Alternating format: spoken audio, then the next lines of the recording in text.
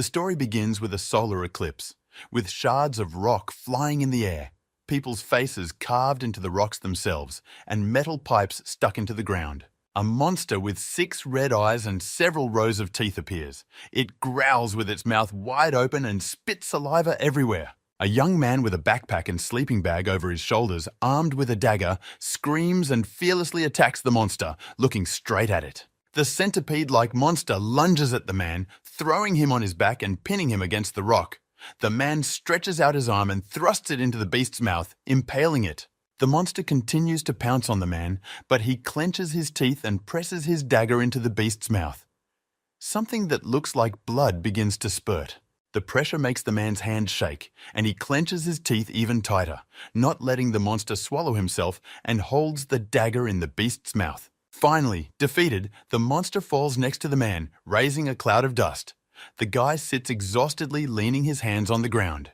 Breathing heavily and holding the dagger in his hand, the boy wipes his face with his sleeve and continues to watch the beast, looking at it intently. The man says that he finally put the monster down with his own strength and is interrupted, addressing him as a no-good. The man looked away tiredly. During the eclipse, several monsters attack and a group of guys fight them.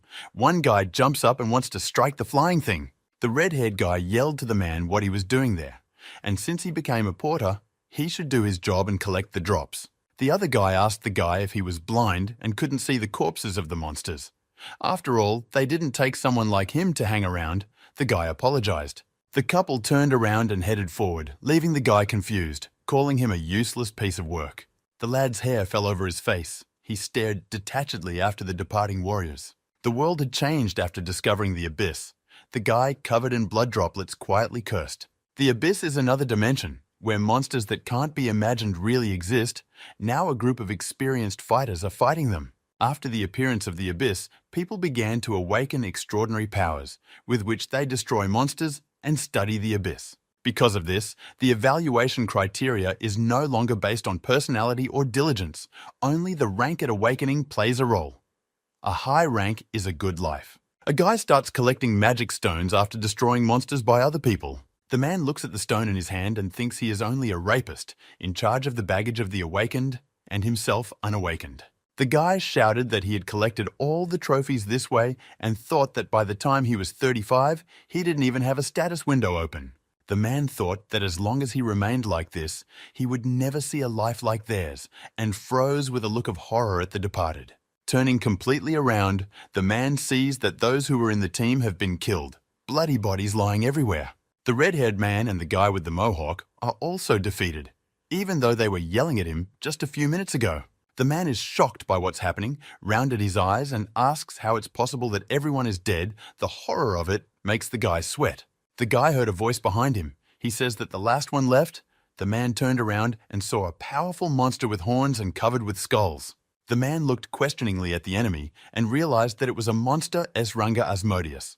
On his face, there is nothing but burning red eyes. The boy turned around, exposed his blade, and prepared to fight, shouting, sweating, and looking at the beast with wild eyes. The monster stretched out all its limbs towards the guy, at least 6 of them, and they streamlined with a purple haze. One move of the monster, and the guy loses his arm. He is so surprised that he loses the ability to move and think. The man falls screaming in pain, holding onto his arm while the monster stands still and watches. The injured man lifts himself up and stares at the monster with clenched teeth, asking what the hell this is all about. His eyes red and tears coming out. The guy's eyes bulge. The monster comes close to him, changing its color to black. A spark leaps from his finger and hits the man in the head. A trickle of blood runs down the man's face. The spark turned into a kind of outgrowth and the tip hit the man's forehead. Something broke off in him, and he realized everything. The guy looks at the enemy, and in his head there was a question: whether he will die now. His eyes filled with tears and flowed down his cheeks. He is in shock. Life flashed before the man's eyes. He remembered that his parents died in a car accident.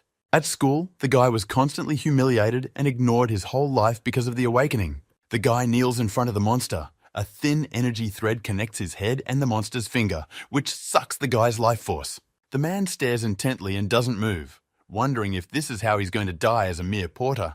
He starts cursing both himself and life. Scolding, the guy bites his lip, squeezes his cheekbones, and orders himself to wake up. There is a core inside the man's body that has been sleeping all this time, and suddenly it glowed awakening. Suddenly, before the eyes of the guy played thousands of lights, they are like comets flying in space, and he heard that all the conditions for awakening fulfill. A golden staircase appeared in front of the boy, leading to a long-haired white man who came out of the portal created by the playing lights. The man was covered in sweat. Looking forward, he questioningly studied the scene in front of him, multicolored lights shining everywhere. Standing in the rainbow lights was a man, his long hair fluttering in the wind. The man quickly turned around, looking at the monster. There is no limit to his surprise, because he had just been in the clutches of the enemy and under his control. The guy sees himself from the side. He is lying in front of the monster unconscious. The picture begins to distort, as if someone shook the water. The man turns his attention to his opponent, responding that Asmodeus has frozen, but his eyes are still blazing with red fire. A voice was heard from behind the guy. Laughing, he asked why the guy cared that Asmodeus had stopped. The light image was getting closer, and the man opened his mouth. At a complete loss, the man turned around with bulging eyes and kneeling asked who he was, the one who appeared in front of him so unexpectedly. The image smiled and replied that he didn't know who he was. But he was a king to some people, and the guy shouldn't worry about it. Suddenly, the king appeared on the throne, raised his hand to his chin, and said that from this moment he gives the man power. The guy, dumbfounded by such a statement, thought about the king, the power, and what the hell this creature was talking about. Maybe he is just like Asmodeus. As if reading the guy's mind, the creature said that it was not good to be so distrustful, which confused the guy. The king said that he admired the man's will and tenacity, so he chose him. The planets flirted around those present. Disappearing in a burst of light, the king added to make the guy think that such a miracle would never happen again, and the guy shouted asking what he meant he had been chosen. The guy, confused, asked what was going on and cursed. The king, laughing and disappearing, replied for the guy to wait patiently for his time. The king added that the day when everything would fall into place would come, and then they would meet again. The boy's eyes are illuminated by a bright light, but he stubbornly looks forward. Suddenly, the fanged mouth of a monster appears from the abyss, and the king hands the lad his key. It is he who emits so much light. The man hears voices talking about being asleep and completely ignores them. Opening his eyes slightly, he sees one swinging a palm at him. Deciding to wake the man up, one with a satisfied expression wishes him a good morning and forcefully slaps the face of the man who has just opened his eyes. The man's cheeks swelled up in an instant and his eyes folded into a pile, the bully asking if he had woken up. A man with a snide smile hovered over the guy and said that he could only reach him with his fists. The other two behind him also laughed. The guy immediately recognized them. They were Bahyuk-Su and the bullies from high school. Only how did they end up here? He remembered how they bullied him at school. Thinking about it, the man realizes that he was absolutely now in the abyss and remembered the power, and the bully strikes again. The guy raises his tired eyes and an incomprehensible inscription in the form of RMN symbols looms. A blur appears in the man's head with all the given opponent's name, age, rag, and skill. This dumbfounded the man. Noticing the age of the opponent, the man concluded that it was 16 years ago and laughed as he received the blows. Pinned against the wall, the guy laughed, tilting his head back. His opponent stunned by this reaction and surprised to see him freeze, leaving his arm hanging in the air. Hyuk took a step back. With a grimace of displeasure, he asked what was wrong with that guy, if he was crazy, but all he heard in response was laughter.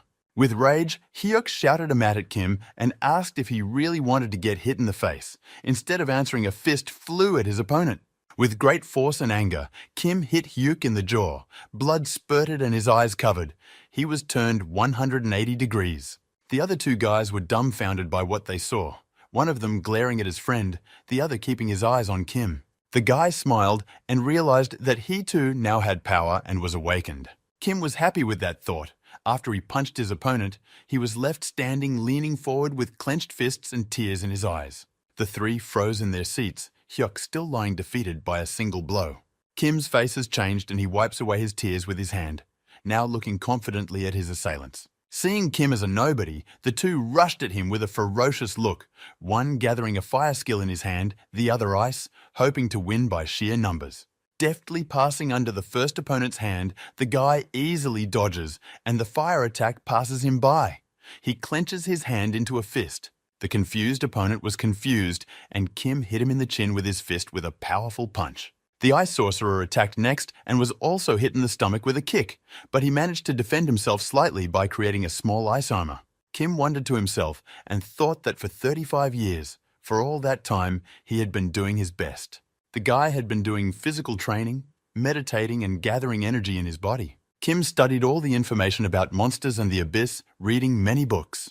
Kim was interested in various skills, even martial arts skills, as well as melee and ranged combat. And now the guy was sure that he could not lose to such weak opponents, who again stood up to rush at him with shouts. In a flash, the guy hit one of them in the face with his fist, and the second one was kicked again, but in the head area, so he scattered them in different directions.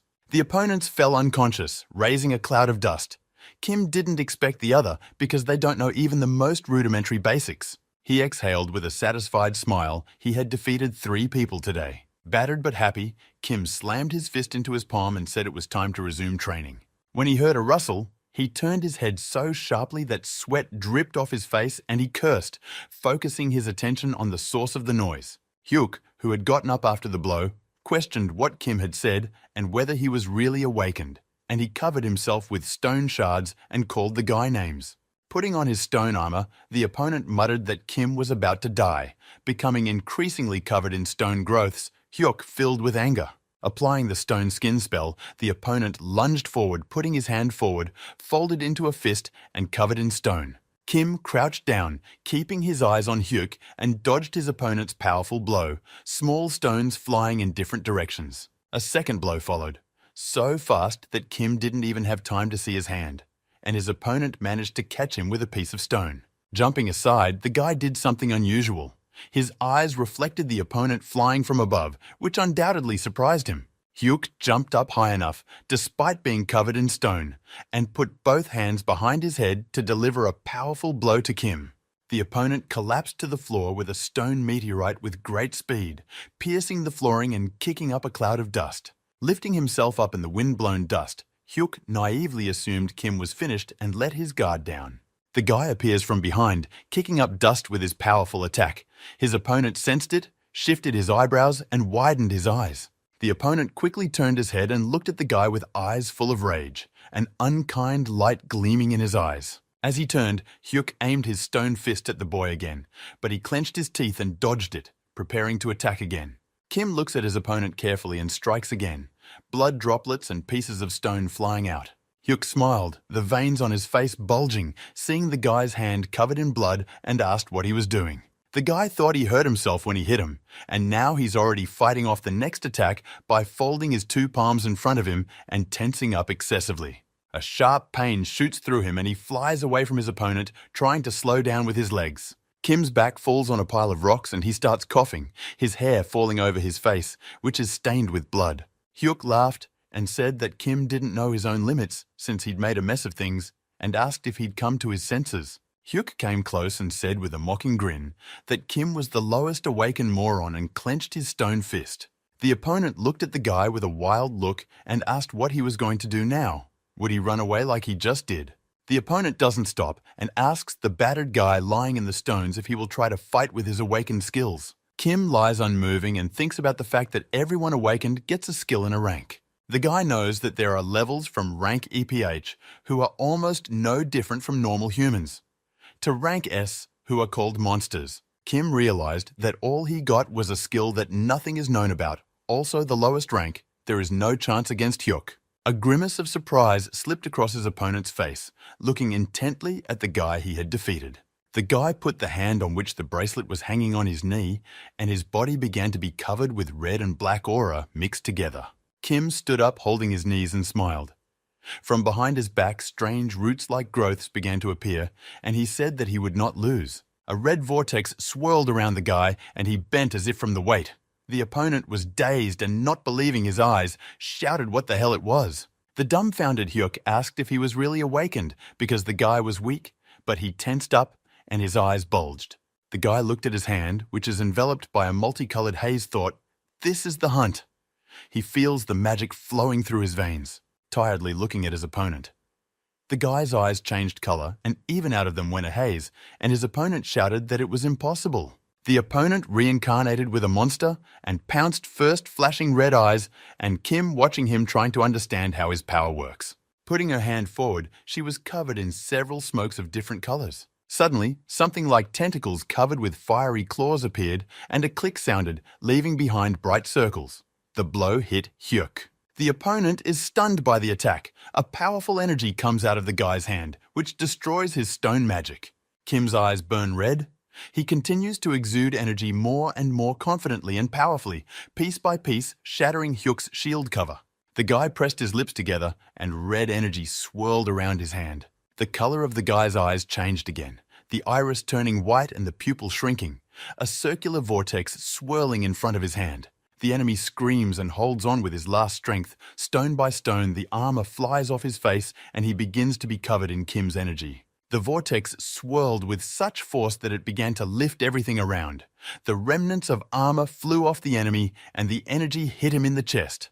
On a nearby rooftop are guys. They are engrossed in business. Some are chatting merrily, some are looking at their phones, when energy appeared behind their backs. Suddenly, a whirlwind that looked like a tornado in shades of red and black swirled, and it eclipsed the daylight. A column of dust mixed with rocks rose up and gradually began to subside and dissipate. Kim stood in the dust with his arm outstretched forward, and black and red waves of electricity shot around his body like electric sparks. His opponent is knocked unconscious by the impact, his gaze fading and smoke billowing from his body. Sparks like short-circuiting sparks surround him as well. Hyuk falls at the guy's feet without feeling, kicking up dust, and Kim looks down at him.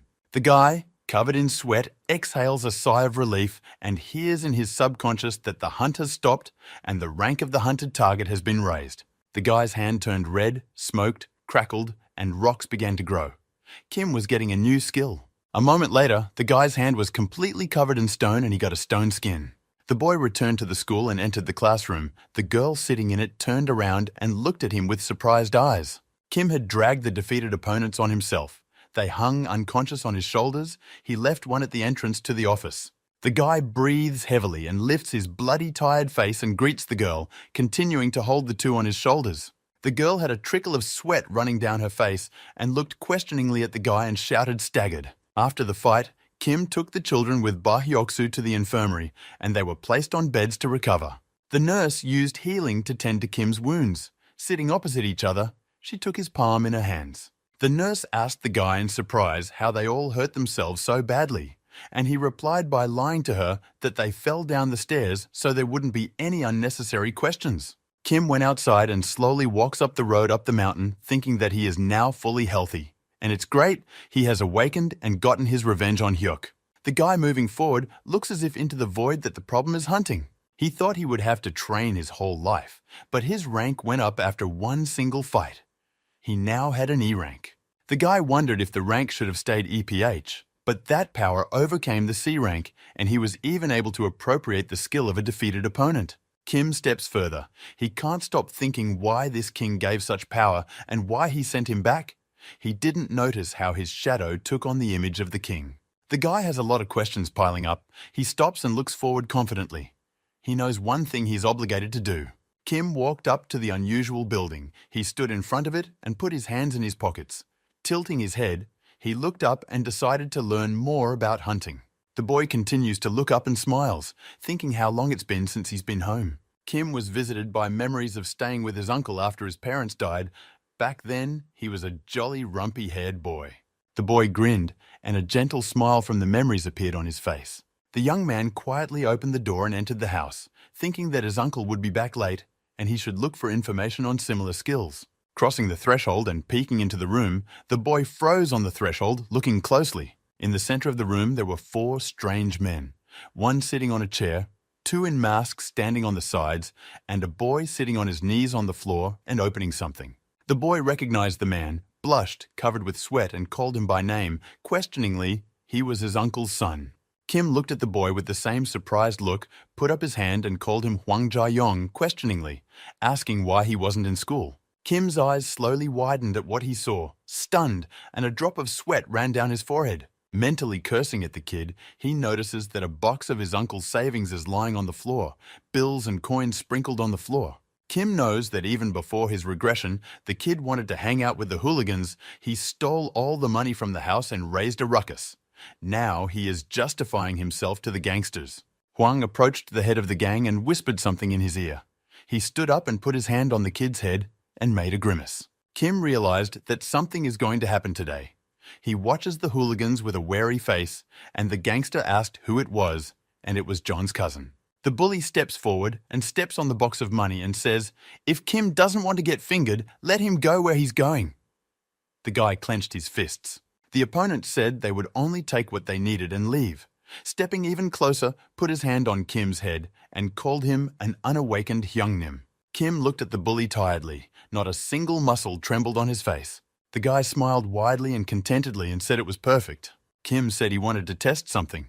The thug looked at him in surprise, but something was flying at him with great speed. In the blink of an eye, the guy strikes his opponent in the chest, and he is blown to the floor by the feces with such force that even the coins flew in different directions. From such a strong blow, the bully opened his mouth and saliva flew out of it. The bandit coughed and his eyes turned white. The henchman standing to the side tensed with surprise and took up stands ready to attack, and Kim's cousin opened his mouth wide in amazement. The bandit looked at Kim in a daze, sweat beading down his face, and the guy hovered over the top, preparing to deliver another blow. Through his fingers, Kim sees his opponent dazed and drenched in sweat, yelling for him to stop. Stopping his palm in front of his lying opponent, the guy mouthed the hunt. One hand holding his opponent's palm, those watching kept their eyes on them. Kim looked at his opponent, satisfied with his victory freezing over him. He grinned. Suddenly, the guy trembled and his eyes rounded. The hunting skill didn't work, which surprised Kim. Kim let go of his opponent and looked at his hands, and the frightened and confused opponent looked at him questioningly, not expecting such a turn. The guy got all wet with excitement, pointed his hand at his opponent's face, and was perplexed, because hunting doesn't work. While Kim was at a loss and staring at his opponent, he came to his senses and brought his hand to strike. With a curse, the opponent grouped himself and struck Kim in the jaw with his fist, and he recoiled from the force. The guy flew backwards and hit the floor, shaking the air, and a wheeze escaped from his chest. The enemy had already jumped to his feet and took up a position between his two buddies, shouting at Kim to die and pulling his arm forward. One of his cronies put his hands together and conjured chains, which were filled with his energy, and sent them at Kim with a loud clinking sound. The second one put his hand to his mouth, exhaled poisonous gas, and also directed it at the guy to poison him. And the main bully, supported by his cronies, with a satisfied face, opened his hand and released thorny vines from it. The triple attack of the awakened flew at the boy, and he leaned forward, wiping his face with his hand. Kim, noticing the attack, opened his eyes wide and sweat dripped from his face as he raised his head. He quickly begins to think of a plan. The triple blast is devastating and blends together to explode. A blast wave rips from the four sides of the house through the windows. Sparks of compound magic flickered through the poisonous fog, and the bandits waited for it to dissipate to see their progress. The trio stood in a row, and the main one said that since Kim dared to pretend to be awakened, they should put him in his place. The bandit noticed something unusual and twitched. He looked forward in shock. The guy who should have been chained, poisoned and shredded by spikes, was standing in a blob of collected magic, trying to absorb it. A fanged and multi-eyed monster appeared above the guy and confirmed the use of chain, poison, and bleeding. Thanks to the mystical power, the resistance was successful. Kim, covered in stone skin, smiled contentedly. The guy targeted the ringleader. He doesn't understand what's going on. The power suddenly didn't work, and then reflected the skills as it wished. The bully saw the guy and his awakened monster and opened his eyes full of terror, for they were headed towards him. At breakneck speed, with a black lightning bolt, Kim strikes the thug in the chest, pinning him to the floor, and the floor begins to fail beneath him. With frantic glowing eyes and a smirk on his face, covered in stone skin, Kim realized that this skill was damn powerful. The unconscious opponent flies down. The guy knocks his tooth out and breaks his nose. The attack threw rocks from the broken floor into the air. The guy quickly regains his human form and stands in front of his opponents in a victorious pose with his head proudly raised. Kim looked at the defeated enemies, put his hands in his pockets and smiled. He had defeated 3 of them alone, and this time he was almost unharmed. He realized 2 things. The status window can only be seen by the awakened. It shows information, but not to the fullest extent. And the second thing is that hunting has a passive effect that is not in the description. It reflects and nullifies the skills that change the status. Kim thought about it and put his hand to his chin. He decided that in time he would be able to confirm his assumptions. The boy tiredly held his gaze in front of him and realized what he was most interested in. Waking up from his musings, Kim saw his cousin in front of him, kneeling bent over and folding his arms in front of him. Kim asked what he was doing. Ji-yeon raised his head and nervously said that he had reflected on his behavior and asked him to forgive him just this once. The cousin said he'd play doggy or shine Kim's shoes. It didn't matter.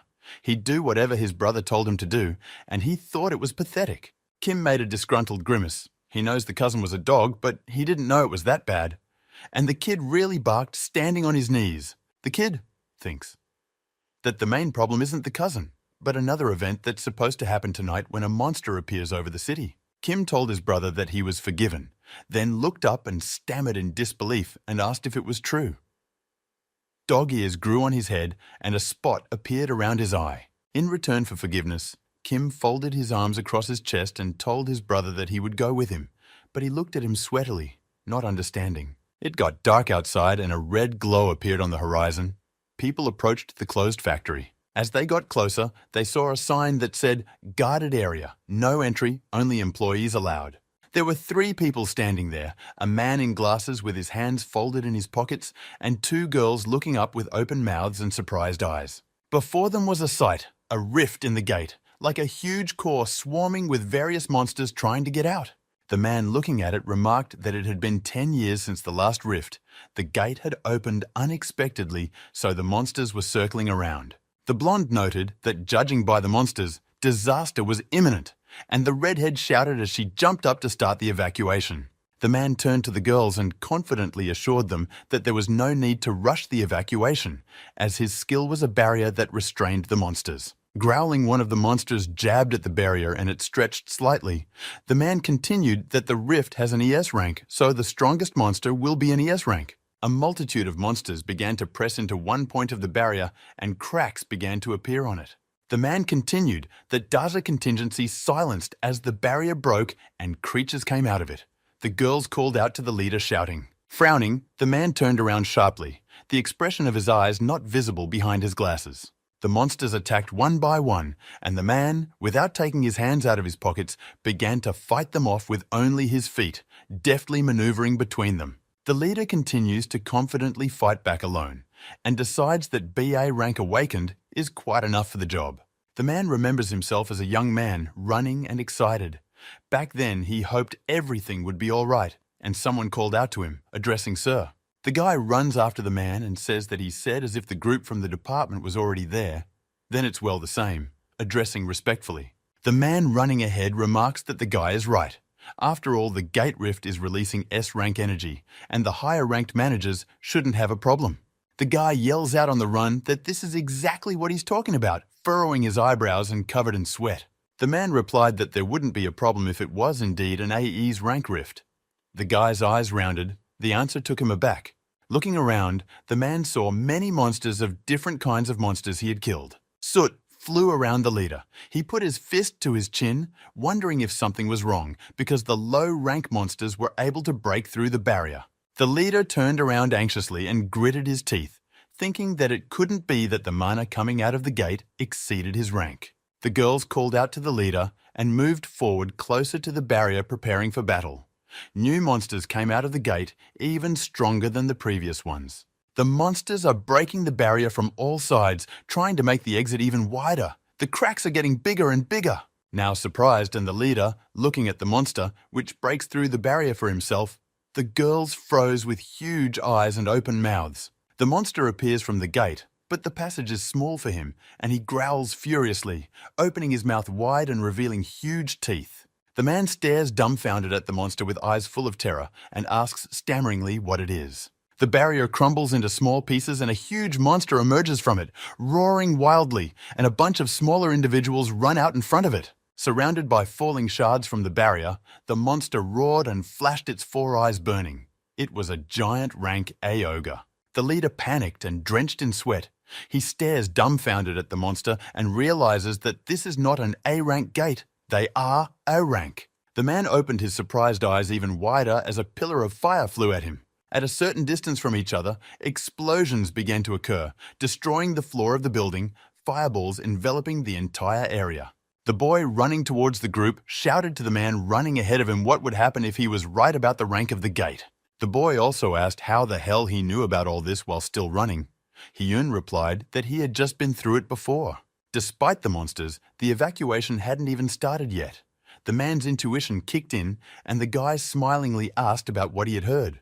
Hyun tiredly repeated what his intuition told him was nonsense. Stunned, the young men stopped, and a crowd of panicked and screaming people ran towards them, chased by monsters. People in panic rushed with all their legs from the monsters. The girl shouted that they should run because behind them there is a rift of the abyss and someone called for help.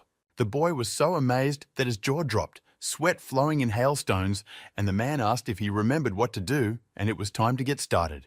The boy turned around, looked at Hyun in surprise, and asked him what he was going to do then. The man looked forward. The boy looked at the man with wide eyes and heard a strange sound. Hyun staggered confidently forward, forming a stone skin, and said he would deal with the monsters and catch up with the boy, which surprised him even more.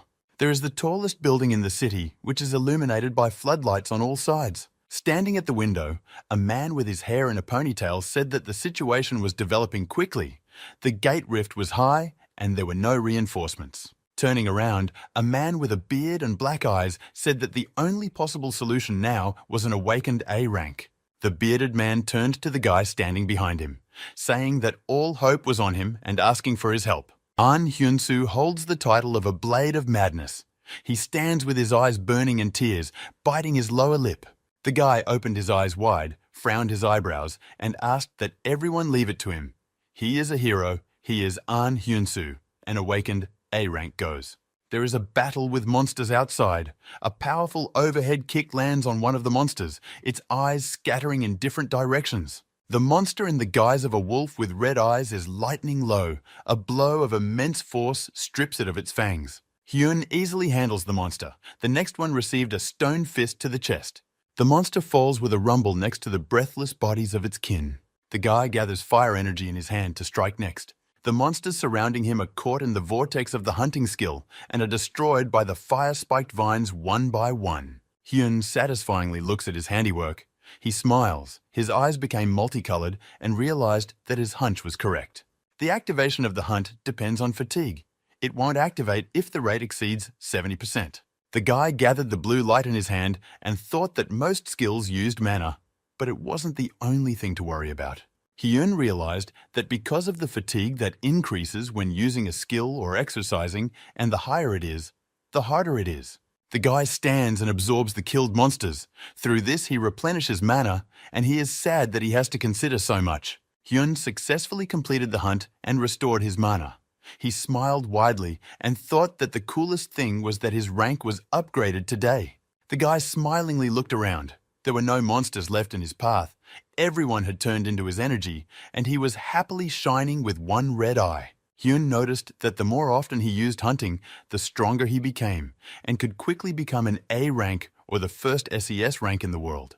The boy walked along the ruined sidewalk, looked around, and decided that he was done at this point, and it was time for him to go back to his cousin who had run away. Hyun's attention was drawn to a sound coming from behind him, and he turned around, looking carefully and questioningly in the direction where the sound was coming from. From the side of the roof, a giant ogre was flying at him from above, knocked down by another red-haired awakened being here. Breaking through the wall of the building, the ogre ended up on the edge of the roof, and above him, jumping Hyan, attacked with lightsaber in hand and swearing at the monster. The red-haired man shouted with tears in his eyes that the monster would pay for the deaths of the innocent people, and Outjustice would punish him. Hyun fell into prostration from what he saw and looked questioningly at his comrade-in-arms fighting the monster. The ogre manages to get up, growling loudly and angrily. He brings his huge fist over the guy, but the latter moves forward and swings his sword. Fire flashed in Anna's eyes. Holding his sword with both hands, he charged at the monster. With a lightning-fast attack, beams in the form of light crosses flew at the monster and began to wound him, hitting every part of his body. Turning into a pillar of light, An knocked the monster off the roof in the blink of an eye, and it fell to the sidewalk with a thud. Hyun was confused, standing amidst the wreckage of the building and the dust. He stared with a disbelieving gaze at what was happening. The guy was soaking wet with excitement and thought that the fighter had easily destroyed the A-rank monster. He was the same one who had once single-handedly solved problems. An Hyunsu's madness blade landed on the destroyed monster, stabbing the monster through with his lightsaber. Hyun thought that the rumors weren't lying about his power, and An swiped his finger at his throat, smilingly winked, and bragged about his victory. An stood on the monster and folded his hands in a gesture of prayer, while Hyun stood on the ground, watching the guy, wondering why he was here. Hyun also thought that before his return, he heard An had a bloody battle with an ogre on the other side of the city. Now he was praying here.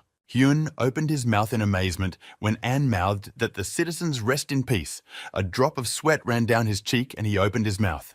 The guy noticed that his inner self had discovered a new skill and he was being electrocuted. He opened his eyes even wider in surprise. Suddenly, a monster appeared from nowhere behind Anna's back and pierced through his chest with a blade.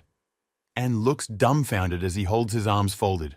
The guy transfers an uncomprehending look to his offender, coughs, and a clot of blood flies out of his mouth. The monster looks at the guy with burning eyes and says with a satisfied face that An Hyunsu has finally been caught. There are battles all over the city, sounds echoing throughout the neighborhoods, and the city is covered in dust. The perfect hideout was an atelier in one of the city's shopping centers. The boy drags the blonde girl to the atelier, puts her on the couch, covers her with a found sheet, and waits for her to wake up. The girl has been unconscious for a long time and has not come to her senses. Ji-young frowned and wondered if everything would be all right. He was visibly nervous while waiting.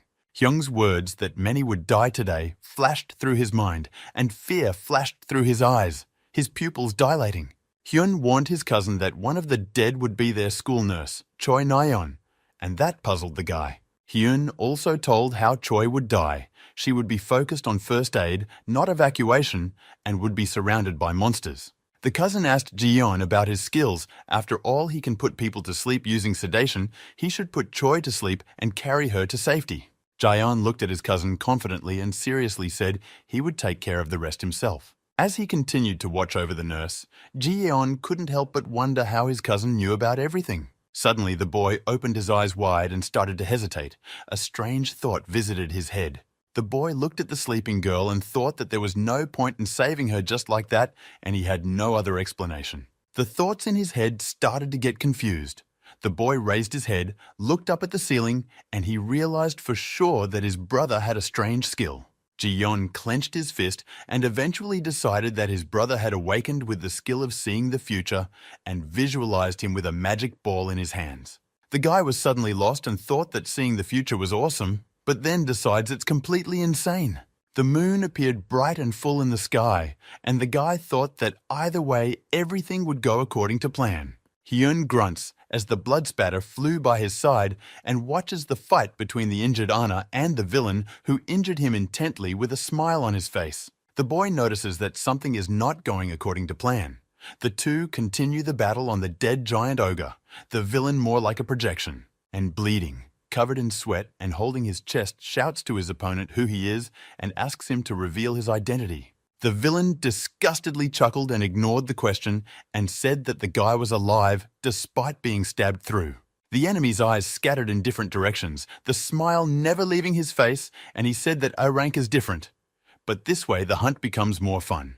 Awakened that commit crimes are called villains, and in front of them, one of them is Han Sando with the stealth skill of B rank. This villain is considered a maniac, so he hangs around and kills at his pleasure while the gate is being torn open. Hyun watching the couple from the sidelines, sure enough they hadn't met before. The guy looked at the opponents without taking his eyes off them, and it dawned on him that the future had probably changed because of him. Suddenly, Anna's eyes lit up. He swore and gathered strength to punish his enemy. His whole body electrified and veins swelled on his forehead. Anne finally realized that the villain was in front of him, and he decided to punish him with his own hands and rushed at the enemy with his lightsaber. The guy struck with all his might and his eyes widened with shock. When he heard a laugh, he hit something hard, and stone shards flew in different directions. The ground shook under the feet of the opponents, which surprised and frightened them both. Anne clutched at his sword and the villain's eyes bulging, trying to keep his balance. There was a wild roar and the giant ogre rose again, dropping both the guy and the villain and Hyun tensed up as the pair flew straight at him. The monster roared again, shaking the air, its eyes flashing with righteous anger. Ahn looked down at the ogre and couldn't believe his eyes, for he had defeated him, and the villain was still smiling and chuckling. The villain laughingly added what an incredible regeneration that was expected from an A-rank monster. His arm instantly regenerated. The ogre angrily struck the restored arm at the offending monsters, but they managed to dodge and the fist hit the ground, raising a column of dust. The villain bounced aside and said with a chuckle that there was nothing to be done and would have to leave Ahn Hyuk-soo to the ogre while he fought him. With a nasty smile and flashing eyes, the villain turned and looked at Hyun. Hyun stood against the villain in the thick of the raised dust, standing in front of him with his feet wide apart and his hands in his pockets. Han figured they had an audience. The villain laughed with a wild look and licked his blade while saying more casualties. This was just a fairy tale to him. Hyun realized that the villain was about to attack him and looked at him dumbfounded with clenched teeth.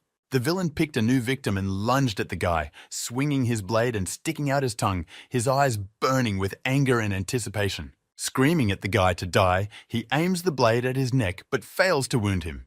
Hyun covered his body with stone skin and smiled contentedly. Calling his opponent a moron, the guy powerfully kicks him in the jaw, never reaching his hands and pockets. Finally, the smile slid off the villain's face.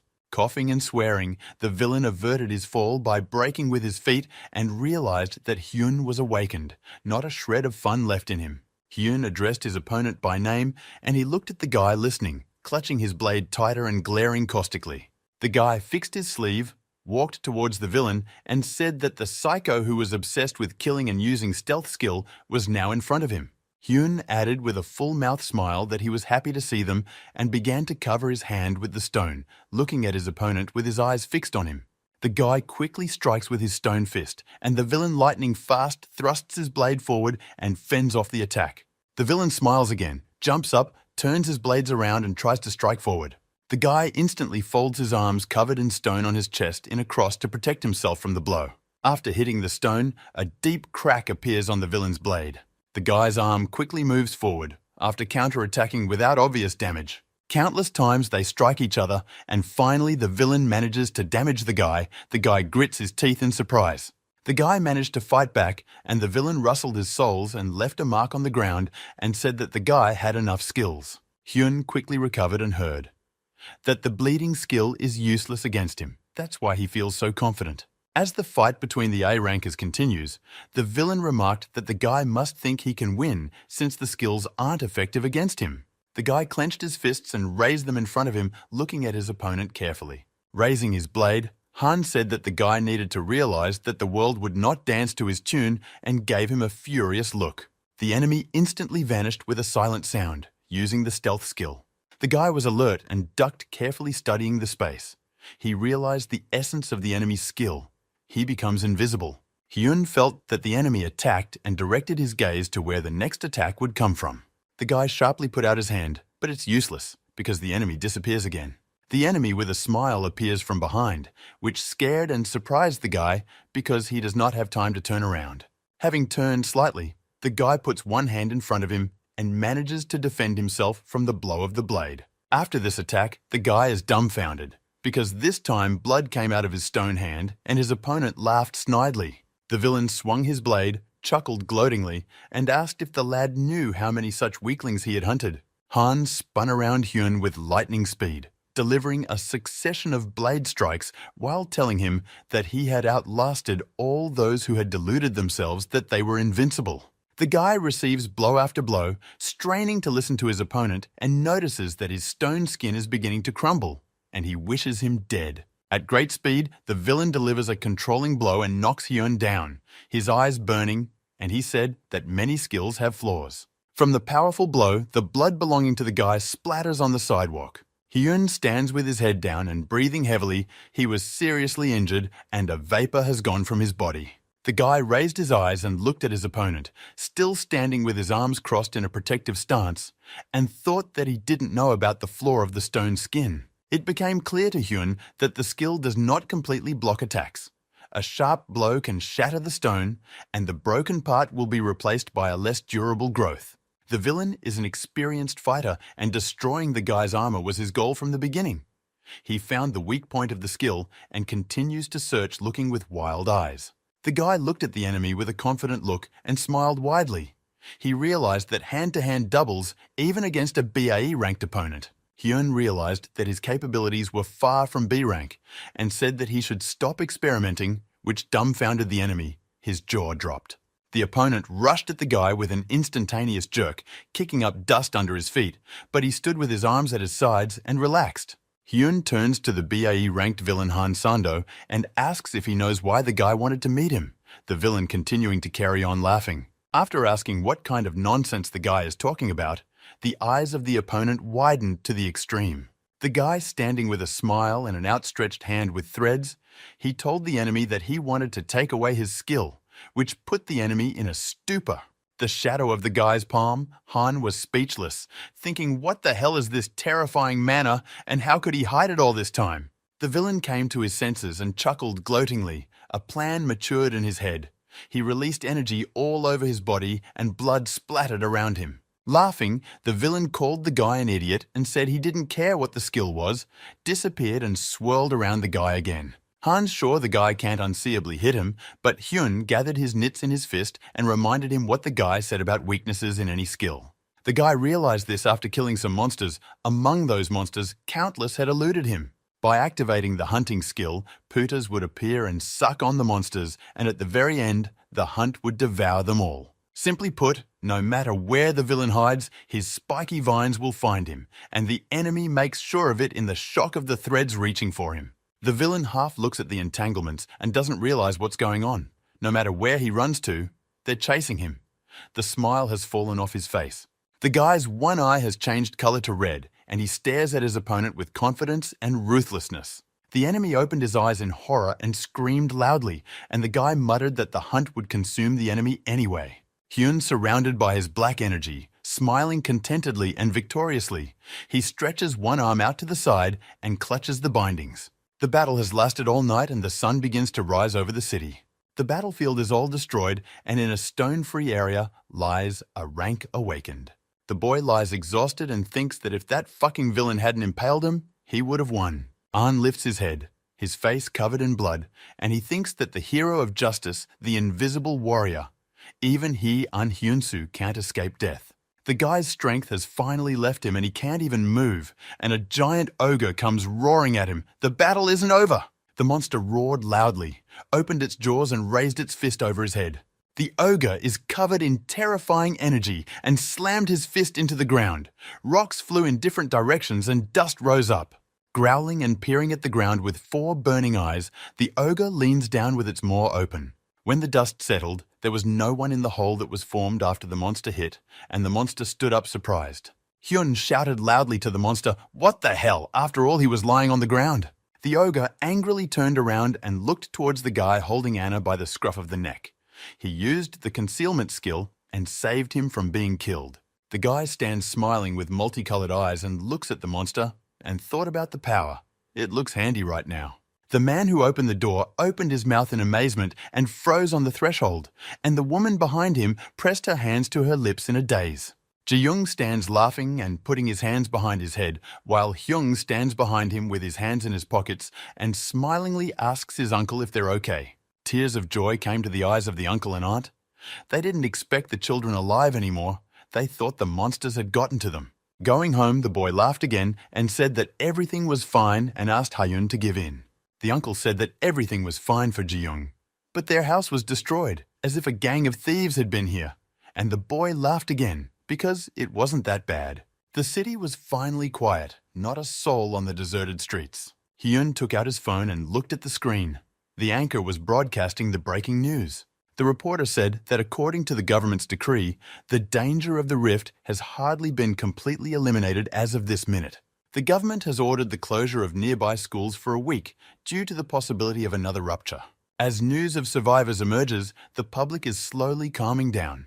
The band leader is outraged. He has mixed up the ranks now in the hospital. A shocked nurse tells police that when she came to her senses, she was already in that atelier. She was mistaken for a criminal. Journalists surrounded Anna, and he waved them away with tears in his eyes, saying that he was not the hero who defeated the giant ogre, but someone else. However, the corpse of the ogre has not yet been examined, and the identity of the villain who attacked the citizens is not yet known. The people are still worried, and the fighters are studying the area. One of the men is also watching the news on his phone, smiling contentedly and saying that everything is fine. Hyun, watching the news, disconnected his phone and smiled, thinking it was good since he wasn't mentioned, and stopped at the sleepers. The guy smiled even wider and looked ahead. He decided that in that case, it was time to move on to the next level. Hyun followed the tracks to the tunnel. The cracks in the entrance let him know that it was pretty old. The guy now had 3 skills. Stealth is a worthy reward, but with the guy's current level, it's hard for him to use 3 skills at once, and he imagined how he would be overwhelmed by monsters. Hyun thought that recklessly using his skills could deplete his mana a lot, thus increasing his fatigue, which could be a fatal mistake. The guy decided that the best way to avoid depletion was to use potions that restored mana and reduced fatigue. Hyun noted that the potions were quite expensive, so he had to hunt to earn them and went into the ruined tunnel, holding on to one of the walls with his hand. He saw a crack in the wall where the light was oozing out and climbed into it. He needed to get permission to hunt because he couldn't use his skills any other way. Hyun feels the wall and moves further into the crack, thinking that he has only one way out, walking through uncharted dungeons. The guy reaches the end of the crack and comes out a spacious dungeon, where he is greeted by a darkness of spider monsters of different ranks. One spider raised a surprised hand and said, "How dare a mortal come here?" A second asked how he found them, and a third offered to eat him. The guy was surprised at what the monsters were saying and asked them how high their intelligence was. He got the BAE rank spider sisters. Hyun confidently said, looking at the sisters, BAE rank would not be enough to raise his level. He would have to devour hundreds of their kind. The sisters grinned, their eyes flashed, and they lashed out at the guy because how dare he talk to them like that? Didn't he realize the situation he was in? One of the sisters puffed up her cheeks and prepared to attack, continuing to move towards the guy. The spider women shouted that they would eat him alive, and the 3 of them let loose a tangle of their web at him, and the guy didn't even budge, keeping his hands in his pockets. Laughing with glee, one of them snidely asked if he felt the ability to move leave his body, and he became paralyzed. The guy was surrounded by his thorn vines again. One of his eyes changed color and he smiled smugly, for his resistance had been increased. The spiderlings recoiled in horror and opened their mouths in surprise, and the guy said what he assumed, they have pretty useful skills. There was a whisper from the tunnel for the guy to stop, and then there were screams. The guy had successfully completed the hunt and gotten the paralysis skill. There is a building towering in the city. It is the New South Korea Players Association. The gate of the building is guarded around the clock, and the door is locked with an ancient lock. In the room sit 3 people at a large table, a girl drinking tea, a man thinking about something holding his chin, and one sitting at the head of the table. The Deputy Human Resources Manager Go Taek is visibly nervous, because in front of him are 2 of the best players from the association. A player is an awakened one who has official permission to use skills for various purposes such as research and sweeps. At the moment, there are 5 game centers of the association, and in them are the likes of Anne, Go, and the group leader. And there are also 4 strongest guilds. The first great guild, the invincible fighters who specialize in physical power. The second great guild, the creator alchemists who create potions and weapons. The third great guild, the magicians are wizards who harness the power of nature. The fourth great guild, the informers are vagabonds. They secretly obtain any information. And the registered organization that governs the players and includes the 4 great guilds is the Players Association. The man frowned his eyebrows and kept his eyes on those present, for now the strongest were sitting in front of him. A girl with a strong aura greeted the chairman and said smilingly that they hadn't seen each other for a long time. She was a master of the S-ranked Rogue Guild. The chairman thanked the girl for coming. Although she is a busy lady, he is an S-ranked player and his aura is as strong as the girl's. The chairman asked the girl if they recognized something, and she interjected if it was about the Villains Guild and looked straight in front of her. The Villains Guild, a criminal organization formed by the craziest criminals, they wear rings with 3 skulls. The girl put some sheets on the table and said, "Here are the recent actions of the villains and a list of the spotted members." The man sighed. "You are young is sure that Chejin-wee wouldn't have called her just to hand over the papers, so something is up," and she asked about it smilingly. The chairman laughed and replied that she herself knew what it was, holding the report of the enemy guild in her hands. The girl was surprised and pulled her lips into a tube when she heard the man wanted her opinion. She repeated his words. Sitting across from her, the man asked when Ah Young was tested. She was surprised, but replied that at the age of 19. The girl looked at the chairman carefully, waiting for the discussion to continue. It dawned on the girl, and she mumbled something about not being told. And the man smiled at her surprise and asked her what she thought. Can a high school kid defeat a monster? One of those now sitting on a mountain of destroyed monsters in the dungeon. The guy stuffs a backpack full of magic stones, picks up the phone, and calls one of the great guilds to the alchemists. Hyung, all frazzled, continues to pull stones out of slain monsters and tells the phone that he's calling to buy potions from them. The order to close the school for a week due to the gate breaking is over, and the crowd of students are heading to class. The guy thinks about what he's been doing these past 7 days, pairing up with his cousin to do physical training. During the week, Hyun cleared a couple of dungeons, fighting different monsters to collect as many magic stones as possible. Finally, the guy came to one of the great alchemists' guilds and brought them the stones, to which they were very surprised, saying how much mana stones are. The stunned guild experts opened their mouths and stammered and said that he would become their super VIP and asked to buy from them more often. The guy sits with his chin resting on his chin, thinking that he still has a long way to go, even though he's leveled up and bought potions. Hyun sits at his desk in class, thinking about how he still has to go to school, and doesn't notice 3 people entering the classroom and looking at him. One of the entered questioningly said, "And Hyun?" And the other said that there is a rumor that he beat up Bahyuksu's sixes. All 3 of them are nervous.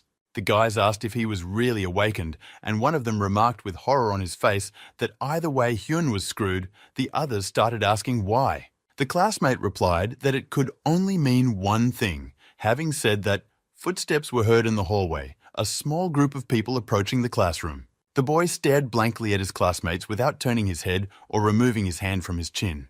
The class became noisy. Desks and chairs flew, knocking each other down. 2 big men in white shirts came in with serious faces and blank stares. Suddenly, someone's foot quickly landed on the desk with a thud. A smiling guy sat down in front of Hyun and threw his legs over his desk. Hyun realizes that Lee Chang-jae will not leave this situation unresolved. With a cocky and confident smile, Lee said that they haven't seen each other for a long time and called Hyung a friend. He has a powerful aura about him because he is an S rank. Lee is the 3rd generation of the Tizen group. His father sponsors the high school, and he is the head of the school's bullies. Hyung recalls how he was beating him up, and from one punch, he flew back against the wall and couldn't answer his opponent. The guy looks at his opponent with anger and wipes the blood on his face with the back of his palm. Bullies never go one at a time. They attack in groups and bully the weak, humiliating and laughing at them. The main villain who ordered Bahyuksu to bully Hyun just because he hasn't awakened, and now he's watching with a satisfied smirk. Without raising his eyes, Hyung replied that he was never going to be friends with Lee and laughed unhappily. The guy reprimanded, raised his head, told Lee to shut up and get lost, his own powerful aura enveloping him and looking convincing.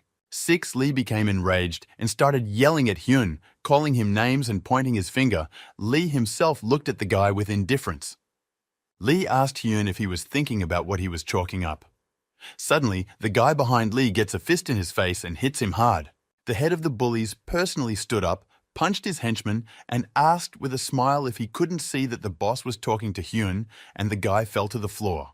Hyun didn't even move. He just sits there with his hands folded in his pockets and silently watching, Lee addressing him by name. The head said he knows why the guy is in a good mood after defeating Bahyoksu and started getting irritated, letting out energy through his body.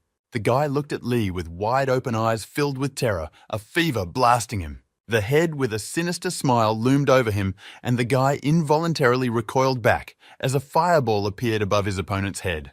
Hyun's confusion quickly passed, and he too was covered in his energy. Smiling, he thought, this is the magic of an AI's rank awakened. Really amazing.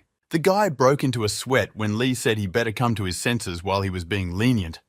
But the guy had his own plans. He had something stashed in his pocket. Hyun takes out his hand.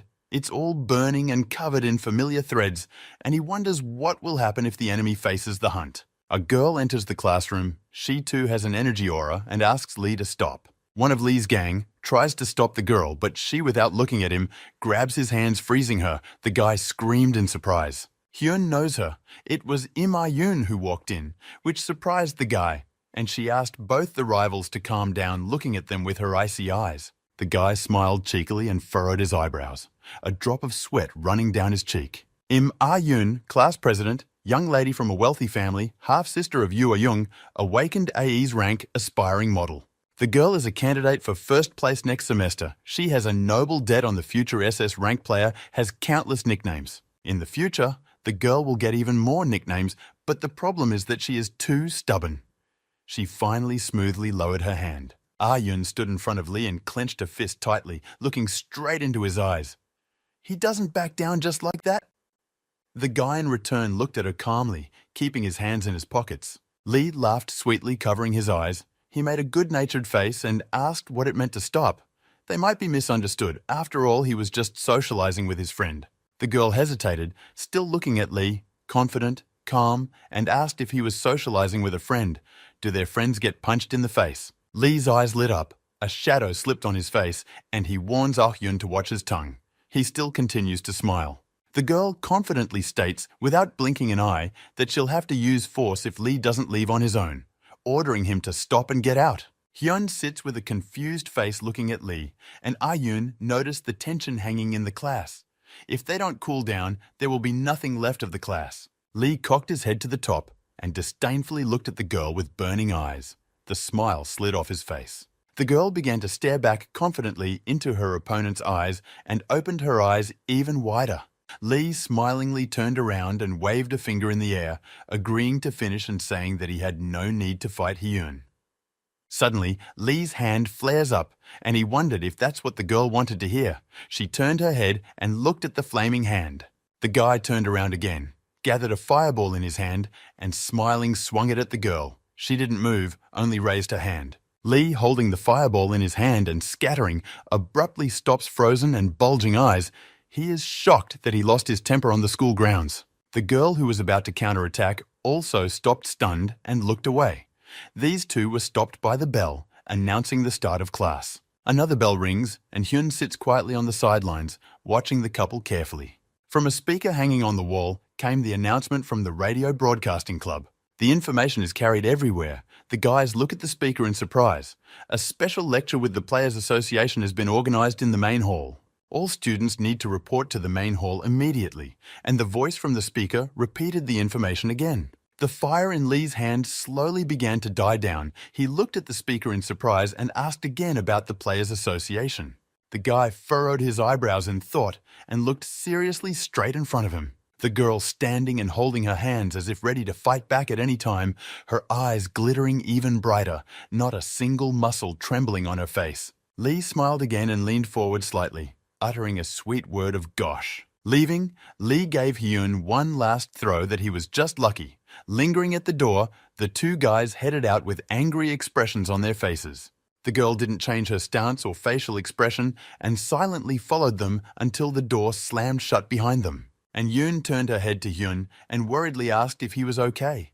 The glint in her eyes faded, but she didn't lower her hands. The girl said she was fine and didn't need to thank her, but when she turned around, she saw that the chair the guy was sitting on was empty. And Yoon was so immersed in defense that she didn't notice how Hyun rushed past her and asked at the door why she froze. It's time for the gathering.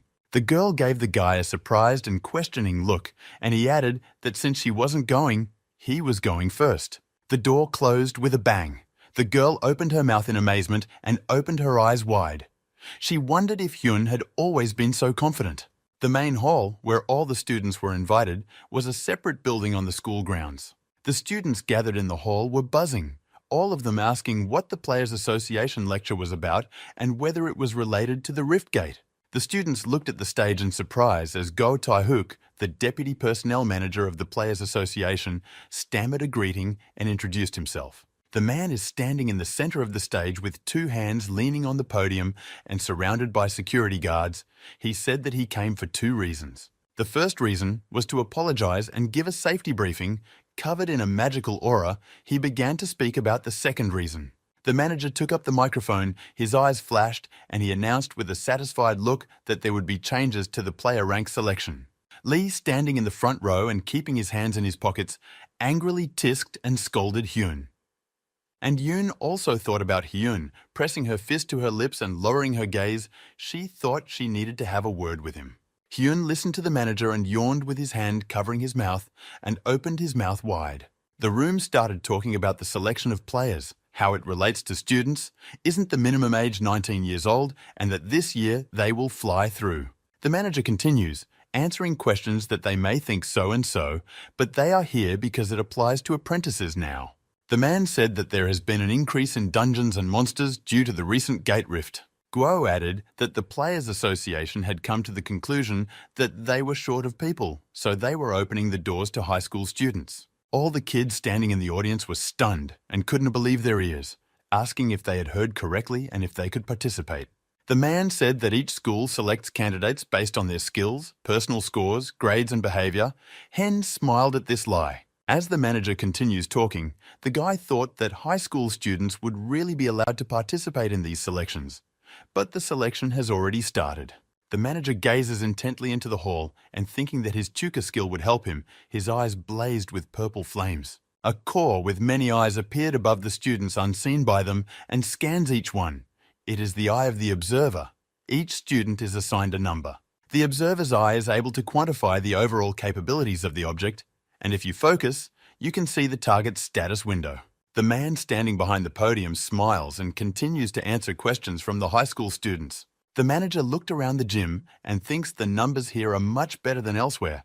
They would make great players. The man gets nervous and thinks he is shocked by the two men in this hall. He looks at them stunned. Lee is standing with his hands folded in his pockets, surrounded by flames, his eyes burning, and the score is 1,924. And Yun folded her arms on her chest and confidently looks forward. She is surrounded by ice shards, and the index is 2,335. The man thought tiredly. The vagabonds were only sending him a list of possible candidates because the chairman asked. The manager smiled contentedly, but he can't believe there are so many awakened people here. He needs to write letters of recommendation when he gets back. Suddenly, Lee raises his hand up smiling and addressed the man as Mr. Player. Then he shocked the surrounding students. The man looks questioningly into the audience and looks at the guy intently. Lee continues that the manager said he would inform them of the selection process for the players, but are some of the people present suitable? The man asked what he meant, and the guy smilingly lowered his hand and replied that only the awakened ones should be at the selection. Lee looked slyly at Hyung, letting him know he was talking about him, and added that there was no point in non-awakened people listening to this lecture. The guy said that strength isn't all that makes a person a player. It's the rank of awakening, knowledge of the abyss, and the ability to think in different situations that matter. Lee added that to be a player, one must have all kinds of characteristics in all areas, so as not to get hurt or let others down. The boy smilingly pointed out that all of these things were only of value to the awakened in the end. All the high school students turned their heads at Hyung with laughter, and one girl said that for the unawakened, the manager was just pouring salt on the wound. Hyung, unhappy with what was going on, looked angrily at Lee and wondered if he was going to go that far to see if Hyung had awakened. Lee realized what the guy was thinking and grinned contentedly, thinking that if he was awakened, let him prove it. And Yoon, who was standing in the front rows, couldn't stand it and irritatedly turned to Lee Changja. He didn't even look at her, continuing to smile at Hyun. The girl imagined Hyun's reaction and she broke into a sweat. She thought that he would be rude to her if she wanted to help him, because he didn't ask for it. And Yoon abruptly turned around, clenched her teeth and closed her eyes, thinking that she didn't care and didn't give a damn. With her behavior, she puzzled the surrounding students. Lee didn't stop saying that he hoped the manager would let the unfit ones go as soon as possible. The man replied that it was up to the students to stay or not. The guy smilingly turned to Hyun and asked if he's not bothered by this, since he might be chosen since he still hasn't awakened. Lee continues to pester the guy, asking if he doesn't even care about these selections. Hyun doesn't react in any way, silently looking at Lee. Hyung smiled with the corners of his lips looking at Lee and thought that he was trying to get him out of it. But without proving awakening, you can't sign up for the sectionals. The guy smiled smugly. After all, you don't need to prove anything to get a letter of recommendation. He was scanned by the manager with his eye. The manager looked around the hall again. Now he singled out 3 students out of all the guys. The man thought about Lee. He's an awakened AE's rank, but he's bullying others and it's unfortunate. Looking at Hyun, the man noted that according to the student department, he is not awakened and has no rank. The manager scanning the guy saw his red aura, but couldn't view the information. It's not available. A miserable existence among the awakened. The man suddenly recoiled. He was stunned by what he saw. Hyun turned to Lee, which surprised him very much. He agreed that he was wrong. It was a very rash act on his part. The guy continues that if a pathetic, unawakened person attends such a lecture, it will hurt his pride, which embarrassed Lee even more. Hyung pretends to be upset, and his face takes on a pained expression. Instantly, the guy's face changes. He smiles cheekily, shows his middle finger and says he's out of here. Lee, looking at the guy, is all shaken up. Even though he is smiling, his eyebrows arched, leaving a few dents on his forehead, and the guy told them to stay and listen to the lecture. The man standing on the stage is dumbfounded because his observer's eye didn't work. The manager was amazed because even the chairman could read with his rank. Go Tae-hyuk thought that the observer's eye didn't fail with the tramp either. What happened to the guy? This has never happened before. Hyun walks towards the exit with his head down and his hands in his pockets. Lee sees him off in bewilderment, and the others look back at him shocked. The manager keeps his dumbfounded gaze on the departing Hyun and doesn't understand what happened to his skill and how the guy is different from the others. Hyun slowly walks away, with the high school students murmuring behind him. Until the very end, the manager tries to read information from the guy, but it's not available to him. In the case of him, his skill is useless. Before he disappears from sight, the guy turns around and smiles slightly. He allows himself to be scanned. The information became available, and the man read it dumbfounded. Sweat broke out on his face, and his eyes widened to an unbelievable size. The guy has a red aura. He stands in a half-turn and smiles. One eye of his is on fire, and a king appeared behind his shoulders, more figures over 5,000. Hyun came to an unsociable library. On the shelves are rows of books. The guy took a lot of books and sits right on them, sighing. He said that apparently he will spend his whole life to find clues about the king. The shadow of the three appeared at the entrance.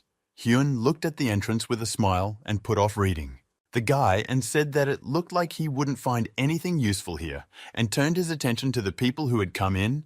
They were the guys he had once beaten up. The guys looked at Hyun proudly, and one said that Changjae was looking for him and ordered him to follow them.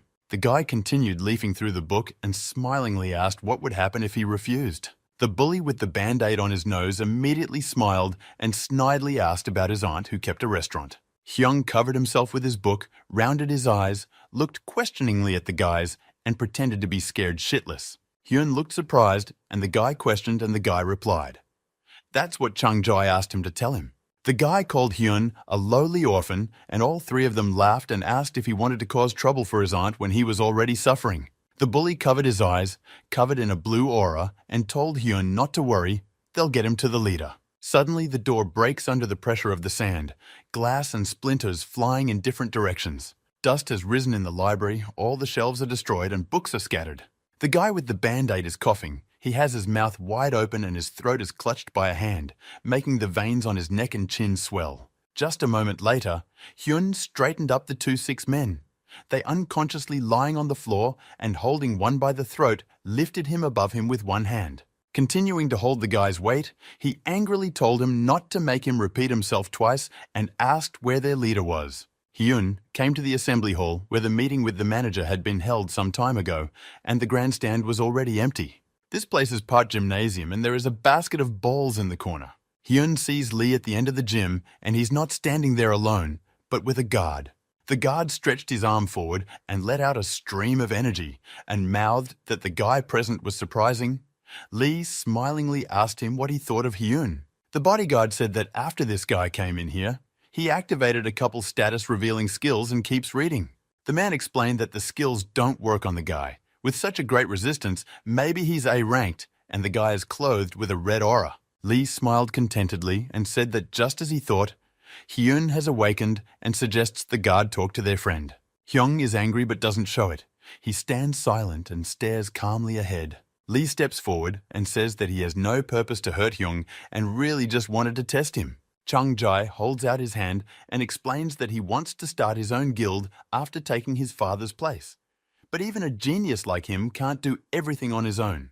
Lee wondered if Hyun had a clue what he was talking about, but the guy stood with a blank expression on his face and continued to remain silent.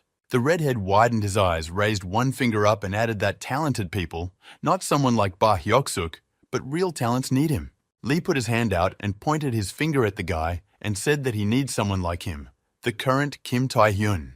The leader raised his hands, tilted his head, and like an evil genius mouthed for Hyun to forget old grudges and start working for him. With greedy eyes and a face full of anticipation, Lee said that Hyung would be rich and honored. He would even pull his family out of the poverty they were living in. Hyun interrupted Lee, saying he was talking too much, and he froze with his hands up, looking at the guy questioningly and surprised. Hyung repeated Lee's words of verification, wealth and honor, addressing him by name. Hyun was beyond angry and told Lee that he had crossed the line. His body poured stone and he put his hand out in front of him, glaring angrily at his opponent. Lee's eyes widened involuntarily and he was at a loss for words, the smile sliding off his face when he saw Hyun's transformation. Having guessed something, Lee exhaled with a smile, covered his eyes and lowered his head slightly. The bully gathered fire in his hand and covered himself in fire energy, saying that he had forgotten about the fact that the Sinjers needed to be tamed, his eyes turning red. Putting both hands on the floor, the man summoned a magic seal that glowed as it appeared. The bodyguard used the room skill and a barrier began to form throughout the space. The guard finished saying, after looking at his master, that now no one outside would be able to know about the young master's fight, and shook off his hands. The man said that now they would enjoy the performance. Lee took off with a burst of fire and Hyun dodged and jumped to the top. Hyun gritted his teeth and furrowed his eyebrows with wild eyes looking at his opponent. He swung his stone fist and flew at his enemy from above. Lee gathered flames in his hand and swung, looking at his opponent with eyes full of anger and attacking with a satisfied look. The guys rushed at each other with incredible power, and as their fists struck, a huge fireball covered in dust formed between them. The two fists of stone and fire met with crushing force. The hall rumbled, and pieces of stone began to fly from Hyun's hand. The boy recoiled in pain, his stone skin cracking as he clenched his teeth and squinted one eye. Hyun flew down and breaks his foot. Lee's attack came as a surprise to him. He hits full force and attacks from above, covering his leg with fire. Lee swings at his opponent, and he flies away, and a wall of fire appears in front of him like a thick cloud. The flame-covered hen throws his head back and coughs up a blood clot. Lee, with a frantic face, continues his attack and wonders if Hyun has finally realized his place now. The bodyguard stands back with his hands in his pockets and watches as fireballs erupt all over the hall and sounds come from them. The guard doesn't get hit by the fire, but the airwaves come from him and drive him away. And he looks at the fight and thinks he feels sorry for Hyun. Hyun bursts through the flames with a scream and attacks Lee, and the guard decides that the guy has a high-level defense skill and A rank. The bodyguard smiles, thinking it's probably hard for Hyun to find a worthy opponent with fighting skills and mental strength. The guy attacks Lee and is surprised, and the guy easily fights back with burning eyes and a smug smile on his face. Lee looks at his opponent with a smug look and thrusts his hand forward, which glowed brightly. The redhead uses the Majesty Incarnate skill with impressive power, hits the guy in the shoulder, and a wave of fire passes through him. Hyun back up again. The man watches carefully from the side and thinks that Hyun doesn't stand a chance of winning. He'd better realize his place sooner and give up. The bodyguard is pierced by a thought, and he rounds his eyes, looking at his opponent surprised and questioning. Lee came at Hyun mercilessly, delivering blow after blow, forcing him to retreat backward, the loud sounds of blows being heard. Suddenly, Hyun stopped, leaned slightly and took his torso to the side, which made Lee miss. The opponents switched roles, and now the guy is throwing a series of punches, while Lee is backing up and covering his hands to defend himself. The opponents finally try again at the same time and lightning fast and direct their fists to strike each other with lightning speed. Lee misses a punch and Hyun hits him in the face with all his strength, blood splattering along the guy's arm. The blow was so powerful that Lee flew backwards and kicked up a cloud of dust that hid him completely, while Hyun froze with his arm outstretched and his legs spread wide. The bodyguard crouched down in surprise and covered in sweat. He pulled his hands out of his pockets and whispered in surprise that such a thing was impossible. His master had been overpowered. Lee lay coughing on the broken floor, beaten and unable to get up, breathing heavily. The guy opened his mouth wide, his energy brightened, and he shouted to Hyun, cursing in a mat, "What has he done to him? His body, he can't move." The bodyguard is discouraged by the outcome of the fight and is surprised that the young master is immobilized, and what the hell did he do? Hyun stands confidently on his feet, continuing to clench his fists, and the guard wonders if reinforcement isn't his only skill and who he is. The guy continues to clench his fist, standing in the raised dust, and smiles happily, saying that it finally worked. Hyun got 3 skills constantly fighting with someone. The stone skin he got in the fight with Hyuk when he defeated him. The second skill, stealth, he got in a fight with a villain who attacked the guy during the break in the gate. The third skill, paralysis, he got when he defeated the 3 spider sisters in the dungeon alone. From the beginning, Dahyun doesn't use all 3 skills, but C-rank paralysis has a hard time breaking through S-rank resistance, and in the battle, he tried to hit. During the fire attack, Haehyun used stealth, but it immediately disappears under the influence of fire. Using the hunting putas, they hit the enemy's resistance and passed on. Paralysis is the last option, but it's not easy to apply. Dahyun planned ahead to paralyze the opponent in close combat, and he succeeded. Skills that affect stats work more favorably at close range than at long range.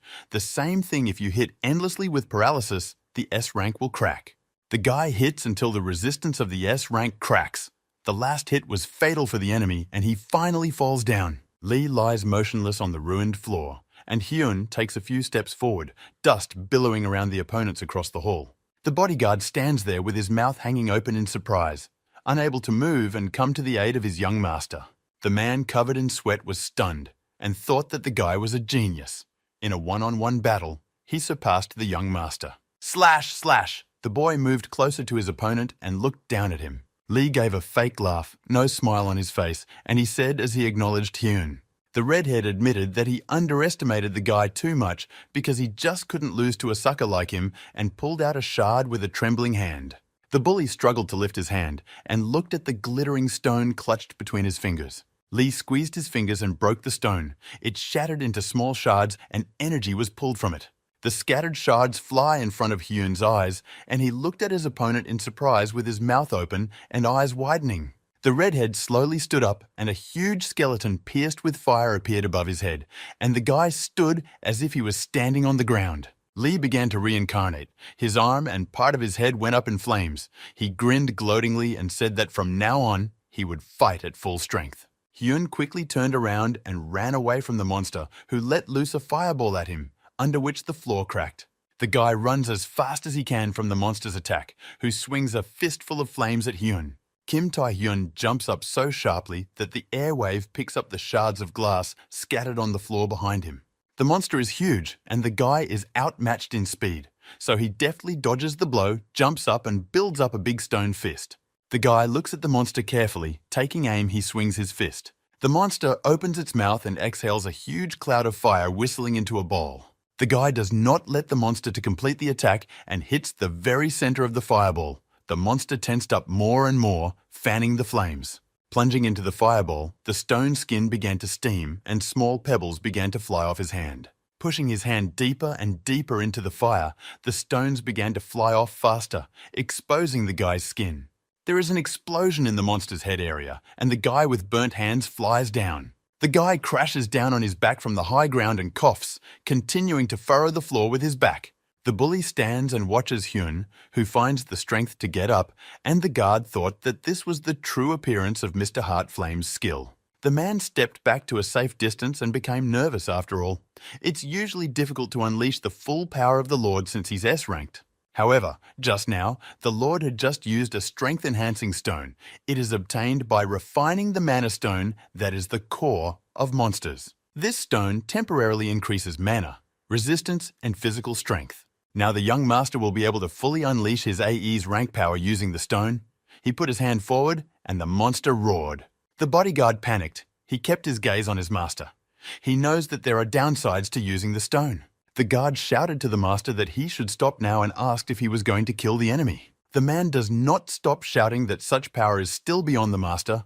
His blood will literally boil from the overabundance of mana. Not listening to the bodyguard, Lee still launches a fire spear at the enemy.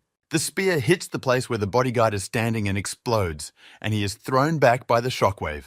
Lee stopped controlling himself, ordering the guard to be silent. Said not to dare to tell him, one of his eyes burns and lightning leaps from the other.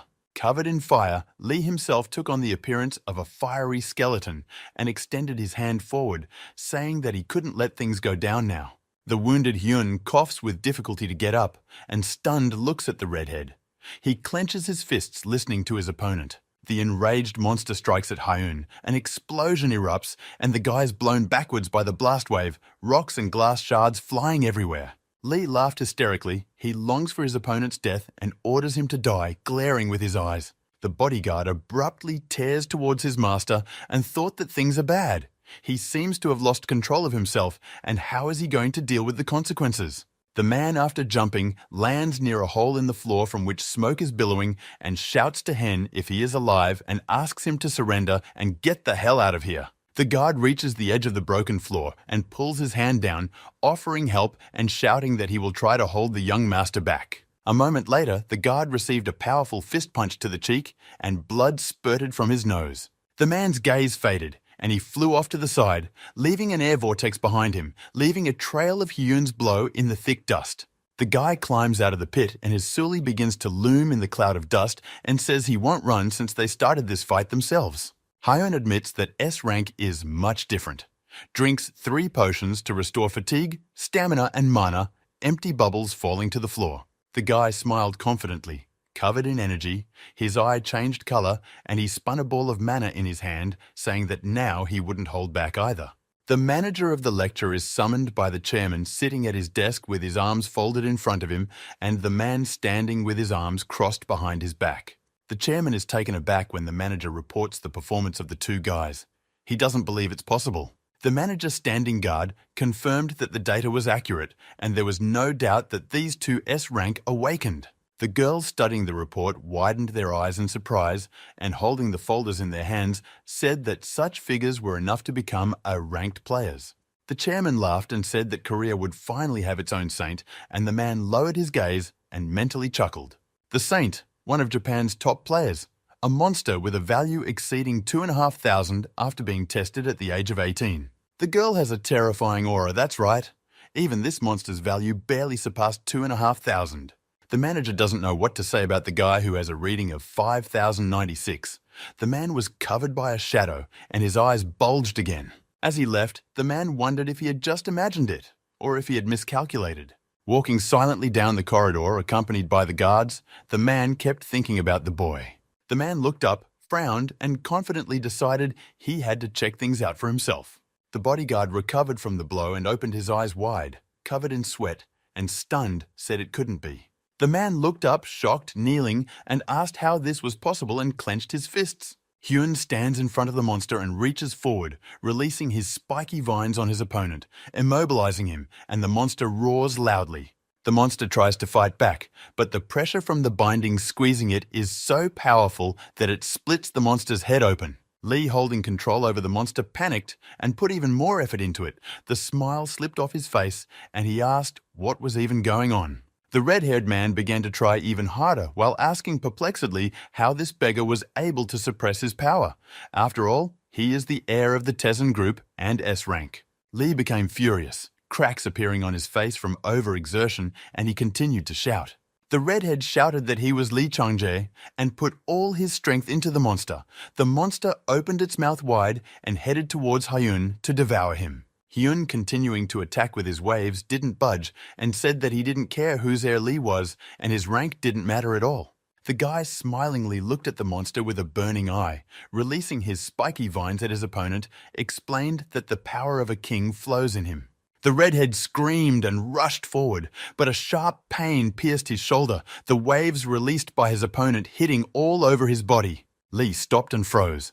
Looking up, he saw a powerful man grit his teeth and thrust forward a palm pierced with black flames. The bully's knees buckled as he opened his mouth in amazement to see several vines flying at him. The bewildered boy stared wide-eyed as the fetters approached, but did not act, so shocked was he. Several beams merged together and glittered as they hit the target, then narrowed down to a small star. The outside of the building has not changed in any way, nor can it be seen through the windows that there is a fierce battle going on inside. A moment later, the building explodes, breaking the barrier set up by the bodyguard. Smoke and fire soared into the sky, surrounded by sparks of Hyun's energy. The auditorium is completely destroyed. the fire burning inside and the ceiling bursting with rocks. The defeated Lee Chong-jae lies wounded and unconscious on the ruined floor. The bodyguard stands aside with his mouth open, his whole body shaking from the incident, sweat streaming down his face. Hyun stands over the loser, looking at him disdainfully and satisfied, and said he surprised himself. A bodyguard appears between Hyun standing and Lee lying down. He dropped to one knee and looked at the guy panting. Hyun thought that he didn't expect how a ranked player Seol Hongdo could drag the gentleman away right in the process of hunting. He pulled him out from under the attack. Standing in front of the man, Hyun thought that he didn't care now, since he had already gotten the skill, and the guard asked what he was going to do next. The man continued to kneel and warned that the young lord was the heir, and there would be consequences after this battle. The guy replied that he wasn't the first to start the fight, appealed to the man's conscience, and asked with a smile if he looked like the kind of person who would fear such threats. Hyun reassured the bodyguard by telling him not to worry, because he wasn't going to kill his master. The guy added that in exchange for his mercy, he would put a price on Lee's life, which stunned the man. He opened his eyes even wider and blew up. The bodyguard was stunned beyond belief, and the guy continued. Since Lee is the heir to the Tessen group, the price should be accordingly. Hyun put a hand to his wounded face and pretended to think about it with a mocking smile. The guy creased his eyebrows and threw his finger aside, smugly asking if the guard was willing to pay 1 billion won since they owed him now. The auditorium building was on fire and smoke was billowing out of it.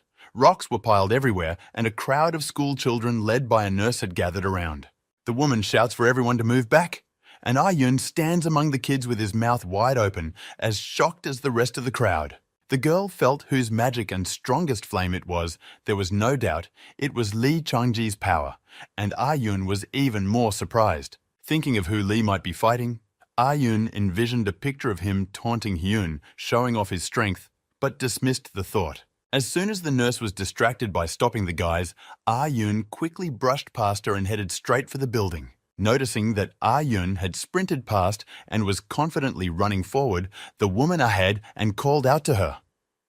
Terror froze in the girl's gasps. The girl ran to the door with fire and smoke billowing behind her. She thought she was wrong to let the guys alone in the gym. Yoon runs into the gym. The fire is burning everywhere. She mentally calls out to Hyun and thinks he's responsible for what happened. The girl looks into the hall. Ice flakes fly from her face and she thought in a plea, walking, the guy survived. The ice lady saw not at all what she expected. On the floor, unconscious, lying Lee with his mouth open and all wounded. Hyun stands in the clouds of smoke and smiles awkwardly, keeping his hands in his pockets and looking at the girl with the eyes of a caught criminal. And Yoon stops in front of him and stands like a stumbling block. Humbly lowering her hands, she looks at the winner. The girl was so stunned that she didn't immediately realize what Hyun was talking about. He said he needed help carrying the body to the nursing station or hospital. And Yoon lifted Lee by his shoulders and put her knee under him, asking Hyun what was going on here. The guy only scratched the back of his head and tried to justify himself. The girl looked at the redhead and couldn't believe he could have gotten hurt like that falling down the stairs, and Hyun added that he had nothing to do with it. The guy said he was off, and the girl quickly turned around and jumped up from her seat, stopping Hyun and asking him to explain himself properly. Holding Lee in her lap, the girl looks questioningly at the spot where Hyun was just standing. He disappeared again without a trace, and quietly. The girl is amazed at how a guy can disappear so instantly and is left alone with Lee. Hyun uses stealth to evade Ah-Yoon's questions and only appears outside of town on the mountain with a relieved exhale. The guy stands on the side of the road and says that the girl will handle Lee somehow and T-San groups to fulfill his conditions, so that's the end of it. Suddenly, a skill scoreboard appears in front of the guy and he stares at it dazedly, asking what else he sees as his stats go up. Carefully studying the scoreboard, Hyun saw that he got charm. Isn't it about the appearance of celebrities? And he can't believe that hunting took that away from Lee. Hyun also got the monk's heart skill, which increases the characteristics of the group members, and the guy is surprised that Lee had such a skill. The guy smiled rather smiling looking at the scoreboard and said, "That's just excellent." Hyun knows that skills that affect the whole group are rare, and if he uses a few skills and activates the monk's heart, he will become stronger. The guy excitedly went further and thought that getting such a skill is tinny how awesome. Hyun heard a noise behind him and turned around.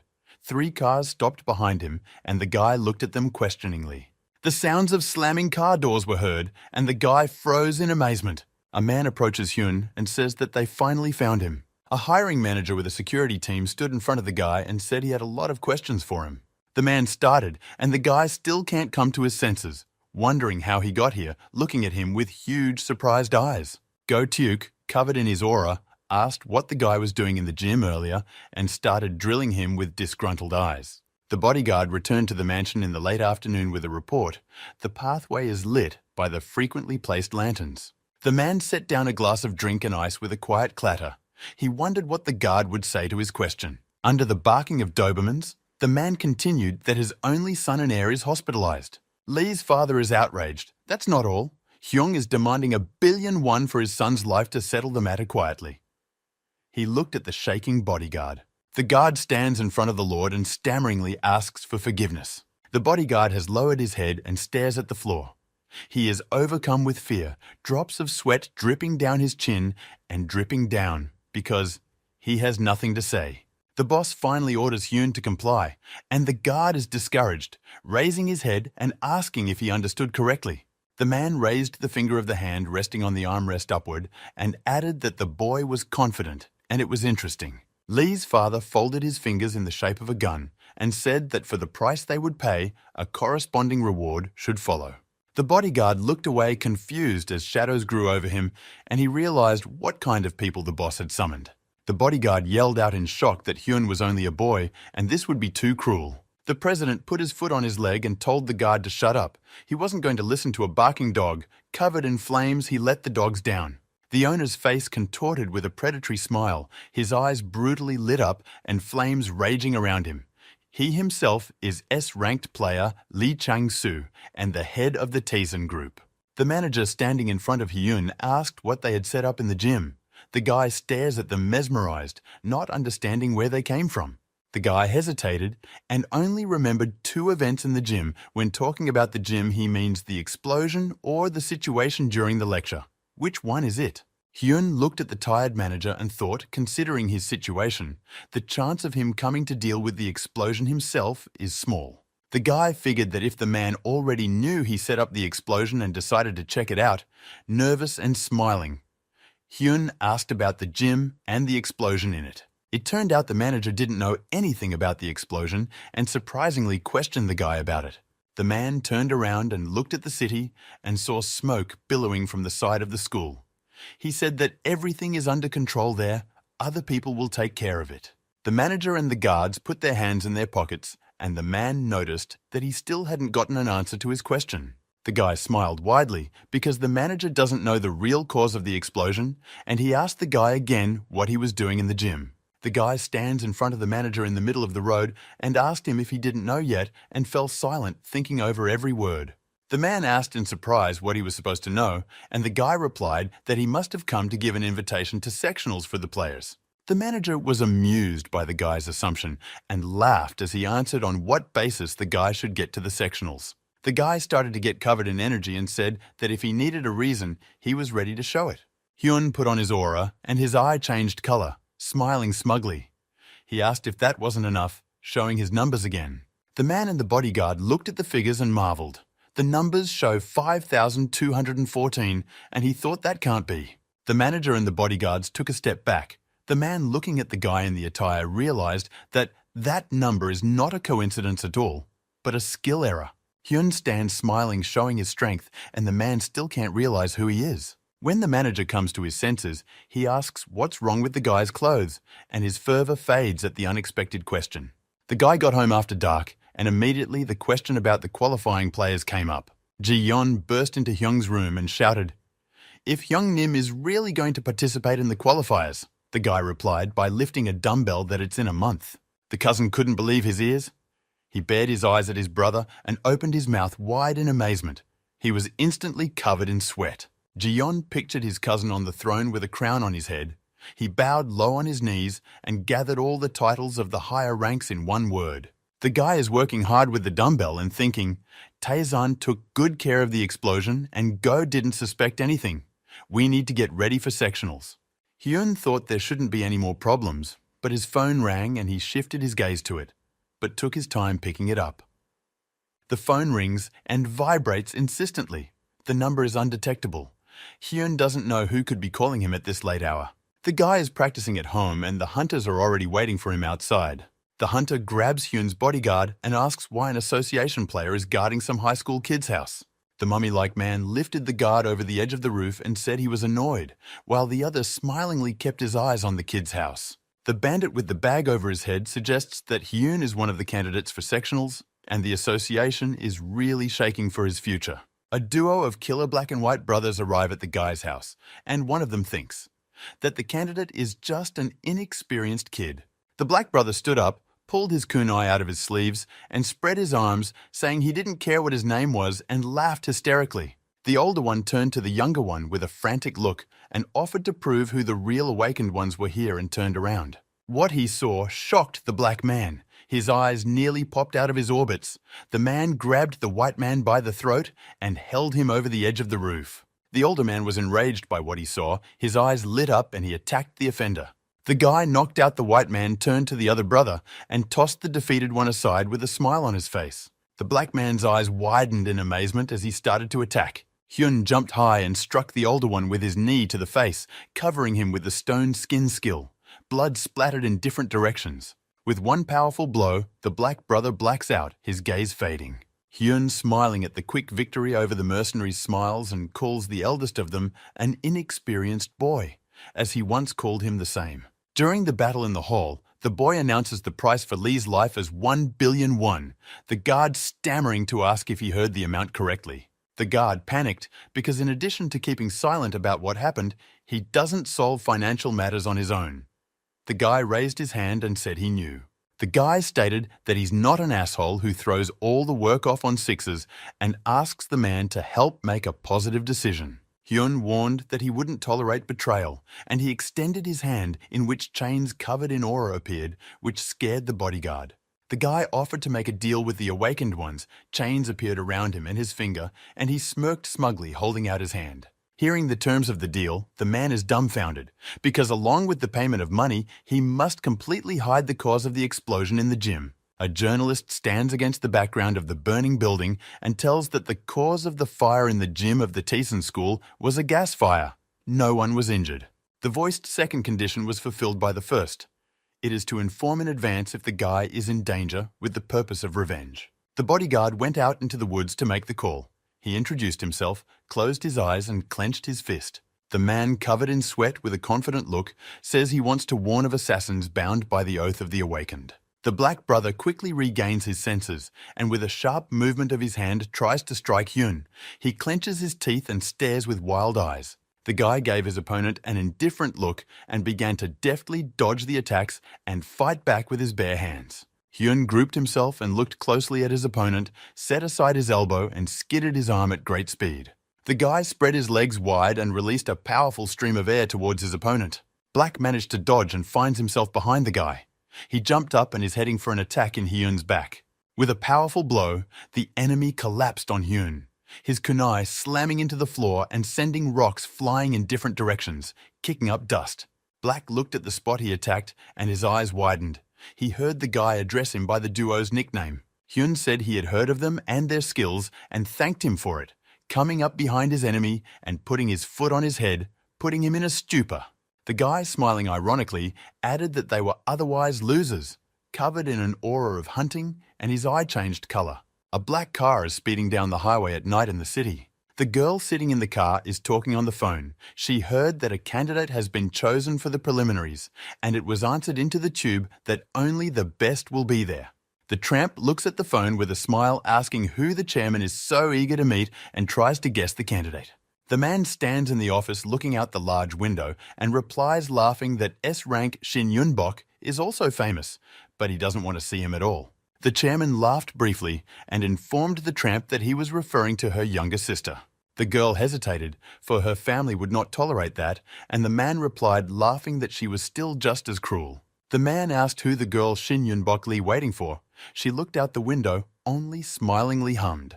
The girl said yes, but she wants to hear something funny. The chairman hesitated and asked what funny thing she was talking about. Tramp reported that ignoring all the S-rankers, the deputy manager, personally contacted one student, and he really did. A duo of unconscious brothers sit by a breached wall. The guy overpowered both of them, and at the same time, the girl says she's curious how good he is. Rocks start falling on the bandits from the broken wall, but they're both out. They've been well roughed up by the guy. Hyun looked surprised at his raised hand, which is briefly sparked by the energy of the hunt, and asked what's wrong now. The guy saw a scoreboard that said he had a lack of physical ability and using hunting was impossible until the reset was complete. The night street is empty, but still a few people summoned by Hyun show up. The guards saw a duo of mercenary black and white brothers. They sit tied with their backs to each other against a broken wall. The girl resents the way the bandits are acting, and the guy notices that they've gotten too separated lately.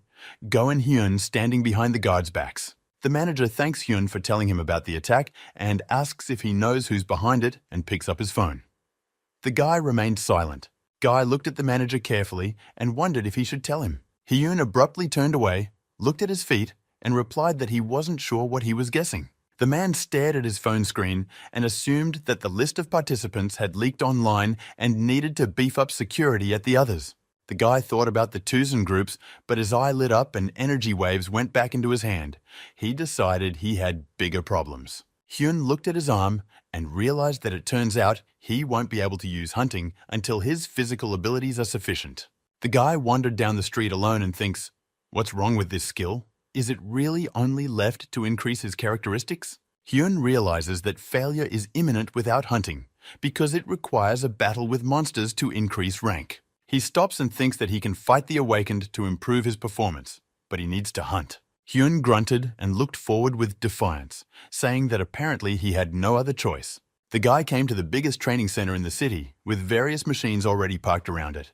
The sign says Blackhead and has a logo in the form of a black head with a huge nose, eyes looking in different directions, small hands and feet. At the entrance, greets a girl of athletic build and holds out with a smile. The registration form said that she is Hyun's guide in the training center. The girl smilingly introduced herself, put 2 fingers to her face, winked, and asked how she could help.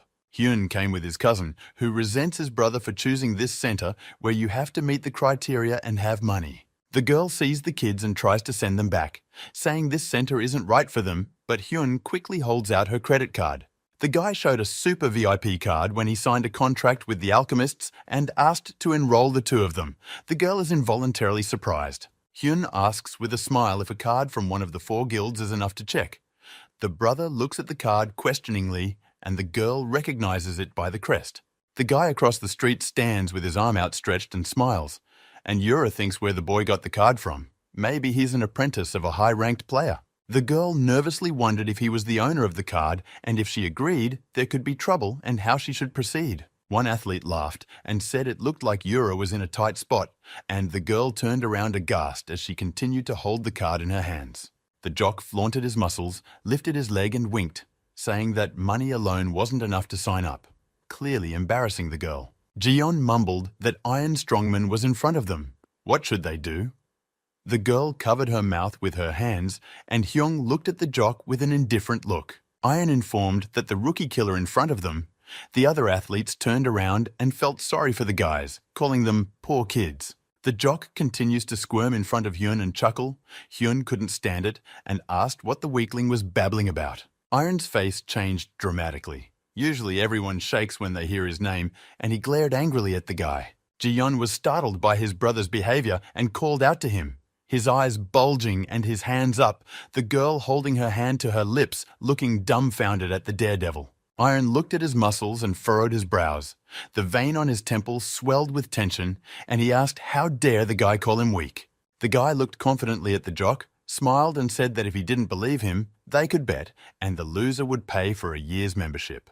The man laughed loudly and said the guy doesn't know his place at all. He agreed and is making his own terms. Jock and Hyun put on virtual reality goggles, teleported to a place teeming with different monsters, and found themselves on a rocky path.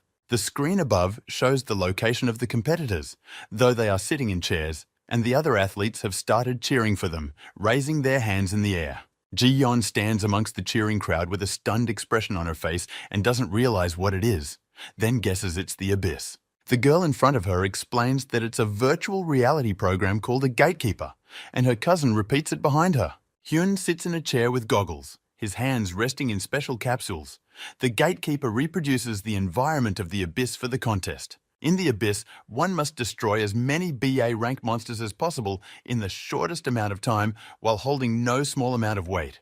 Yura added that this is the most popular way to establish a hierarchy within the training center. But against a jock, a guy doesn't stand a chance, and the game begins. Iron laughed smugly, furrowed his eyebrows, and lowered his head with a fierce gleam in his eyes. A jock with a backpack on his shoulders rushes at the monsters, swinging his fist and saying that a dumb little kid dared to challenge him. The man smugly declared that his skill of increasing muscle mass makes him invincible, and he strikes the monster. Iron pushed off the ground with force breaking through the rock and declared that his mobility, the most powerful skill in the gatekeeper. The jock attacking the monsters knocked out a few combos and attacked again. He confidently stated that he would gratefully use the annual pass. The jock's attention was caught by a light behind him. He turned around in surprise, frowned, and the smile slid off his face. The guy walked lightning fast around Iron and destroyed the monsters around him. Fire burned in his hand, and his eyes shone with a new light. He was serious. Hyun has lined up a route for the attack in the form of arrows, and in this corridor get monsters flying straight at him. The guy destroys the monsters he meets on the way, and the color of the arrows changes. Hyun is gaining momentum. Seriously and confidently he delivers blow after blow, his eyes shining with a new brilliance. A multitude of monsters swarmed at the guy, snarling wildly. They thrust their paws in his direction, but ran into the light barrier. With the strongest kick of his leg, Hyun hits several monsters at the same time and falls into the barrier of the abyss. Some monsters froze watching him. The guy reincarnates, his eyes sparkling with purple lightning, and he is covered in a light aura smiling. The crawling monsters open their mouths and a stream of air rushes down. Iron knocked one monster and stood there like a statue and paid attention to the combo the guy had gotten, which was 999. The guy exhaled and said that he didn't plan to stay here for more than a month, and the jock was completely shocked, standing there with his mouth hanging open. The audience is also discouraged, and only Ji-yeon stands with a placard in his hands that says he believes in his brother and holds back tears. Hyun lands in front of the stunned man and says he calls himself Aaron Strongman, and the fight wasn't that bad. A winner sign appeared above the guy, and he smiled contentedly, still holding his weight over his shoulders. He told the jock to pay up and get lost. On the outskirts of the city stands a huge stadium, and a helicopter flies around it. The announcer says that the day they've been waiting for has finally arrived. Crowds of players have gathered around and a slight crush begins. Everyone wants to get closer to watch the exam for the player's license. The reporters broadcast from the helicopter and announced that the rules have changed and now minors can participate too. The anchorwoman began to introduce the awakened ones they were looking forward to, and the first undefeated melee fighter is Iron Fist. A druid was introduced second, not even the AE's ranks looking at his outstanding combat flair. Third came out the God of Thunder of Busan holding a lightning bolt, an S-ranked challenger. The one who was rumored to have performed the best among the testees, the future St. AE's ranked, came out fourth. People gathered from all over the country to watch the talented individuals willing to participate in the event. One girl walks with sunglasses on, HIS, and complains that it's a long way to walk. A new journalist, Psy Economy, is on her way in order to interview and film the qualifiers, and if she doesn't make it in time today, she will be fired. The girl approached the stadium, but there are so many people there that it is impossible to push through. Psy fell on her knees behind the crowd and said that at this rate, he will not take a single interview, she will be lucky if at least take a photo. The girl fell into despair with her head bowed low, thinking that with her E rank, she's destined to fail time after time, but Hyun comes up behind her. The guy scowled and asked how come there were so many people here. The girl turned around at the sound, tears welling up in her eyes, and her lips tightened. Hyun asks how the contestants in the sectionals are supposed to get through. Psy rounds her eyes full of tears and realizes she has a chance. A guy walks by smiling and calling out to God. Psy kneels down and folds her hands between her legs, happy for the opportunity. The participant of the qualifiers, Kim Tae-hyun S rank, walks to the stadium, smiling and looking lazily ahead. He said cheerfully, how much he is pissed off by what is happening. The girl crawled over and pulled a trembling hand towards Hyun and asked if he would let her interview him. The guy, keeping his hands in his pockets, turned around surprised. The huge perimeter of the stadium was surrounded by the arriving spectators and participants. The guy made his way through the crowd, and at the entrance for the contestants, he was greeted by the manager of the qualifiers, inviting him in and informing him that he had a minute's notice. Hyun sighed and realized he was almost late because of the interview Psy was giving. He looked forward confidently and smiled happily. The guy walked inside and thought that he should take care of his reputation beforehand, but as he entered, he saw a huge crowd of participants. The waiting room was noisy. Each participant was given a badge with a personal number.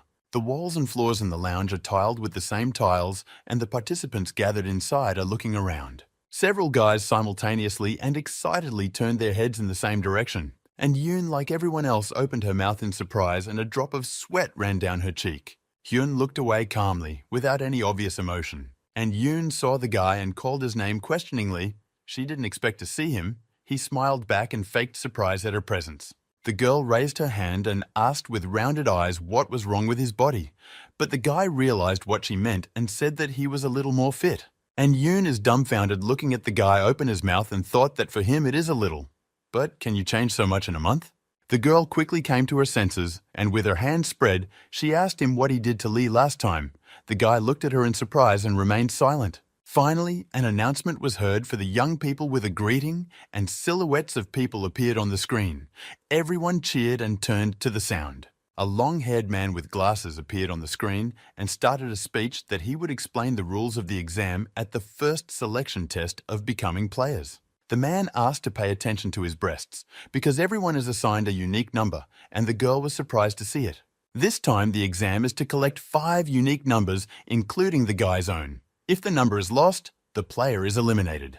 The man from the screen raises his hand up, showing 5 fingers, and said that many people call it a race for exam tickets. The examiner adds that the time limit is an hour. Suddenly, the floor fails, and participants start falling in a blinded state. In this test, everything is allowed except killing. The contestants began to deftly jump from the platforms, the entire arena rearranging and dividing into blocks. The man smiled contentedly and thundered in anticipation. Let the testing begin. On each large block, the face of the examiner is displayed. Some of the guys are already starting to act, and some of them are standing there with their mouths hanging open in bewilderment. On one of the blocks, Ah-yoon is standing, and one guy points at her and yells at her to be dealt with before she is dealt with. The crowd of guys headed towards her. The girl's eyes lit up and she glared at them. She looked seriously at her opponents and released energy from her fingertips, preparing to attack. The observers watched the ordeal through the screen as a block of ice formed around Ah-yoon, and the attackers were thrown in different directions. On the other side of the screen, everything was covered in frost, and one of the watchers noticed that the girl claiming to be a rank saint had great potential. The man replied that it was better not to joke with the other contestants either. Each of them surpassed the other applicants, and he turned his attention to the guy. The examiners wait for Shin Yunbok's actions. 20 minutes passed, and no one could even get close to him. He fights back with one hand with a smile. The opponents approaching Shin shouted girded with something that looked like electric shocks. The man noted that the guy had a truly amazing talent. In the same room as the manager, he is poking at the screen, not paying attention to the comments. Guo stepped away from the screen and turned to look at the people watching, thinking that the interest in some of the contestants was understandable given their ranks. The man thought about Hyun. After all, he had seen that unimaginable number and he would manage to pass this stage. The screen beeped and the man looked up nervously. Seeing the data on the screen, the man smiled happily and mentally encouraged the guy to show them all he could and the strength he had. The manager looked questioningly at what was happening to the guy and he was shocked. The guy was in hand-to-hand combat with one opponent. The man jumped away from the screen dumbfounded, bulging his eyes and opening his mouth. He can't believe what's happening and says, "That's it, stop." Guo whined and swore in a frenzy, sputtering sweat and saliva, eyes glaring at the screen with rage. A rank awakened Hong Young-guk. His skill is Skin of Steel, and he receives blow after blow from Hyun, pieces of steel flying around. C rank awakened Kim Ta-hyun with the skill of Stone Skin. With a smile allows himself to be cramped by his opponent and deftly dodges his attacks. The manager spread his arms out confusedly and thought he had overestimated Hyun's capabilities and thought he wasn't dodging at all. The man shook his head, looked carefully at the screen, and thought that the guy was dodging after all. He's shocked beyond belief. Hyun gathers himself, swings his fist and runs at his opponent with his teeth clenched, and he runs towards him. He waits until he's close enough to make a fist and looks at him with a sly smile, his eyes full of excitement. Hong hurt Hyung badly, hitting him in the leg with a powerful attack, rocks and blood flying in different directions. Hyun fell down and spit out the blood with his head bowed, while his opponent reprimanded and asked why he was looking down on him and took a fighting stance again. Jungkook shouted that Hyun's stone was only a pathetic parody of his steel. On top of that, even fighting close, the guy's blows would never reach him. Hyun's eyes went blank from the powerful blow, and he heard the guy ask him if he would ever shut up. Hyun pushed himself off the ground and quickly headed towards his opponent. He smiled again. The guys hit each other's face powerfully at the same time. Steel and rocks flew in different directions, and blood dripped from their fists. The guys were swept away from each other. Hyun deftly turned around and looked at his opponent with predator's eyes and thought that his training was not over yet. The opponent continues to fall backwards and screams that Hyun is a damn monster, steel armor crumbling on his face. The opponent falls unconscious right in front of the guy, raising a cloud of dust around him. Hyun victoriously tears the unique number off his opponent's chest, looks at it and smiles. Now he has 2 numbers. The manager, who had been watching the fight all this while, laughed nervously and cheerfully. Guo raised his hands up, threw his head back, laughed and shouted that the guy was a scumbag, thus attracting the attention of the examiners. The man looked at the screen again and clenched his fist joyfully, thinking that he couldn't believe that he was practicing right in the middle of a large-scale assignment. The guy, wounded and tired, walked on, and Guo thought that his recklessness was giving him the creeps, and it might be a problem now. Guo is already thinking about the guy's strategy. Right now, he'd better recover his stamina and target the weakest participant. The manager's plans were not going to come true. Looking at the screen, he was dumbfounded again, and his eyes bulged. In the hall among the observers began to discontent and laugh at the guy. He with C rank understands whether against whom he is going, or he decided to leave the game. Hyun walks up to Shin, with many defeated contestants around him, and they stand on neighboring hanging platforms looking at each other. Shin smugly asks who they have here and folds his arms across his chest with 147 unique numbers hanging from his chest. Hyun was surprised at the number of numbers that his opponent had collected and started counting them out loud with his finger, standing on the platform upside down. The guy smiled contentedly, clenched his fist and said he didn't care, because there were definitely more than 5 badges. There was an explosion on one of the blocks and dust mixed with electrical discharges.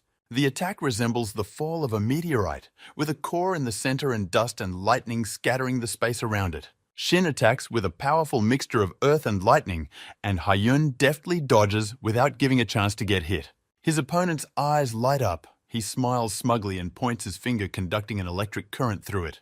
Hyun makes big and fast jumps, easily avoiding direct hits. He focused on dodging, and his face became serious. In flight, the guy activated the stone skin skill on the front of his leg. Quickly turning around, he is carried at breakneck speed towards the opponent to strike him with his foot. In flight, his stone crumbles. The opponent releases his discharges, blocking the guy's attack, and the stone on his foot instantly crumbles. Hyun's stones fly at himself. He is surprised and blacks out, and the opponent asks if he's hustling. The opponent looks with burning eyes and with a smile faces the guy's leg, holding it with his lightning, saying he can't keep up with his attacks. There is another explosion on the platform even stronger than before, the shockwave blowing rocks away. The dust disperses, and Hyun lands on the next block with a soft thud, watching his opponent from above, standing in an electrified field. The guy tries to catch his breath and looks closely at his opponent, recognizing the thunder god from Busan. It's hard to get close to him. Shin has tracked Hyun, his pupils narrowed. He smilingly points his hand in his direction, collecting lightning, and the guy realized that it won't be easy with his opponent. The opponent not only covers himself with powerful discharges, but also blocks all of the guy's attacks with them. Hyun realized that Shin has enough power to actively attack both short and long distances. The guy whined and wondered, given that hunting was not available to him right now, how he could break through his opponent's defenses. Shin stretched his lips into a smirk and asked the guy why he wasn't approaching and if he wanted him to approach him himself. The guy's eyes filled with terror. He stares wide-eyed. In the blink of an eye, the opponent bridges the distance between them, swinging with multiple lightning bolts in his hand with a smile. Shin delivers a powerful blow, and the guy barely manages to dodge it with clenched teeth. His hand swept over his shoulder, and he lingers his gaze on it. A crushing leg kick follows, and Hyun manages to jerk his leg away and jump away. Shin again gathers the electrified energy in his hand and swings with lightning covering his palm. The opponent strikes the platforms with blow after blow, and the guy technically dodges, stepping back each time. The opponent is not on a joke. Laughing, he pursues Hyun, accumulates lightning in his hands, and asks where he is going. The guy stops abruptly and folds his arms in a cross to protect his chest, and the opponent strikes with such force that the discharges fly in different directions. Hyun is hit by an electric discharge and he grunts, punctured by a multitude of lightning bolts. He throws his head back and can't move. His rival's eyes get all wild. Continuing to hit the guy with the discharges, he laughs and asks, "Didn't Hyun want to fight?" Then there was no need to run away. The guy grits his teeth and tries to resist the attack, gradually building up a stone skin on himself. Finally, the guy exhaled. He managed to build up a block of stone on his arm and burst out of the discharges, attacking Shin with a loud scream. He jumps back. Backing away slightly, Shin snaps his fingers and smilingly calls the guy a dumbass. A glare appears in his palm, and the stone block collapses into small pieces. Hyun's feet rest against the wall of the platform, and he is blinded by the bright light caused by the glare of the enemy. The guy is pressed against the wall. He protects his face with his hands and squeezes his eyes tightly shut. Hyun covers his face with the back of his palm and tries to see through the bright light the location of the enemy, and his eyes are distorted. The enemy has jumped high up and is holding a ball of lightning in his hand, preparing for another attack. Shin swung his hand, withdrew his index finger, and the orb in his palm disappeared, covering it with new discharges. Hyun flies down and stares dumbfounded at his opponent with his arms crossed over his chest and his teeth clenched. The opponent sharply lowers his hands down, and a lot of lightning bolts from all sides fly at the guy and break the platform under him.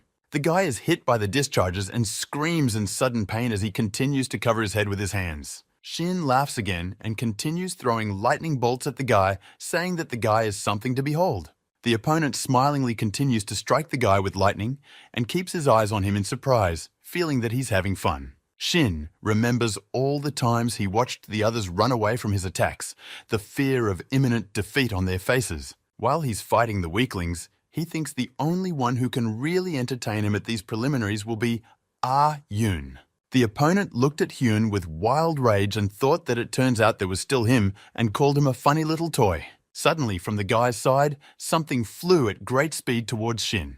The opponent's head snapped back and blood spurted out, but he continued to maintain electric shocks around him. The stunned opponent didn't realize what happened. A smile came off his face, and he looked at his blood just flying in front of his eyes. The next blow hit his opponent's back. He shifted his gaze, trying to look back, not realizing what was happening, and from there, Hyun was throwing rocks. Shin thought, remembering the battle, that the guy couldn't reach him and only dodged attacks or defended himself from the blows. Suddenly, the opponent is pierced by a sharp pain from behind. He spread his arms and legs and promptly flew down with his mouth wide open. Shin's eyes go blank and he coughs. He can no longer maintain his electric shocks from his wounds, and they disappear. Hyun striking said stone skin certainly doesn't compare to the fury of the thunder god. The veins on his arm inflated and the stone breaks. The guy thought that even a perfect use of the skill doesn't make it possible to break through to Shin. But the qualifying platform is different. The platform was created from a material that could withstand the force of the awakened one, so the shard wouldn't crumble after the collision. The guy guessed that he could use the local blocks as weapons, only needing to somehow find a gap in the thunder god's defense. Hyun smiled and addressed Shin by name, holding the block torn from the platform in his hand, and flashed a confident look. The angered opponent howled and splattered blood and gave Hyun a fierce look and begins to release discharges around his body from the last of his strength. Without waiting for the attack, the guy hits forward with a block torn from the platform. Shin, covered in lightning, flies away, and the badges from his body explode. The opponent falls unconscious, his glasses and numerous badges flying around him. Hyun thought that he would be able to resist him anymore. He looks at his defeated opponent with undisguised joy, the remnants of lightning still glittering nearby, dust and stones flying in the air. The onlookers watch as Hyun's powerful, lightning-fast strike collapses the platform, and they stand frozen in silence. A crowd of gawkers watched through the screen, asking what the hell, how S rank could lose to C rank, and staring puzzled. Someone asked who Taehyun even was, and the manager, holding his chin and smiling, pointed out that only this guy could make people nervous. The man's face changed dramatically, and he frowned slightly. He had seen something unimaginable. Hyun walked up to his opponent, who is lying passed out in a pile of stones and badges, and the guy takes only 3 of them and tiredly exhaled. The guy happily looked at the 3 unique numbers and said that with that, the task was done. All that was left was to wait for the end. A block of ice flies towards Hyun at a great speed, slicing through the air with a whoosh. The guy manages to jump from the surprise. He looks surprised as the ice breaks through the platform and Shin begins to slide off it. The ice block was cold, and the guy looked at it dumbfounded, his eyes rounded. Hyun looked up and noticed a 6-pointed star seal and rocks falling from above. A crust of ice began to appear over one of the broken platforms, and the falling rocks flew off to the side. Gradually, the platform turns out to be in a ball, on which ice blocks are growing. The guy opened his eyes in surprise. He is shocked by what is happening, and he realizes whose handiwork it is. The ball of ice grows and begins to cover the platform from all sides, hiding the contents inside from view. The dome is lined with a variety of snowflakes all around. Beautiful snowflakes of huge sizes appear all over the training area, and the ice crust is almost completely covered in ice. Hyun is trapped in an ice trap. Even here it's snowing inside, left alone with Ah-yoon, who is confidently heading towards him. The girl comes closer and closer with a vague expression on her face, her body covered in blue energy. The wounded guy stares at her in surprise and opens his mouth in astonishment. And Yun walks forward with her head proudly raised, with her eyes burning and fists clenched. The girl stopped opposite, a rift in the floor separating them. The guy was confused, tense, and wondering what she was doing here and how much she had time to see. And Yoon stumped the guy by saying that she believes that with great power comes great responsibility. The girl quite seriously added that power without responsibility is pure evil. The girl puzzled the guy by saying that he is strong, and she would never think he could overpower Shin Yunbok, the guy protested. And Yun stretched her hand forward and added that this was how he defeated Lee Changji. Energy flirted around her. She got angry at the guy. The guy got chills from the girl's words. He was stunned to the point where he couldn't utter a word. The girl released an airwave at the guy from her palm. Rocks flew from the place of impact, and the guy instantly disappeared. And Yun, without lowering his hand, stands with burning eyes under the dome with carved snowflakes. From the roof of the dome, clumps of snow abruptly flew down, hitting the platform powerfully. The guy, using stealth and stone skin, scuffled as he ran and dodged, saying that it wasn't snow that was falling, but real bombs. Hyun looked away and said that his skills were useless in such a case. The indignant guy doesn't notice something flying at him from the side. Suddenly, Ah-yoon appears, without even looking at him, indifferently kicks Hyun in the jaw and knocks him down. He clenched his teeth and flew to the side. The guy doesn't have time to react and shards of stone skin fly off his face. The girl recoils and screams furiously that she believed him back then in the gym. And Yoon mercilessly attacks the guy with ice spears. She screams that she thought he wasn't like Lee, and the guy is pinned against the dome wall. A powerful ice lance hits the guy in the head, and the girl continues that she thought he wouldn't act in his best interest. The girl finally lost her temper, gathered a ball of energy in her hand, and shouted that after what she saw, she realized that it was all his own fault. And Yoon threw her energy ball with force, and at the place where it came in contact with the guy, a giant block of ice grew and caught the guy. The guy flew sideways like a cotton ball, splattering blood drops all around. The girl swung her hand again, and the block fell with a thunderous crash and broke into many pieces. The guy fell nearby and tried to get up, and the girl said that using skills without a license was illegal, and those two went to the hospital. And Yoon calmed down and quietly said that after all he'd done, she wouldn't report him, but she put a condition on it. Hyun is lying under a pile of snow and shivering, trying to get up but can't from his wounds, and the girl asked him to get out of the preliminaries. The girl keeps her eyes on the guy and keeps her hands up. She says he's not worthy of being a player. The girl's eyes rounded when she heard the guy ask who she was to say that and reprimanded her. Hyun pulled himself together and with difficulty began to rise, swaying, rocks continuing to fly around the perimeter of the dome. The girl froze as the guy continued. She couldn't stop Lee Changjae's tyranny. How can she talk about strength, responsibility, and dignity? The guy straightened up and smugly smirked and said that it got to the point where it was easier for her to eliminate him, or better yet, admit her fear. And Yoon was taken aback, opened her mouth and was speechless because Hyun added that she was using this survival game as an excuse. The girl hesitated for a while, frustrated, and quietly said, "So that's what his answer was." And Hyun gathered herself. A light beam appeared in her hand, and she replied that there would be no indulgence in that case. The girl's eyes lit up and she became serious. A huge ice hammer appeared in her hand, which she holds with one hand, and Yoon said that she will kill Hyun with this hammer, and he, tired and wounded from the past battles swaying, begins to move. The guy thought about the fact that his stone skin had completely lost its strength after so many blows. Hyun tried to cover his hand with a stone, but it immediately crumbled. He was storming away from overexertion. He decided that he couldn't activate stealth either, as it would be dispelled by ranged attacks. The monk's characterization enhancing heart is already active, but it's not enough to drastically change the situation. The hunt is still unavailable, and the guy doesn't have enough stamina to repeat that paralysis trick like he did with Lee Chang-jae. The guy quickly snapped out of his seat and ran at the girl already swinging her hammer and ready to counterattack. Hyun frowned and continues to move forward with a confident look. The girl with burning eyes swung around and waits for her opponent to come closer. Beams of light begin to shine through the ice ball. They begin to seep through the cracks after the battle inside the dome. There is an explosion, and the ice barrier explodes in different directions with huge blocks of ice. Those watching are stuck to the screen where the trial is being broadcast and can't understand what's even happening there. No one can get a good look. The manager also got excited, and the first person he thought of was Kim Ta-hyun, who was very worried about him and was watching the fight in a daze. The man rounded his eyes and looked questioningly at the screen, clearly surprised by something. The examiners stand at attention and watch carefully, their mouths open in amazement, asking what it is. The hovering platform is empty. In its center, there is a huge hole with smoke coming from it. Shards of rocks and ice are flying in the hall. The fog clears, and on the edge of the broken platform, a guy lies on top of the girl, covering her with his body. Hyun lies on top of Ah-yoon and kisses her, their fingers intertwined, while ice shards continue to fall around the platform.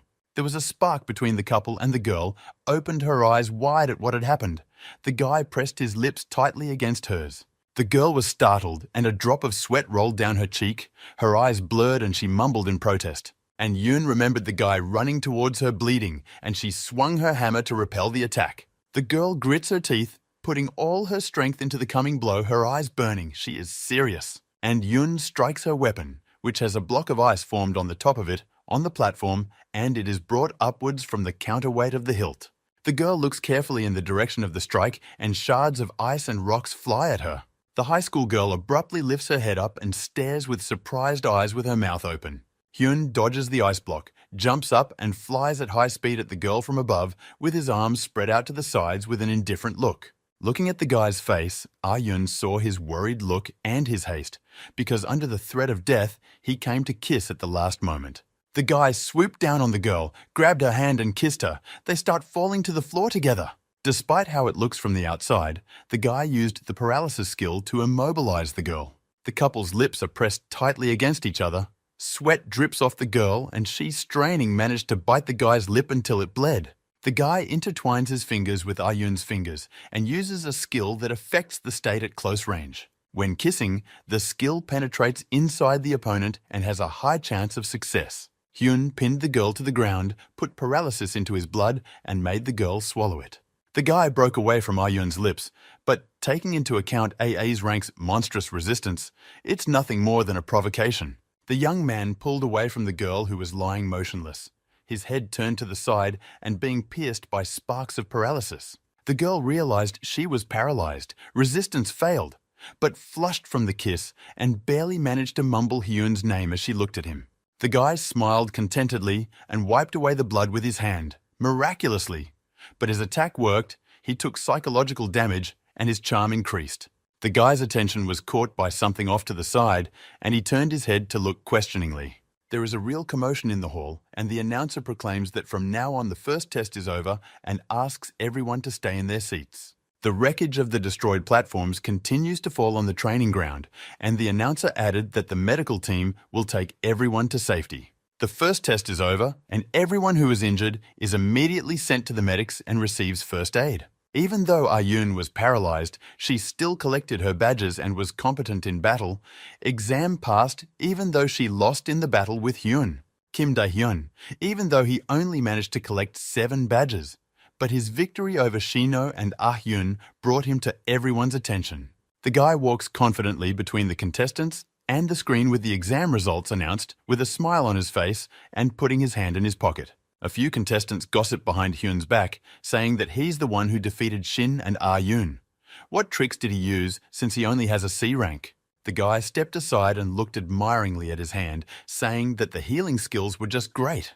In that state, he couldn't even walk. Hyun thought he wanted the same skill. He would like to get one later, and hearing his name being called angrily, he shifted his gaze towards the sound. Shin, without waiting for the guy's answer, rushes at him in an attack, releasing discharges. But the guy covered with stone skin defends himself from the blow.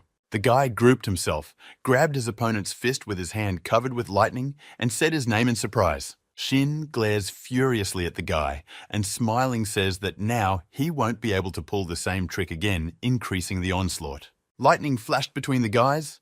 They were blown away from each other, and dust rose. The crowd of participants gathered, and one said to watch, "Because there is a showdown." The guys realized that Shin wanted to take revenge.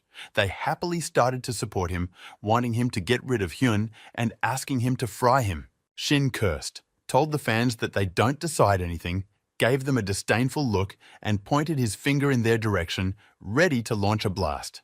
The god of thunder ordered the screamers to shut up and hurled a bolt of lightning at them. The entire crowd received a powerful discharge and grunted with a shriek.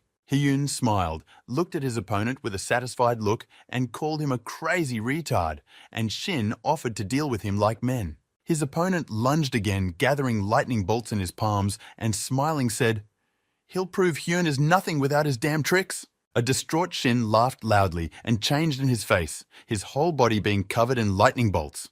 The guy looked at his opponent surprised and questioning, slightly stepping back, the smile disappearing from his face. Suddenly gravity appeared and Shin was pinned to the floor so that he broke it with his body. Rocks started flying around. The opponent pinned to the floor by gravity couldn't move. He opened his mouth wide and grunted. Hyun also began to be pressed to the ground. He exhaled. But he is still holding on and looking suspiciously to the side. The announcer enters the waiting room and calls the guys rats. Everyone but Hyun lies pinned to the floor by gravity and grunts. A man walks past the guys lying on the floor and indignantly says they're not letting others enjoy their legitimate break. The guy under pressure is all sweaty, gritting his teeth, bulging his eyes, and thinking about the man. He is pierced by an unfamiliar impulse. The man stopped and said the guys dare to squeak, not knowing where they belonged, and started drawing a pattern in the air with 2 fingers. Hyun, also standing on his feet, resists and realizes that in front of him is S-ranked player Park Sang-jin, one of the best players in the association.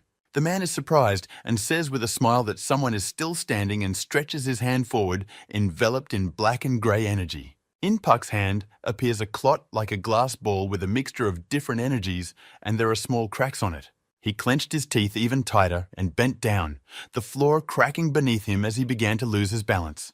Hyun looked at the man exhaustedly and thought, he had heard that the skill level of the awakened and the players were different, but he didn't know it was that different. Park looked at the guy satisfactorily and asked with a surprised glint in his glasses, "How does the guy withstand the pressure, since even veterans can't handle it?" Testing the guy's strength, the man asked if he could withstand such a thing, and his orb in his hands began to distort the accumulated energies. The man was called by name and asked what he was doing. He turned around in surprise and the gravity began to weaken, and the orb almost disappeared from his hand. Medics ran into the hall and seeing the kids lying there shouted, "What is he doing to the kids who just left the doctors? Or is he going to kill them?" The medic grabs hold of Puck's arm and he starts to justify that he just wanted to scare them. But the medic didn't believe him and replied that it was a test of their skills. The guy gets up breathing heavily and the doctor is outraged that the man does this every preliminaries and threatens him that he'll report him to whoever needs to know. Puck cut the doctor short and turned to the guy asking what his name was. The guy looked at him questioningly. The young man introduced himself after a moment of hesitation. He couldn't catch his breath and was covered in sweat. The boy was still standing there. The man looked down at Hyun and wondered if this very ranked guy who defeated Shin Yunbok and Im Ayun. Park smiled and thought that it had been a long time since he had been able to be so interested in anyone. The man clapped the guy on his shoulder, much to his surprise, and said that he obviously wanted to become an S-ranked player and asked if he was right. The examiner left with a smile, waving goodbye, and said he would wait for the guy, which completely discouraged him. The boy remained standing looking at the man half-turned and confused. The medics noticed that Park was leaving and ran after him, raising their fists, shouting in his wake where he was going and asking him to come back. All those who passed the first exam are gathered outside. Park stands on a stage lit with magic circles. The gathered guys are puzzled why they were gathered here and are whispering looking at the man. The examiner walked forward on the stage and magic circles begin to be added behind him. The guys are hushed in anticipation. Puck, wearing glasses and a smile, picked up the microphone and asked if everyone had had time to rest, as the second round of player qualifiers would now begin.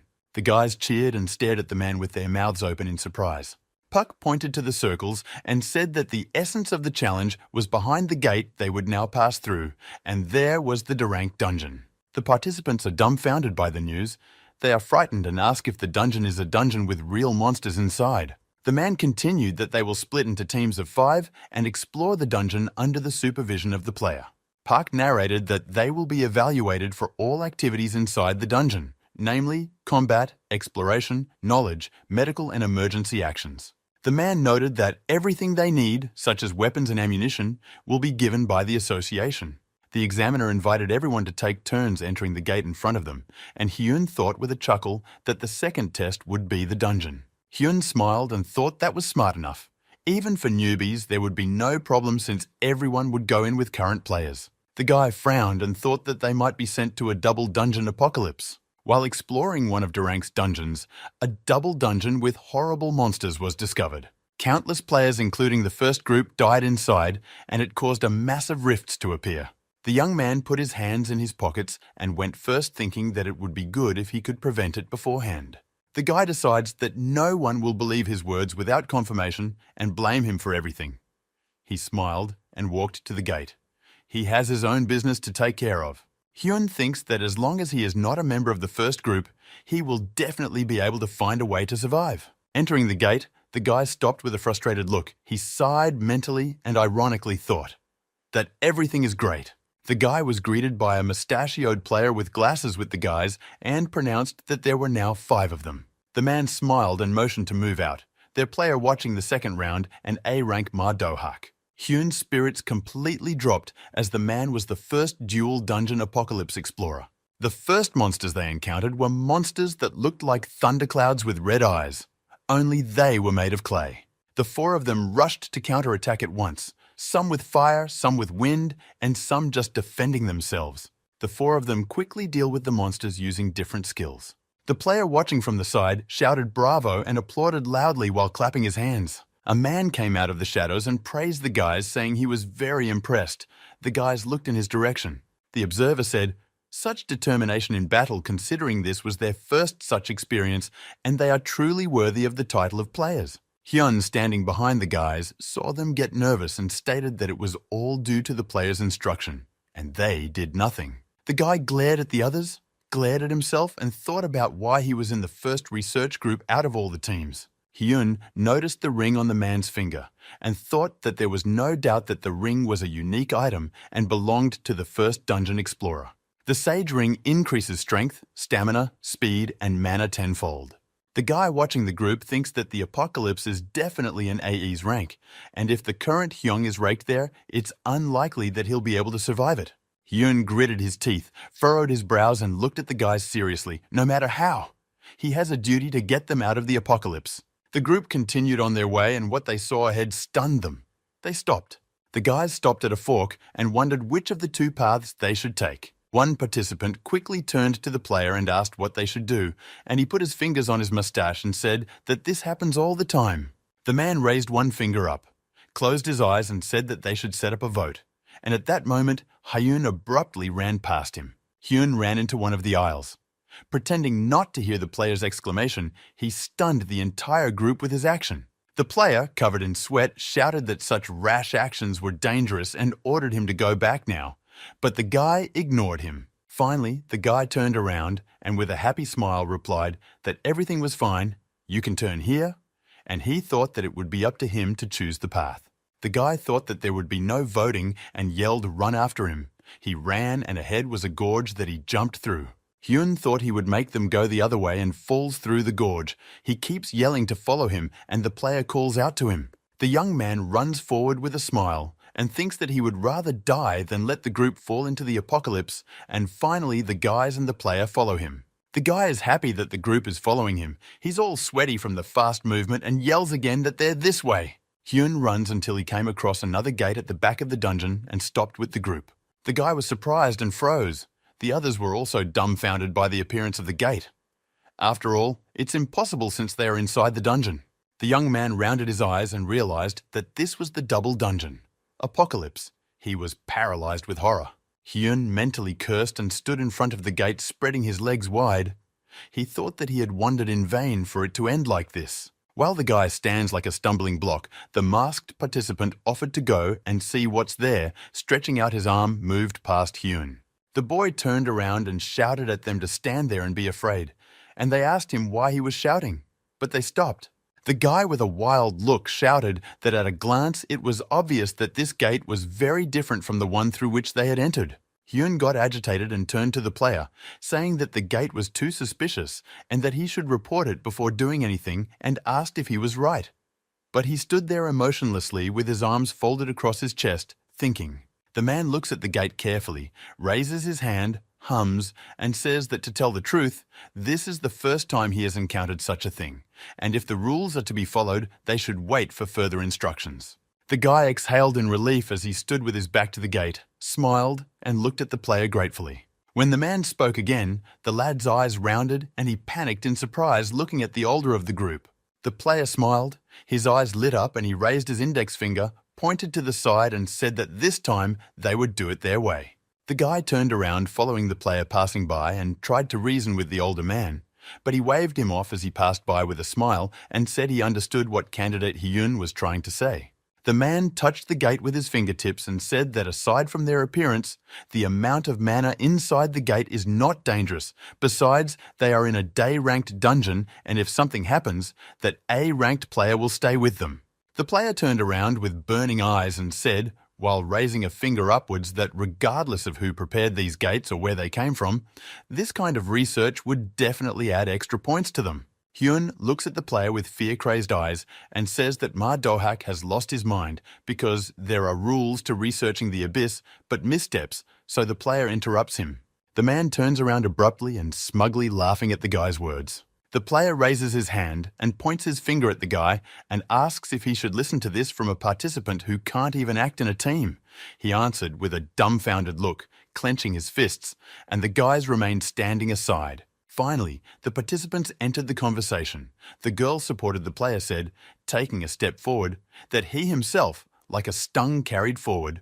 The second picked up, closing his eyes, that the guy should know his place, even if he has some skills. After the third said that he couldn't believe that Hyun was arguing with a current player and asked him if he was too arrogant, the guy got angry, frowned, and involuntarily growled, thinking about the guys that they were stupid.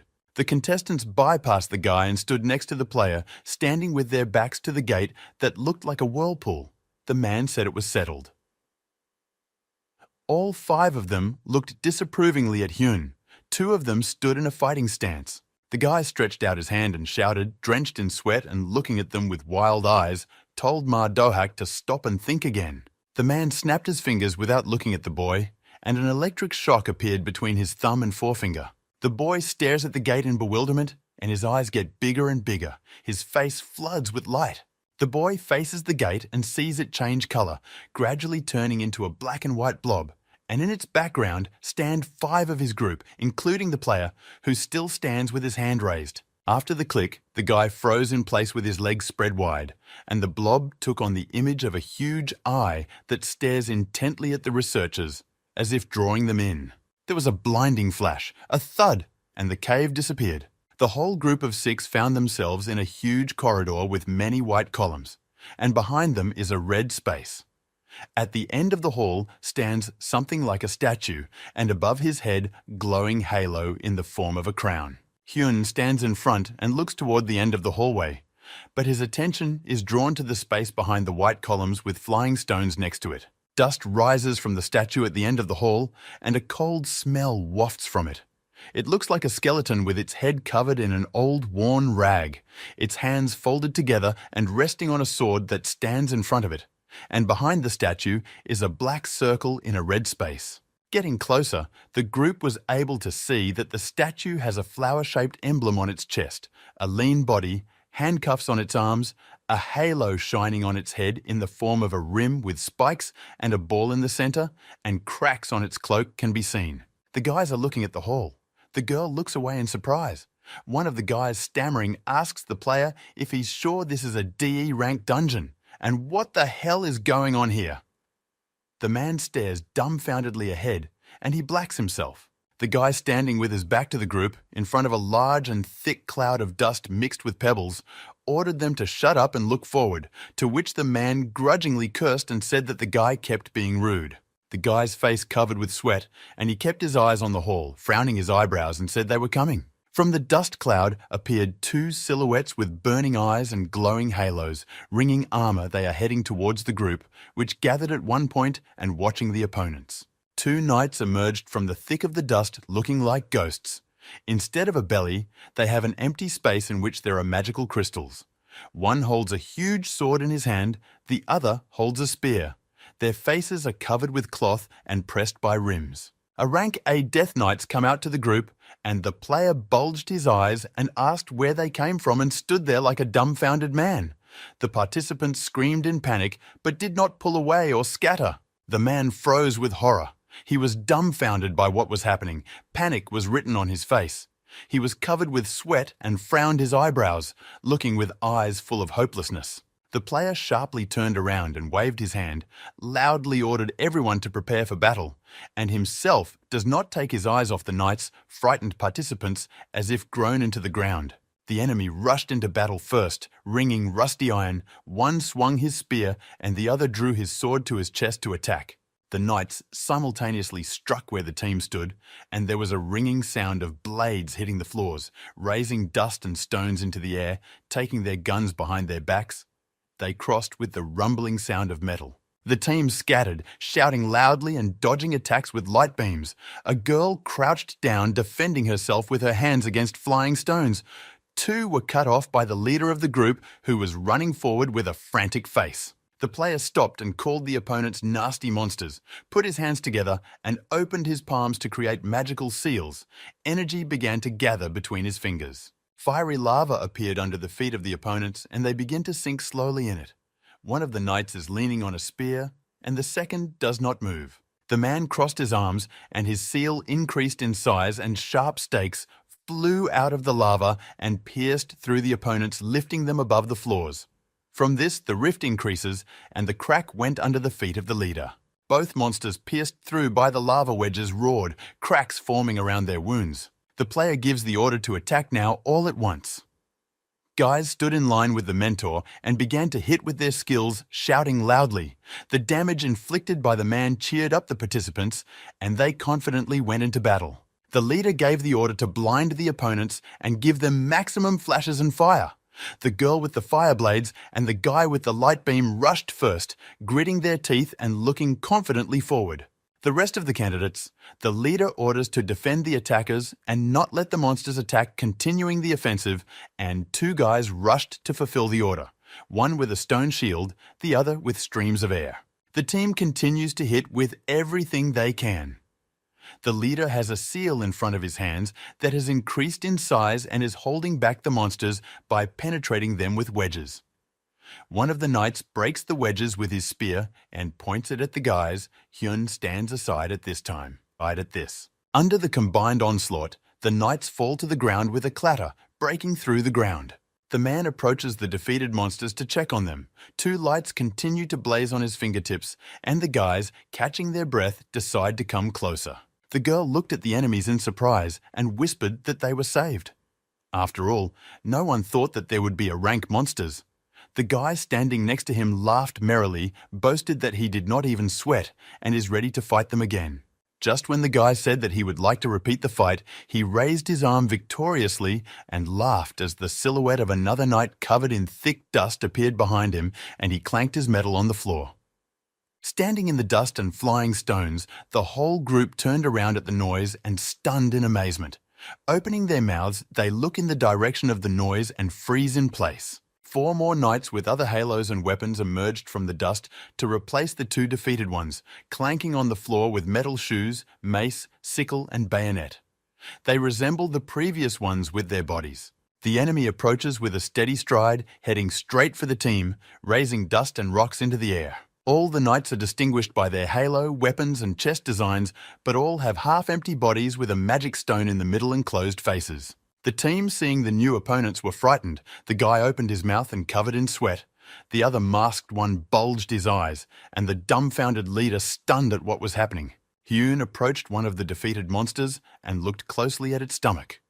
The monster was not only much stronger than a normal monster, but was also 3 times taller than the people present. A shadow fell on the guy's face, and he realized that something was definitely wrong. Sliding his hand into the monster's belly, he rounded his eyes in puzzlement. The player is standing among many broken knights on half-bent legs, their body parts lying separately, various weapons stuck in the floors, which are covered with cracks. A man stares forward in tension. Fear reads in his eyes, and he is covered in drops of blood, breathing heavily.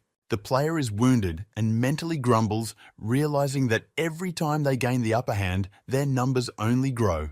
He sees a whole crowd of monsters coming out of the end of the hall. The man turns around, sweat dripping down his cheek, and he looks at the research participants. He knows that his team is very tired and wounded as much as he is.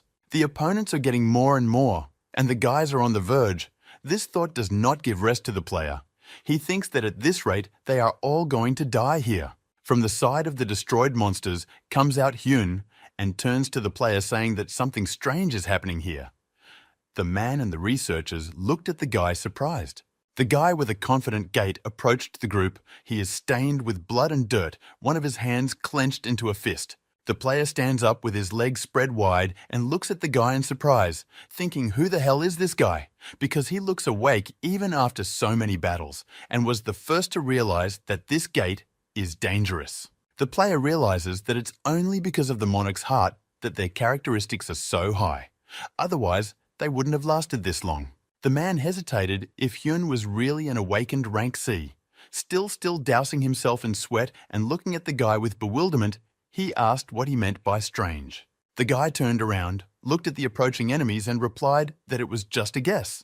But maybe they weren't Death Knights, which surprised the player. The team's eyes bulged and stammered with glee and shouted, "What the hell is this nonsense? Then what have they been fighting all this time?" The guy turned around and walked over to one of the swords stuck in the floor and took hold of the hilt, saying that's what he was going to find out, while the group stood behind in bewilderment and asked him what he was going to do. Hyun covered his hand with stone skin, gripped the hilt tighter, and pulled the sword from the ground in a sharp motion. The guy instantly single-handedly rushed to attack the monsters running at him, swinging the huge and heavy sword, many stones flying from underneath. Hyun swung his sword straight at the monsters, and they thrust their weapons forward with a loud clang of metal. Swords, axes, bayonets, and many other varieties of weapons are aimed at the guy. The knights simultaneously attacked and brought their weapons down on the place where the guy had just been. The impact made a flash and a deafening sound. Rocks and dust flew everywhere. One monster shook its head and roared, looking in the direction of the attack, leaning forward sharply. The dust scattered, and the monsters did not raise their lowered weapons. There was a dent left on the floor from the attack, but the guy was no longer there. The monsters leaned forward and studied the site of the attack, but the guy had dodged and was already leaping over them from above, not letting go of the sword he had picked up. The knights raised their heads up, raising their weapons as the guy flew over them. The guy grits his teeth and swings his sword with all his might, cutting through the air, glaring angrily at the knights. Hyun throws the sword with all his might at the statue they saw when they entered this hall, and it flies at great speed right into the center. Behind the statue is a black halo, and the space resembles a red eye. Cutting through the air, the weapon goes at breakneck speed straight for the statue's head. The guy's plan succeeds, and the weapon hits the target, and a crack appears on the statue. After hitting the neck of the statue, its head flies off and splits into many shards, and the sword flies into the space behind the destroyed sculpture. Before he even lands, the guy drenched in sweat and rounded eyes feels behind him the knights, who rushed after him in pursuit after his maneuvered escape and swing their weapons. A bright flash erupted, and the monsters, before they could reach Hyun, began to gradually dissipate. Everything around began to dissipate. The illusion fell after the destruction of the statue, and even the weapon that was stuck in the ground appears the outline of an ordinary cave. The outline of the tiled floor under the haze begins to disappear, and the regular cave stone appears. The group stands in the center of the disappearing hall and the falling stones, somehow staying on their feet and looking surprised at what is happening and asking what is going on, not believing that it was all an illusion. Hyun answered the question and said it was an illusion trap, and the whole team turned in his direction with their mouths open in bewilderment. The guy walked towards the group and said that they were seeing an imaginary place with imaginary enemies, using it to take away the powers of everyone who entered the gate. Behind Hyun's back, the vision began to distort, and the image of the hall became blurry. The narrow-eyed guy shouted indignantly that this cannot be, whether they fought hard because of an illusion, and the girl, rounded eyes stammering, asked if further they are waiting for something worse. The player nervously turned to the guy by name and, drenched in sweat, asked how he knew about this trap, because he had yet to meet with the Death Knights. Then, how the hell did he know? The guy turned his head to leave and put his hands in his pockets and said that he didn't know much about them. Hyun turned some more and added with a confident expression that they were definitely not that weak. The man was taken aback by the answer. He opened his eyes in shock, furrowed his eyebrows, and opened his mouth. There was no trace of his former self-confidence left. The guy turned around and walked forward. Without turning around, he waved his hand. He suggested moving on before that place became their mass grave, leaving the team confused. The group listens to the guy's advice and they move on. The player went forward, lighting the way for the team with his ring. The rest of the team follows cautiously. Hyun helps the girl who is exhausted after the battle. Hyun has an uneasy feeling.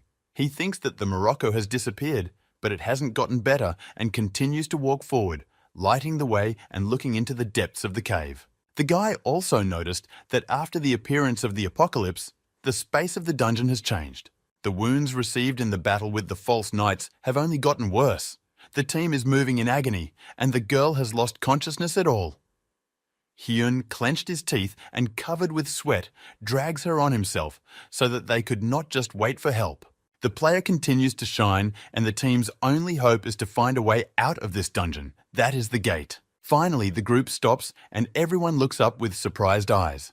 Hyun wants to say something, but the words are stuck on his tongue. Instead, the player says, holding his glowing hand in front of him, "That they have found." The group approaches a huge door. Light shines through the cracks, and the player says that the exit is right behind them. The guys look at the doors in surprise, and one asks if this isn't dangerous. And the player looked up with a frowning brow, but confidently replied that perhaps there is danger. The man's gaze deepened, and he noted, "If they don't go through the doors, they will surely die here." The door with a creak begins to open, and a bright light shines through the resulting gap.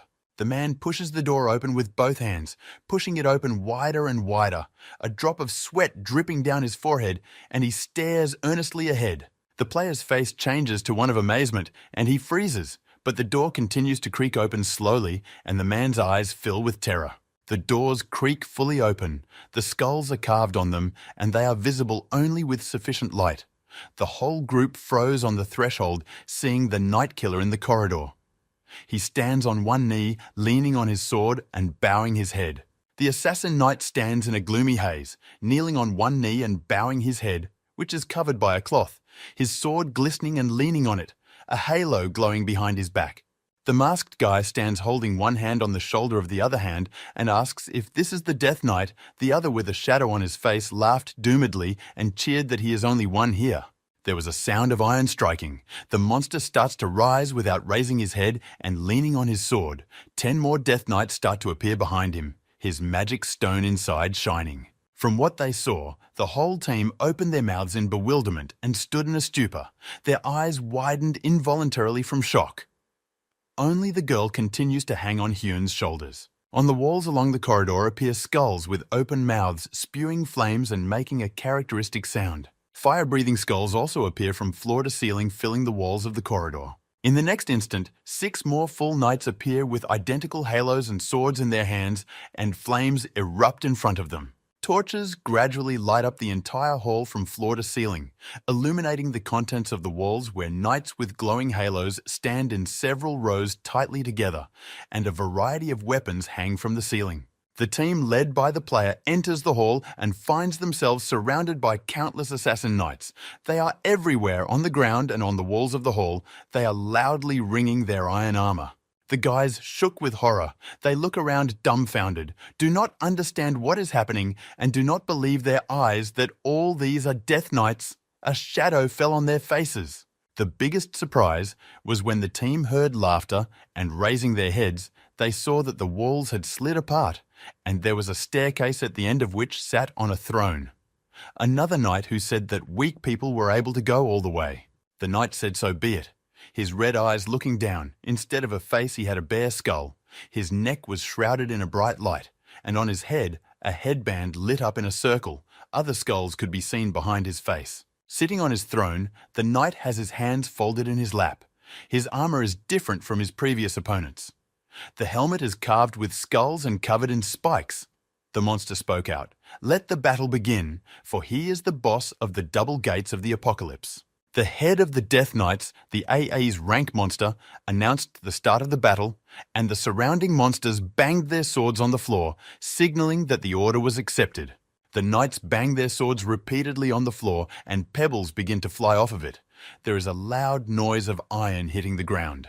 Clanking metal, several knights come forward, raising their swords, their magic stones glowing brightly. The enemy comes closer to the team and swings his sword, showing that he is ready for battle, while the group stands at a loss, only Hyun and the player standing with their shoulders squarely on the ground. The group panicked, looking at the knight, and one of the guys stammering asks what's going on and what they want from them.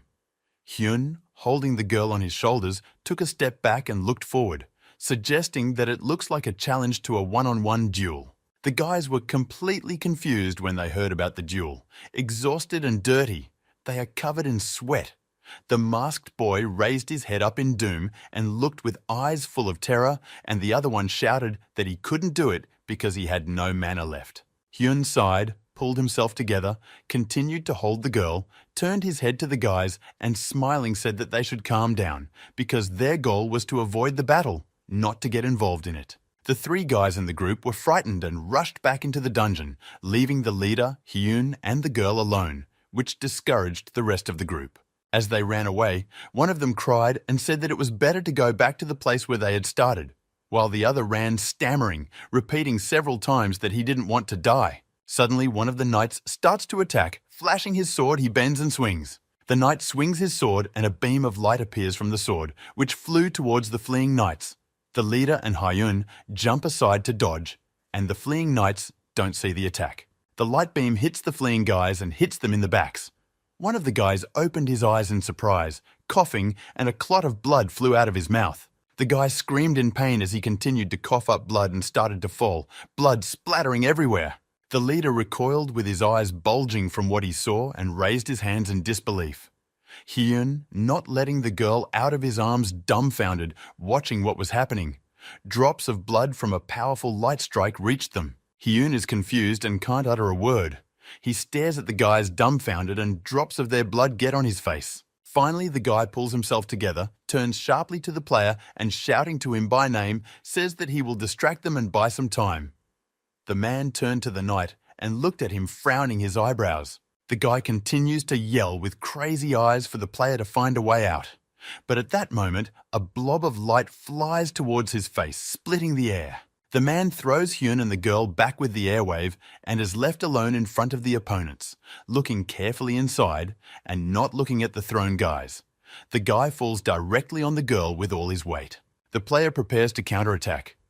Putting his hand forward, he let out tongues of flame and formed a triangular seal. The guy stood up, raised his arm protecting his chest and sat on the ground, a stone wall between him and the active players blocking the entrance to the hall. Hyun tried to get up quickly, but falls on one knee, leaning his hand on the ground and seriously asks the player, what the hell he is doing. And the girl is lying unconscious next to the guy. The man turns his head slightly. The veins on his cheeks and neck are swollen. Sweat rolls down his cheekbones. He shouts and spits and orders the guy to keep quiet because he is only an awakened man, so he should know his place and keep his head down. The dust behind the guy understands. He looks surprised and questioning at the player. He finally manages to get up. A raised wall separated the player, and the guy and the girl and the player bowed his head and confessed that he had always wished to become a ranked player. The man continued without turning around, standing under the falling stones from the wall, that no matter what he does, no matter how he develops his skills, in the end, he is not getting closer to the goal, but only moving farther and farther away from it. The guy is taken aback by the player's words and stares at the wall with astonished eyes and mouth ajar. The man explains that this was his chance. If he could do it, he could get closer to the goal. The man twitched his shoulder and added with a bitter laugh that this was what his choice had led to. At the player at great speed, cutting through the air, headed for the opponent, swinging a sword that turns into a light whip. The man stands idly, only clenching his fists. Finally, the man gathers himself, and with 2 fingers he draws a new seal. With his other hand, he wraps his other hand around it and lets the energy flow around the seal. The player attacked in advance, putting 1 foot forward. He successfully released 2 beams of light that flew cross to cross and struck the opponent, separating his sword arm from his torso. The man shouted to Hyun without turning around that he was different, and he was sorry to admit it, but he had great potential. 2 more knights with different weapons were already bearing down on the player, and he shouted for the guy to run away, taking the survivors with him, and to get as far away from here as possible. The man put his hands forward, tensed up, and on his face only glittered his glasses. He said that it was his duty as a senior to protect the candidates from danger. The player gathered all his strength into a stronger seal. His whole body glowed. His gaze became confident and fierce. He shouted to the guy that he would stop the opponents. Hyun said the player's name and stared at the wall the man was fighting alone behind. He was discouraged by this behavior of the player. The guy quickly turned around and looked at the unconscious girl lying on the ground and clenched his fists. The sounds of a furious battle can be heard behind the wall. The injured girl lies on the ground barely breathing and does not regain consciousness for quite some time. Suddenly the guy's face changes. His eyes rounded, his whole face covered with sweat from horror, and he looks nowhere with a lost look. The guy freezes, staring ahead with a stunned look. His hands unclench, and behind him there is an explosion. Fervor and huge rocks fly in different directions, and the wall is destroyed. Hyun finally turns around sharply and covers his chest with his hand defensively, clenching his teeth. He stares dumbfoundedly in the direction of the once-grown wall, and from there, his face is illuminated by a bright light. The lad sees his mentor lying unconscious face down in a pile of rocks and dust, his glasses lying next to him, and a crowd of knights standing over him, and one of them holding the sword he used to pierce the player. The wounded man is lying on his stomach under the rubble of stones. A purple fire is burning in the place where the sword was thrust in. His broken glasses with shattered glasses are lying next to his head. The man's face was pressed into the ground, and the knights moved on, passing him. The guy felt as if he was paralyzed. He stood up like a stooped man looking at the knights with huge eyes, the sounds of clanking metal coming closer. The image of an unconscious wounded girl lying on the ground nearby popped up in Hyun's mind. The guy sees the breathless body of the player who tried so desperately to protect him. The enemy slowly approaches, and the guy all stares at them with a disconsolate look, eyes wide open, his face in sweat, and a shadow has appeared under his lower eyelid. The knight raises his sword from the tip of which drips the blood of the defeated player. One of the death knights stretched his arm forward, his blade shining with different shades of purple color, and pointed at the guy's head. He makes it clear that he is challenging him to a duel. Such an action puzzled the guy. Hyun thought about the injured girl lying on the ground in the dust with her head turned away from him. She was being attacked by rocks. The incumbent player was hurt the most. He's still lying motionless with his face ducked to the ground and broken glasses beside him. The guy stands looking at the group of knights and the one who challenges him to a duel with his sword extended in his direction, and notices that there is a splinter from a weapon that belonged to one of the monsters next to him. The Death Knight waits for the guy's decision and doesn't move from his seat, still holding his arm outstretched. A breeze blows over him and his halo and rim glow. Hyun stares at his opponent's sword without moving and looks at him disconsolately as a drop of the player's blood runs down the blade, the guy bleeding with sweat. There is a quiet sliding of metal, and the guy questioningly and surprised looks from the blade to the ground. He saw something incredible. From the sword of the enemy to the ground, gleaming falls a ring that belonged to the current player, a rare artifact which by pure chance was on the tip of the blade of the Death Knight. The ring fell in the area between Hyun and the knight between small stones, and its red stone glistens in the light. The boy presents the image of a smiling player with his hand raised in a fist, the ring on his index finger, and Hyun keeps his eyes on it with his teeth clenched. Without waiting for a response, the knight swings his sword at him, and electrical discharges sparkle from his wristbands. The enemy starts to attack. The guy looks at the ring, and his eyes reflect the attacking knight. The enemy forcefully hits the place where the boy was standing, but he managed to dodge and rushed away. The young man dodges and picks up a ring from the ground, twisting it between his fingers, thinking it's his only chance to get out of here alive. Hyun hurriedly tries to put the ring on his finger, clenching his teeth and looking at it carefully. It glows before it touches the boy's skin, asking him to wake up. The boy puts the ring on his index finger, and the ring is pierced with needles, and the stone glows with a scarlet light. Hyun finds himself surrounded by Death Knights. They swing their weapons at the same time, and the guy putting the ring on his finger starts to be covered with red-black discharges. As if time stopped and the knights froze, from the guy went destructive waves, and he was covered with a powerful white aura. In all directions flew discharges of lightning striking the opponents. The knight sitting on the throne looked at what was happening, surprised and questioned. From his gate came a violet energy refreshing his skull. In the hall, the light changed to red, and the guy starts fighting several knights at the same time, releasing spiky vines around him. The enemies attack and fly away from the guy like a toy together, knocking rocks out of the ground. The Apocalypse boss opened his mouth and asked in surprise with flashing eyes, "What kind of power is this?" The guy wore a sage ring that glows brightly, and all his characteristics increased by 10 units. With light movements of his hand, he destroys one enemy after another. It is scattered into small pieces from his attacks. Hyun is covered with the energy of hunting because all the conditions are met. And the skill restriction is removed, and the guy's eye once again glowed red. The unconscious girl and player continue to lie at the opened gate. Several weapons are stuck in the ground, and several destroyed opponents are lying around, and a red glow is visible from the gate. From the depths of the hall come the sounds of battle, and in places sparkles from the impact of weapons. The boy leans forward, releases his hunting harness, and hits the ground with such force that explosions erupt and the opponents fly apart while he makes his way to the Apocalypse boss sitting on the throne. Hyun was rattled and more knights attacked from above. The boy turned around and clenched his teeth tightly, his body enveloped by discharges.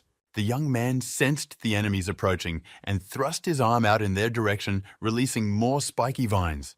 He focused on the enemies with his burning eye, which left a plume of red thread as he turned around. The guy grabs one of the opponent's swords and rushes towards the boss, fending off the foes with his slings. Hyun sees the effect of hunting on the enemies.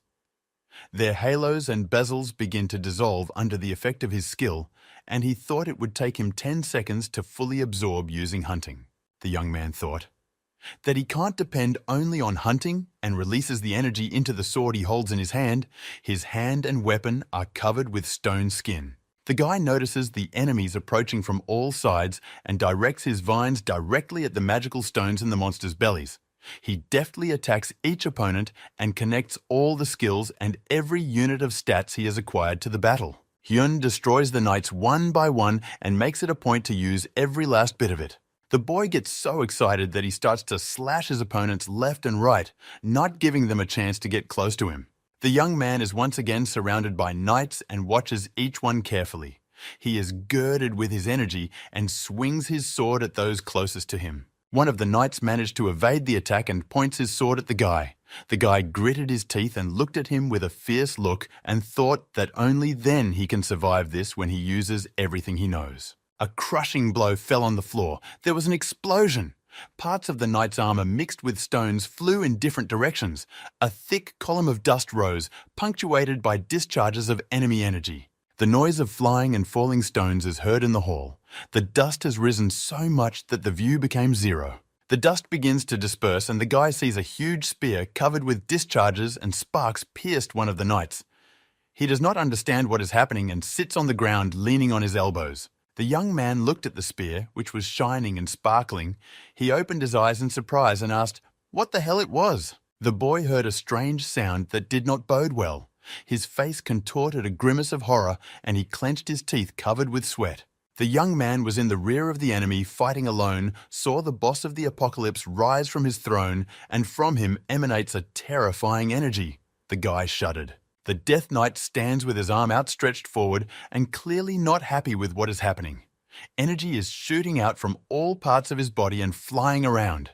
The guy is horrified. He grunts, curses, and looks forward with a look of hopelessness as the S-rank monster enters the battle. The previously hanging weapon from the ceiling shone and flew down at once straight at Hyun.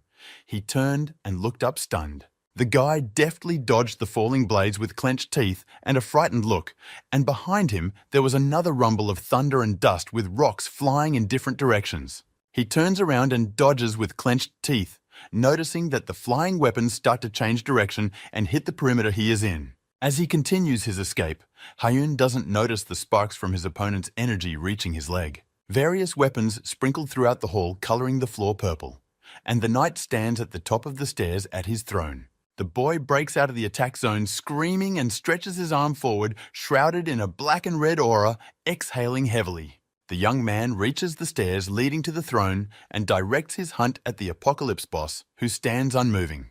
The Death Knight stretches out his arm in response and with burning eyes stops the hunt in one motion. A blob of energy appears in the boss's palm and he directs it at the hunting guy to counteract it and deactivate it. An electrical discharge leaps through and coalesces into the shape of a jagged five-pointed star.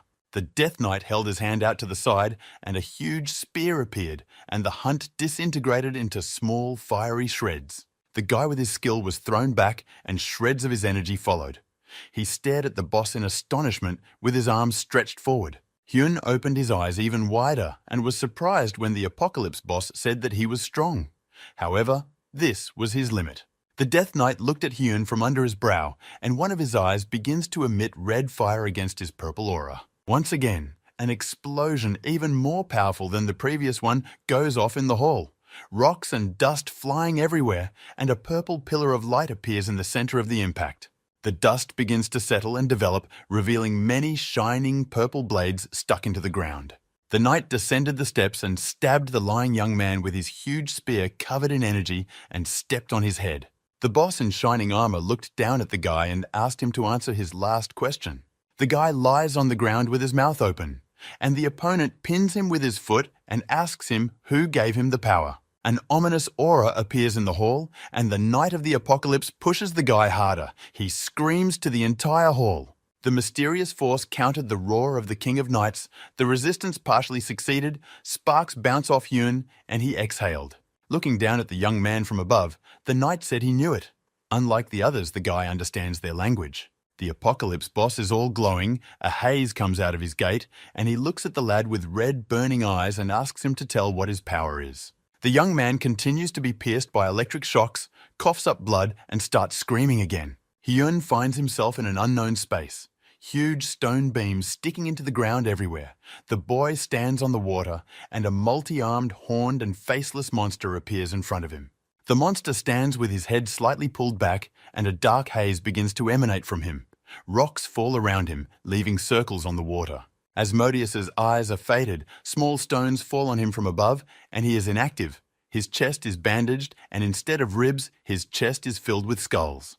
The guy stands in front of the monster and stares at it with a calm face. Something caught the guy's attention, and he turned his head sharply to the side. Hyun saw the members of his group unconsciously lying on the water with clenched fists. The young man took a closer look at the injured body of the current player. He lay with his eyes closed and his mouth ajar. A Death Knight appears behind the guy's back, glowing with black discharges, and slowly descends on the water. His cloak evolves, and the collar shines with purple light. The guy freezes with eyes wide open in surprise and thought that nothing has changed. The wounded guy bowed his head slightly and gloomed, thinking what exactly is hunting and why he, being a human, can understand monsters. The Apocalypse boss held out a sword covered in dark energy this time and looked at the boy with one eye. and Hyun thought that if you exclude everything else, he was only given strength and chance. But nothing changed. Leaning over, the knight swung his sword and pointed it at the boy's neck, and the boy grew more and more gloomy and did not raise his head, wondering why and wherefore the king had given him this power. The boy's eyes opened in surprise, his face lit up with a bright light, and he heard a voice that said confidently that he had already explained it. A bright light shone in the space in front of the guy, and out of it came the king. His long hair easily developed in the wind, and transparent drops of water began to rise into the air. The guy stood up like a stumbling block. Coming closer, a lock of hair fell on the king's face. The man explains that he was attracted by the guy's persistence and determination. The lad looks at the king silently in puzzlement and surprise. A drop of sweat runs down his face, and the man says that the lad doesn't need to change and should just go forward. Lying under the pressure of the monster's leg, the lad's strength shot through, and he opened his reddened eyes wide and looked away with a furious stare. Continuing to emit dark electric discharges and pressing his foot against the guy who was wounded and lying in a cloud of dust, the monster suggested that he no longer had the strength left to respond. Calling the guy a pathetic person, the knight glared at him with a despicable look and swung his weapon, covered in black aura. Just when the Apocalypse boss said that it was the end for the guy, a cracking sound was heard, and the eyes on the monster's skull took on a surprised expression. From the guy's side, spiky wires flew in several directions, destroying everything around and reaching for the monster.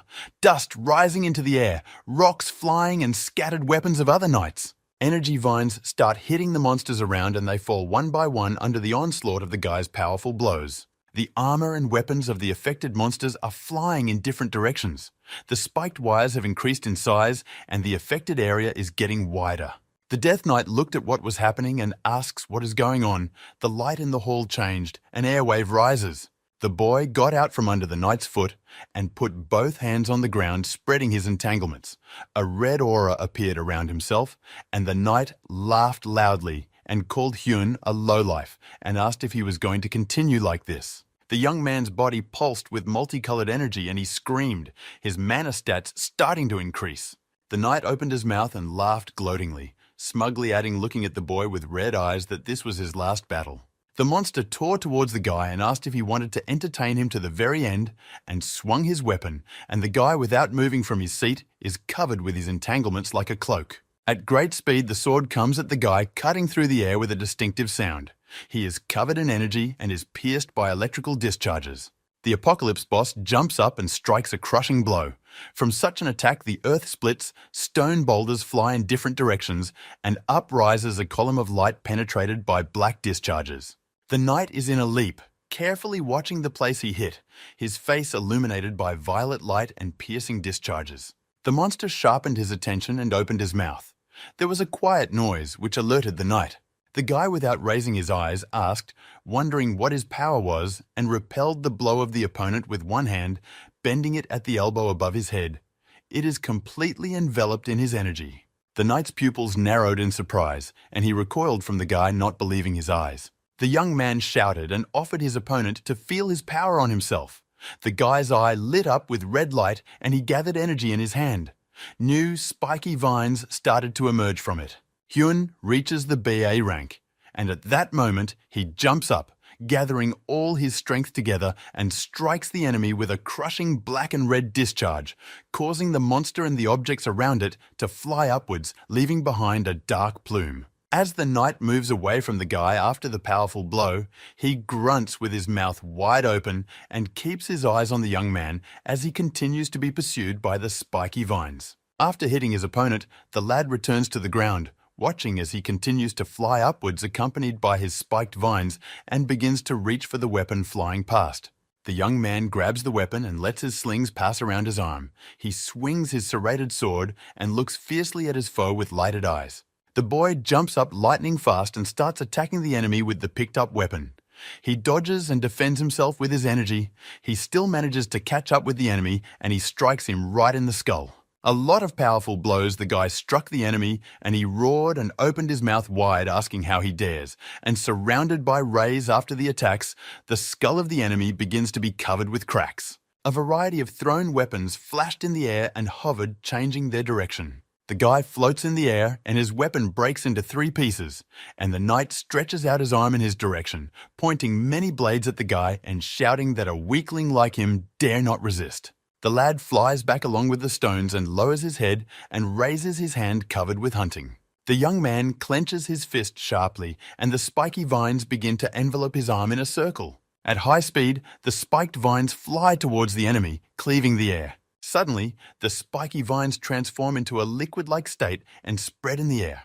The guy spirals the liquid paths, and they combine to form a fanged monster that heads towards the enemy with an open maw to devour him, and the enemy flies back down towards the ground. The open maw approaches the knight, exposing its huge fangs, and the enemy, not believing what is happening, flying down dumbfounded, stares at them idly. The young man, looking at the opponent with a burning eye, explained that this is not the power of a man, and squeezing the formed liquid, it slips through his fingers. The guy added that the power belongs to the king, and the fire in his opponent's eyes begins to fade. The eyes of the guy opposite burns more and more confidently and scrutinizes the apocalypse boss. The huge monster created by the guy catches up with the enemy, and with a wide-open, fanged mouth spewing energy lightning is about to swallow the enemy. Having swallowed the knight, the monster created by the guy turns into one continuous fireball, and at a great speed is carried down, penetrated by black and red lightning. There is an explosion in the air, and spiky vines fly in different directions. The guy is thrown down by the shockwave, but he continues to hold back the attacking magic, putting his hand forward and clenching his fist. A new skill.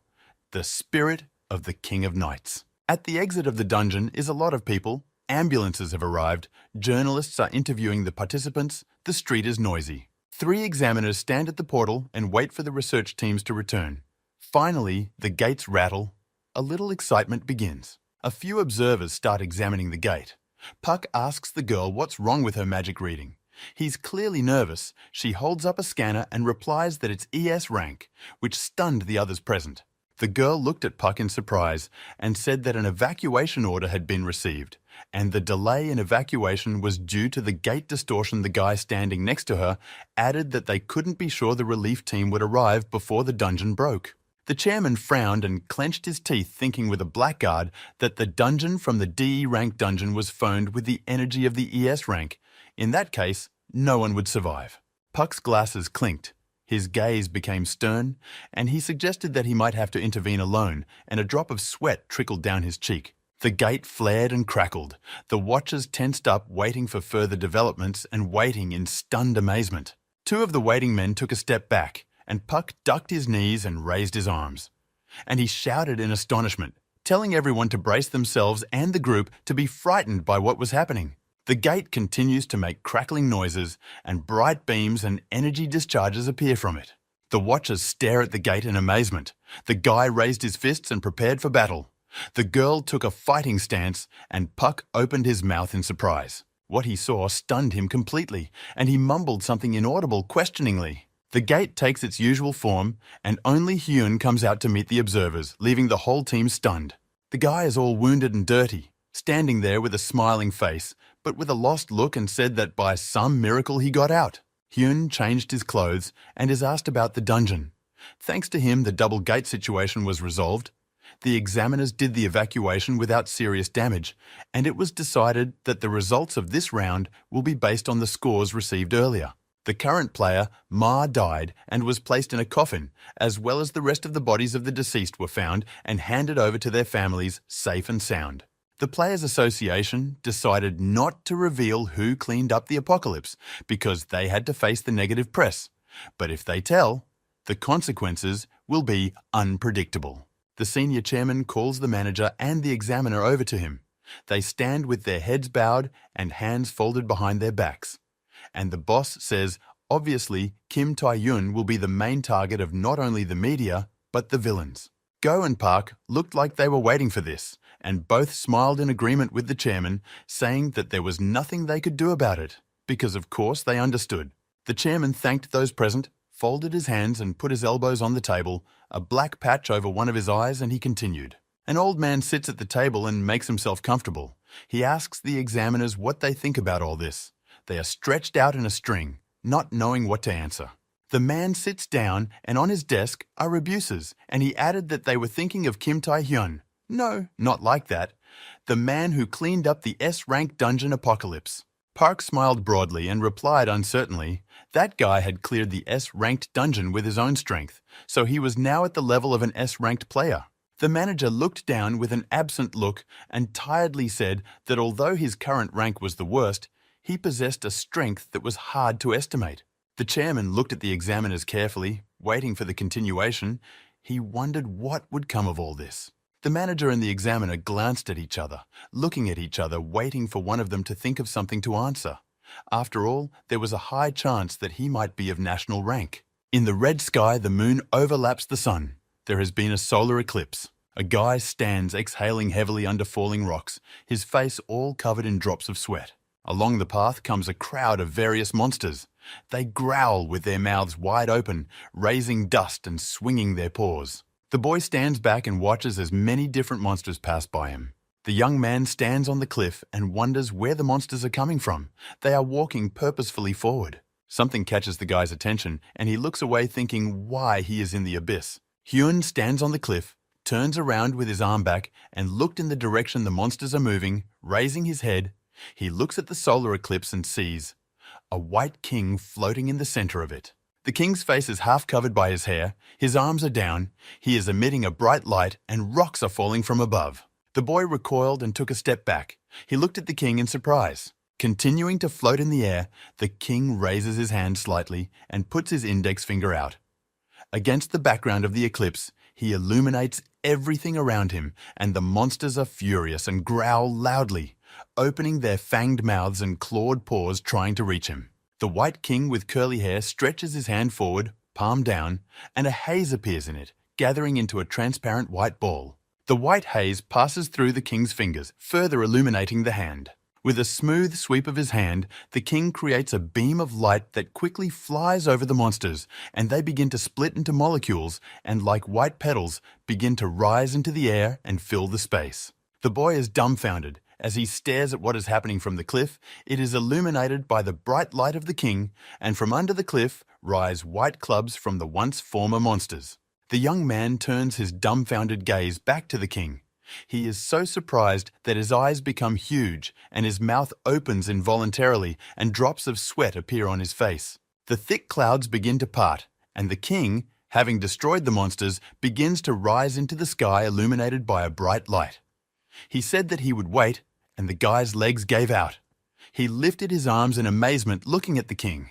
The lad stands with eyes wide open and mouth open, illuminated by the blinding light, and the king said he would wait in the most hidden corners of the abyss. Small stones flew noisily past the king, and he gave one last smile, the hair on his forehead beginning to turn blood red.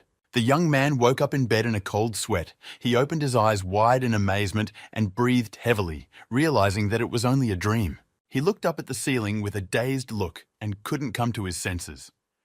As he exhaled, he spread his arms across the mattress as if trying to keep his balance. Hyun sat up on the bed and looked down at his arm, his pajamas open and his bandaged chest exposed, the light from the window flooding the room. The guy's dream was so realistic that the guy can't believe it and continues to look at the raised palm sitting on the hospital bed. The guy continues to look at the palm spreading his fingers, drops of sweat run down his hand, and he thinks to himself that this can't be happening. Too realistic for a normal dream. The boy froze on the bed with his hand up, still looking at it. The White King appears behind his back, holding out his hands to him. Hyun doesn't see him, and wonders what he meant by saying that he will be waiting for him. The guy remembers the image of a death knight. There is a drop of sweat on his face, and his teeth are clenched, and he thinks that even S-rank monsters are wary of being hunted. Besides, he can understand their language, and the questions are getting bigger. Hyun turned to the side, leaning one hand on the bed and activated the skill board. His eyes widened as he thought that it turns out, getting stronger and getting into the abyss is the only way. The young man smiled as he looked at the scoreboard and thought that he knew it. With the Night King's spirit invocation, you can overpower the enemy with your spirit. He had a suspicion during the battle with the Night King, but he had really increased his rank. The boy looked at his stats again and decided that with those stats he could compete with S-ranked players, and thought about the spirit of the Night King, he was sure that it was the skill that was pushing him with that terrifying power. The young man smiled at his thoughts, and one eyebrow crept upwards. He thought that at this rate, a national-level rank is not far off. The door to the ward closed tightly, and there was a loud knock. The guy turned around and stared questioningly at the door silently. The guy opened his mouth in surprise, looking at the door with his eyes wide open as he heard a protest that they weren't allowed to enter here for nothing. The door slowly began to creak open, and from behind it came a voice that said, calling out to the gods that he couldn't believe that they would forbid them from visiting a sick person. The guy's face covered with sweat, and his widened with stunned expression when the voice behind the door said that even for the chairman of the association, it was too much. Finally, the door opened fully, and in walked the head of the Vagabonds Guild, holding onto the door handle. Lowering his eyes, he asked if the guy thought the same, and behind her lay squirming in pain the guards looking after the guy. The girl raised her head. On her face, a warm, sparkling look and a sweet smile.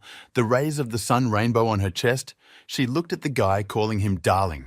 Life in the city goes on its way. On the street, passers-by go about their business and cars go by. In the stream of cars stands out one, black with a shiny surface. On the back seat sits the driver of this car, and covered with sweat, humbly folding his hands on a pile of things, and hesitantly says, addressing the head, that it may be better for him to drive the car. But that in response heard the order to sit and enjoy. The girl sitting behind the wheel continued smiling that he was her guest after all, so let the driving be left to her.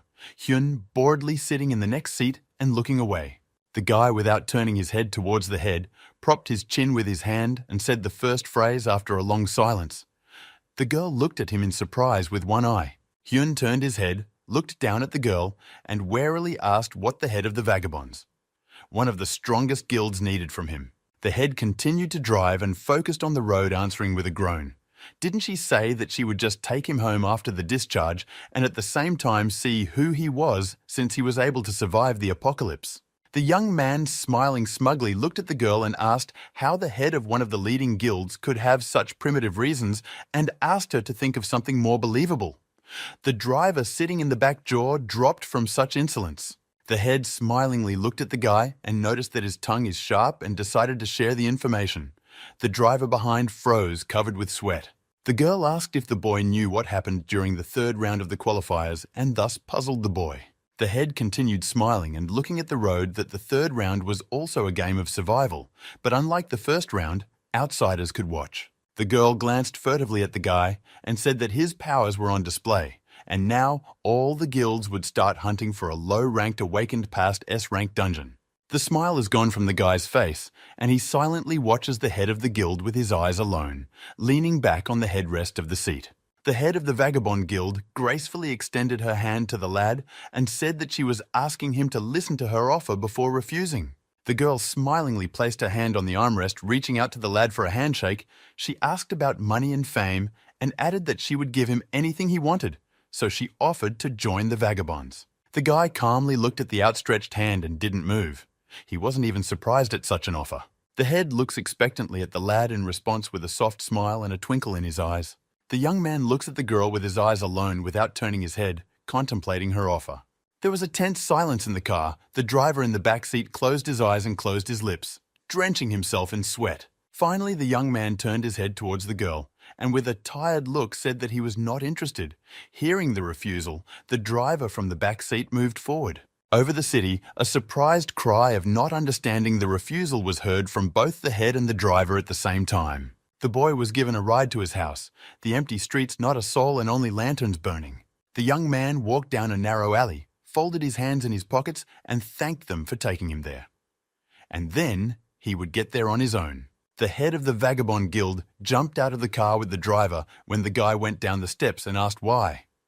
The young man turned around and raised his head up in silence. The girl looked at the guy seriously and poked her finger at him, asking if he didn't hear what she said, if it was the salary and he had other conditions, and she repeated that she was willing to do anything for him. The guy silently listens to the tirade of the head, who continues to be inundated with questions. Maybe he already got an offer from another guild, or realized something was wrong, and he thought it was starting to get annoying. The young man finally asked that they did not misunderstand him, because there is no special reason for refusal, and the girl was silent, surprised watching the guy. The guy standing on the steps added that there is no other guild, no conditions, and whether the vagabonds are so special, the girl listens to him clenched fists. Without turning away from his pursuers, the young man smiled warmly and began to continue down the stairs, noting that he is simply not interested in this. The girl stands opening her mouth with the urge to say something when the guy says now he's gone. The young man lowers himself down, shuffling his shoes down the steps and putting his hands in his pockets. A bright light begins to shine behind him, and his shadow falls on the alley wall. The guy continues to walk away with a smile on his face and a satisfied look. The head of the Vagabond Guild abruptly extends his arm forward, splitting the air. In a flash, the girl is behind the guy's back, blocking his mouth with her hand and twisting one of his arms. The young man dazedly grabs her wrist and tries to break free. But the girl tilts her head, holding him even tighter. The guy turns his head at the girl with his nose and mouth blocked, trying to resist, but sees the head being covered by a turquoise aura.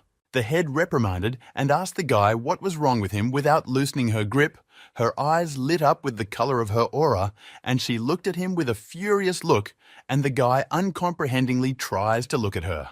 The aura covered the girl all over her body, and she took a step forward on the step, said that just a guy took the first step to become a player, and already he is refusing one of the 4 great guilds, just because, and it doesn't make any sense. The girl finally removes her aura-covered hand from the guy's mouth, and he opens it to gulp in air. Covered in sweat, the girl added that this time she forgives him. The head turned the sweaty head of the guy to herself, pressed him to her shoulder, and ran her index finger on his cheek, and covering both of them with energy, said that she forgives him only because she likes him. And the guy gritted his teeth. The driver at the top of the stairs panicked and raised his hands, shouted to the guild head, "What is she doing since the guy is still being tested? What the hell is she doing?" And the girl keeps holding the guy. The man shouted and turned to Hyun and asked him not to piss off the head and just accept her invitation. He would have to join the guild someday. The boy stopped resisting and smiled, saying that now he could see that stubbornness ran in the family. Hyun relaxed, smiled smugly, looking at the head clarified, asking her if Lim Ah-yeon's sister was like that, which dumbfounded her. The girl looked at the smiling guy with huge eyes of surprise and asked where he was from. The young man continued to smile and pulled away from the head and added that he knew a lot of things, about the stolen name among them. The girl, dumbfounded by what she heard, opened her eyes wide and opened her mouth in surprise. The girl jerked her gaze back to the boy and furrowed her brow. Night had already fallen on the city, and the streets were deserted, with only a few lanterns burning. Suddenly, a turquoise-colored pillar rises between the streets with a loud pop, and a shockwave went through the roofs of the houses. The pillar went wild and covered everything around with a powerful aura. It grabbed the guy by the throat, which scared the driver, who recoiled and raised his hands in amazement. The man thought to himself that this is bad and tensed up, all covered in bad. The man recalled a photo of the girl as a baby and thought that the head's real name was actually Lim Ah-yeon. The CEO of Yuksun Group raised the girl born out of wedlock as his heir. But when another daughter came into the family, the father took away the head's name and made the girl an outcast. The girl kept clutching the guy's throat and clenching her fists. The man thought that the people who know that she changed her last name after becoming a player can be counted on their fingers. The head looked fiercely at the guy with burning eyes and started to lift him off the ground, asking how dare he talk such nonsense right in front of her, and he was definitely crazy, wasn't he? The guy dumbfounded the girl with his words. When he said that, they started first. His eyes rounded and burning pupils became narrower, and his mouth involuntarily opened. The young man applies the skill of hunting. He starts to smile, his eye lights up, and he is covered with his aura. Intercepting the hand of the chapter, she feels the resistance of the unknown force to the spirit of the Amazons, and it was successful. Hyun counterattacks with the spirit of the Night King, and the attack was successful. The girl groaned and bounced to the side. Her aura is interrupted by the guy's energy with his spiky vines hitting all ends. The girl looked dumbfounded at the young man, thinking what a power. Her hand shaking after his touch and red spiky vines flying past her. The head thought in amazement. Not only was he able to withstand S-ranked players' ability, but the counter-attacker now stood with one hand shoved in his pocket and the other looking at his vines, folding his lips into a tube and blowing on them. The guy folded his hands behind his back and looked smugly at the girl. The spiky vines were behind his back, covering his shoulders like a voluminous cloak. The head of the Vagabond Guild recoiled and looked down at the guy with astonished eyes, involuntarily opening her mouth. The young man stepped forward one step closer to the head. The guy came close to the girl, swung and elbowed her over the head of the head. Keeping one hand in his pocket, she pressed her whole body against the wall and mesmerized, looking straight into the guy's eyes. The guy smiled smugly and suggests not crossing the line and called her big sister Ayun. Then corrected himself and called her Mrs. Ayun, continuing to hold her between his torso and the wall. The girl kept her eyes on the guy, bit her lower lip. Her gaze changed, and she blushed with a hoarse exhale. The driver was confused, clenched his fists and opened his mouth, wondering if the guy had just said that. Outside the city stands a huge stadium with a bustling crowd of people stretching towards it. The Colosseum, reminiscent of ancient Rome, is the venue for the third round, with digital scoreboards all over the hall and almost all the seats already filled with spectators. The host girl holds a microphone in her hands and smilingly informs that unlike the first two rounds, closed to outside spectators, the third round they can watch with their own eyes. The manager and the examiner stand on the balcony with different facial expressions, and the girl added, "So the future colleagues of the Awakened, their families and ordinary citizens of their country have arrived at the arena to see the preliminaries with their own eyes." The head sat down in the rows of spectators, pretending to be an ordinary spectator with popcorn in her hands, nervously eating it, thinking about Hyun, glaring at the arena with burning eyes. Her uncle and aunt sit on the bleachers, saying that thanks to Hyun, they can be spectators too. The woman asks if everything will be okay. She's heard that sectionals can be very violent, with her cousin watching from the sidelines. Jen laughed confidently and put his arms at his sides and patted his jacket with supportive inscriptions for his brother, saying that there was no reason to worry because Dahyun was very strong. The guy put out his index finger and hit the inside of the elbow of his other arm with one hand. He brightens up smiling and believing in his brother, saying he can take everyone out with one punch. Jien has become the president of Hyun's fan club and is the only member of the club. He is so fired up that he throws his leg over the bleachers and waves his arms, and a journalist with glasses and sweat comes rushing in. Kim Ji-cha, a young journalist on the verge of being fired, she was desperately biting her thumbnail and thought that this time she had to find a scoop. The girl took a seat on the bench, folded her hands on top of each other, resting her head on them.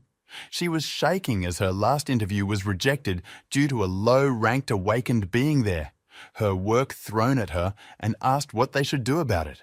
The girl looked up, her eyes filling with tears, and she thought that that guy, Kim Tae-hyun, must have gotten out by now. And if she can't get an interview this time too, she'll definitely say goodbye to the job. Kim is sitting there taking off his glasses and wiping his tears with his hands. He hears the guy sitting next to him ask his companion if she thinks the atmosphere is strange, and points his hand forward. And the journalist looks up. The girl looked questioningly at the arena to understand why the atmosphere was strange, and saw Hyun standing alone in the center, and the other participants parted, creating a semicircle around the guy. Some tensely recoiled. Kim's tears dried up. She went to the fence, putting her hands on it, and looked at what was happening in the arena in surprise. The girl wondered, from the veterans among the high-ranked awakened ones to Lee Gilson, a ranked candidate, behaving unusually. They looked away in surprise. One bit his lip. All the people present at the preliminaries are looking in the same direction, with burning gazes and rubbing their hands, preparing for a fight. Gradually surrounding the guy, everyone stares at him, some taking a step back, some adopting a fighting stance, and some just staring with surprised eyes. The girl stunned thought with her mouth open that they all want to deal with him by joining forces. Then how strong is he? Watching what was going on in the arena, Kim looked forward questioningly. She heard that the third round of preliminaries was about to begin. A sinister smile appeared on the unknown man's face. He's waiting in the noisy hall for the game to begin. Hyun stands with his hands folded in his pockets, head slightly tilted, surrounded by the other contestants as the hostess addressed all the spectators in the arena, asking them to remain calm regardless of what they might see here. Finally, the presenter said that the testing was about to begin, and the guy cheerfully raised his face with a satisfied smile and a serious look, for he was a C-ranked awakened who had defeated the S rank and received the B rank. The first to attack is the girl with burning eyes. She stretches her arms forward and hits with air magic. 3 contestants with different skills enter the battle next, their faces covered in drops of sweat. The contestants all start attacking at the same point. A multicolored stream of energies formed in the arena due to different magic, and a ball of magic builds up in the center. The 3 guys continue their onslaught, and one of them says that they need to deal with Hyun now because he defeated the 2 S-ranked ones in the first round alone, and the other 2 start to intensify their attack while clenching their teeth and looking ahead carefully. On the other side, the candidates also keep hitting the same point, noting that if they don't knock the guy out now, he will take them all out. The magic accumulated in the ball starts to break through with discharges that start bouncing off in different directions along with the rocks. Continuing the onslaught, none of the participants noticed a gap in the magic ball, and out popped a guy with a burning eye with one hand stretched forward and the other clenched into a fist. The participants on whom Hyun flew out were dumbfounded by what was happening.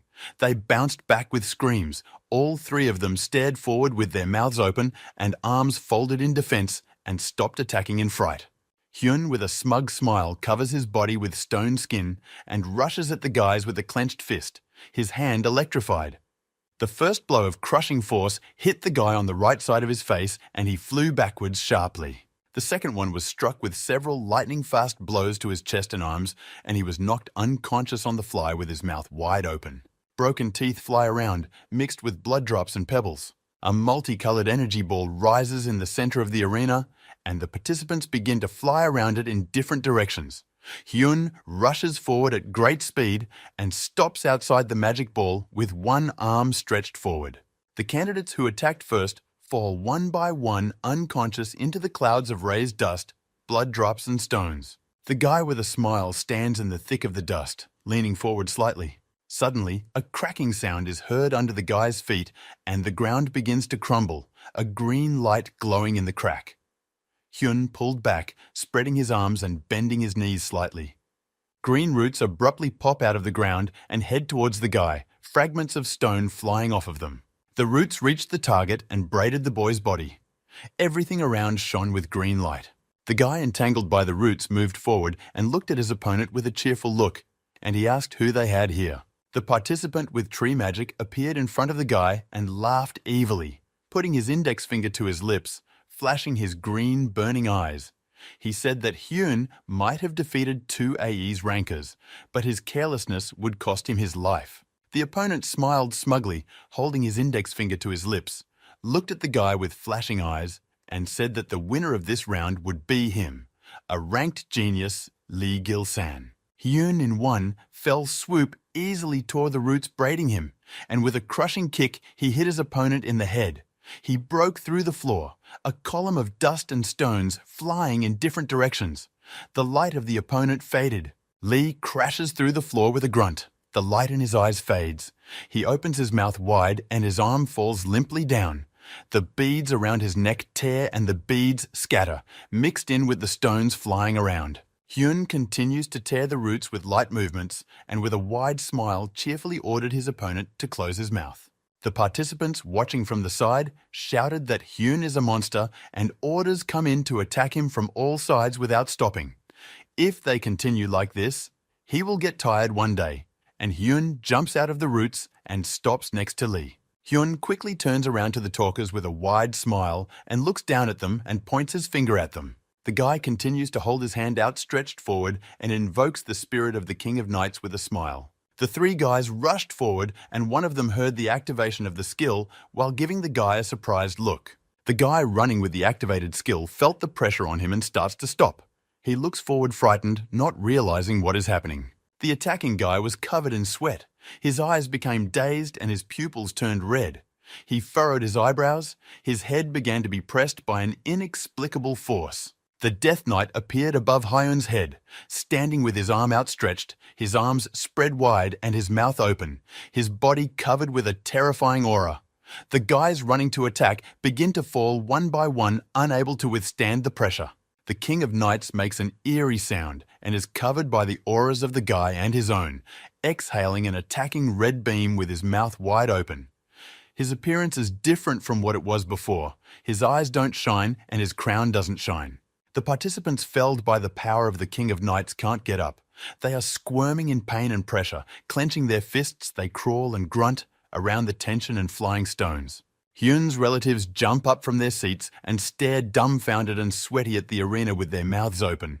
A woman clings to her husband's shoulder, and Ji-young walks over to the partition and looks at his brother questioningly in amazement. The manager stares at the arena with his mouth hanging open in amazement, dumbfounded by what's happening, while the examiner frowns his eyebrows in amusement and grins.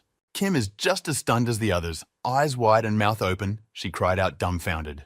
The guy with the haughty look, smiling, holds his arm outstretched forward, rocks flying around and tension hanging. The power was so great that it spread to the audience in the hall, and they began to pull away, as if blown away without wind, and pressed against the walls of the seats. The leader of the tramps tensed up, set aside the popcorn, and pitched forward to gaze. The girl called Hyun a psycho and raised her hand. She's eyes wide open, looking at the arena, outraged that he used a skill in the middle of nowhere. The guy is standing on the floor, covered in cracks, the dust gradually dissipating and exposing the defeated contestants who still lay curled up, the grim aura shards flying around and slowly fading away. Hyun exhaled, folded his hands in his pockets, and slowly walked between the defeated opponents, saying that perhaps this was the end of it. The guy stopped in the clouds of dust and looked away with a smile, saying that there is unfinished business. Out of the dust clouds comes Ah-Yun, holding one hand with her other hand, moving and shuffling her feet heavily. The guy half-turned and watches her. The rest of the participants continue to lie motionless. The girl, breathing heavily, stopped, continuing to hold her wounded arm and looking straight at the guy with serious eyes. She is enveloped by dust and sparks of fire flying by. The guy turned around, still keeping his hands in his pockets. He stands in the thick of the soot and dust, smiling. Looking at the girl, he asked her what she planned to do now, and added that he wouldn't be offended at all if she decided to surrender. The girl looked at Hyun carefully. A drop of sweat dripped down her face, and she bent her torso slightly, leaning forward, still holding her hand clenched. The arena is so dusty and sooty that you can't see part of the stadium. The guy smiles smugly. He looks at the girl with a calm look. Rocks and sparks are flying around, and he decides to provoke the girl by asking if she wants to refresh her memories of the first round. And Yoon instantly blushes, furrows her eyebrows and glares furiously at the guy. She starts to get angry and embarrassed. There was a rumble, and up flew a powerful wave of blue energy accompanied by ice blocks. Seals in the form of snowflakes begin to appear around. The next strongest wave flew in the opposite direction, also mixed with ice. The seals are becoming more and more, and the hall is filled with the sound of breaking ice blocks. In a flash, an ice dome formed in the arena, raising airwaves around it. The dome begins to form a crust of ice, hiding from the audience what is happening inside. The crackle of growing ice is heard, and the seals in the form of snowflakes increased in size. The girl furiously shouted Hyun's name, drawing all of his attention to herself. He stands with his hands in his pockets and smiles confusedly, a drop of sweat dripping down his face, and he thought, wondering that now he doesn't care about Ah-Yun's lunge. Ah-Yun became furious and shouted furiously, advising the guy to take better care of himself. An airwave rose around her. Her eyes lit up, and she activated her huge ice hammer, spreading her legs wide and prepared to attack. The girl moved forward with burning eyes. Her face was filled with rage. She furrowed her eyebrows and shouted that she would never do it again. The hammer in her hand shone, and energy began to build up around her, and flakes of snow flew around her. The guy stands in the epicenter of the storm. Around him the air rises and flakes of snow fly. He smiles smugly. In his look reads mockery, and smugly mocked the girl, saying, "Yes, what she says." All around, everything crackles with the growing ice. A real blizzard rises.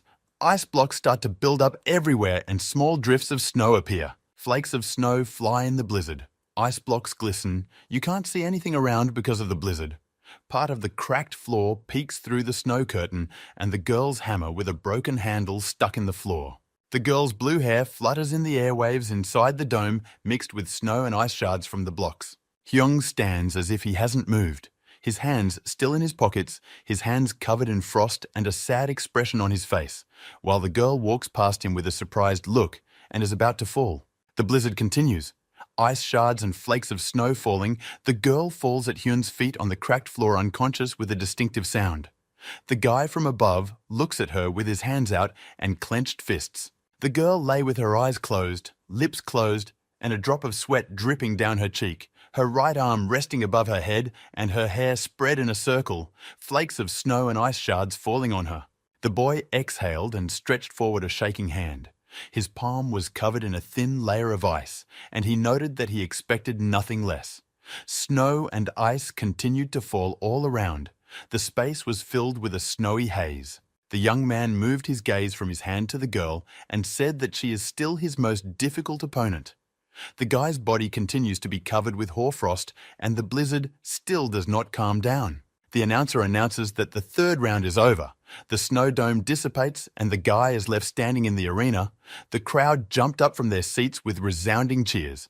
Candidate number 920 Kim Dae-hyun is the winner of these qualifiers. The chairman sits at the table with a cup of steaming tea and says that, by the way, he didn't think the guy would single-handedly finish third, and laughingly adds that given the sweep of the apocalypse, it was to be expected. Hyun sits in the chair opposite, a cup of hot tea in front of him, holding a dagger in his hand and bowing his head, smiling with feigned modesty, replied that he was just lucky. The man continued to smile and leaned forward slightly, a black patch over his eye, grey hair showing through his hair and beard. He kept his elbows on the table, folding his hands together. The chairman addressed the guy by name, which caught his attention, and Hyun raised a questioning look at him, expecting a tricky question. The man asked how Hyung felt about the offer to join the new South Korea Players Association, which stunned the guy, and he froze in surprise, staring at the chairman with his mouth open and his hands hanging in the air.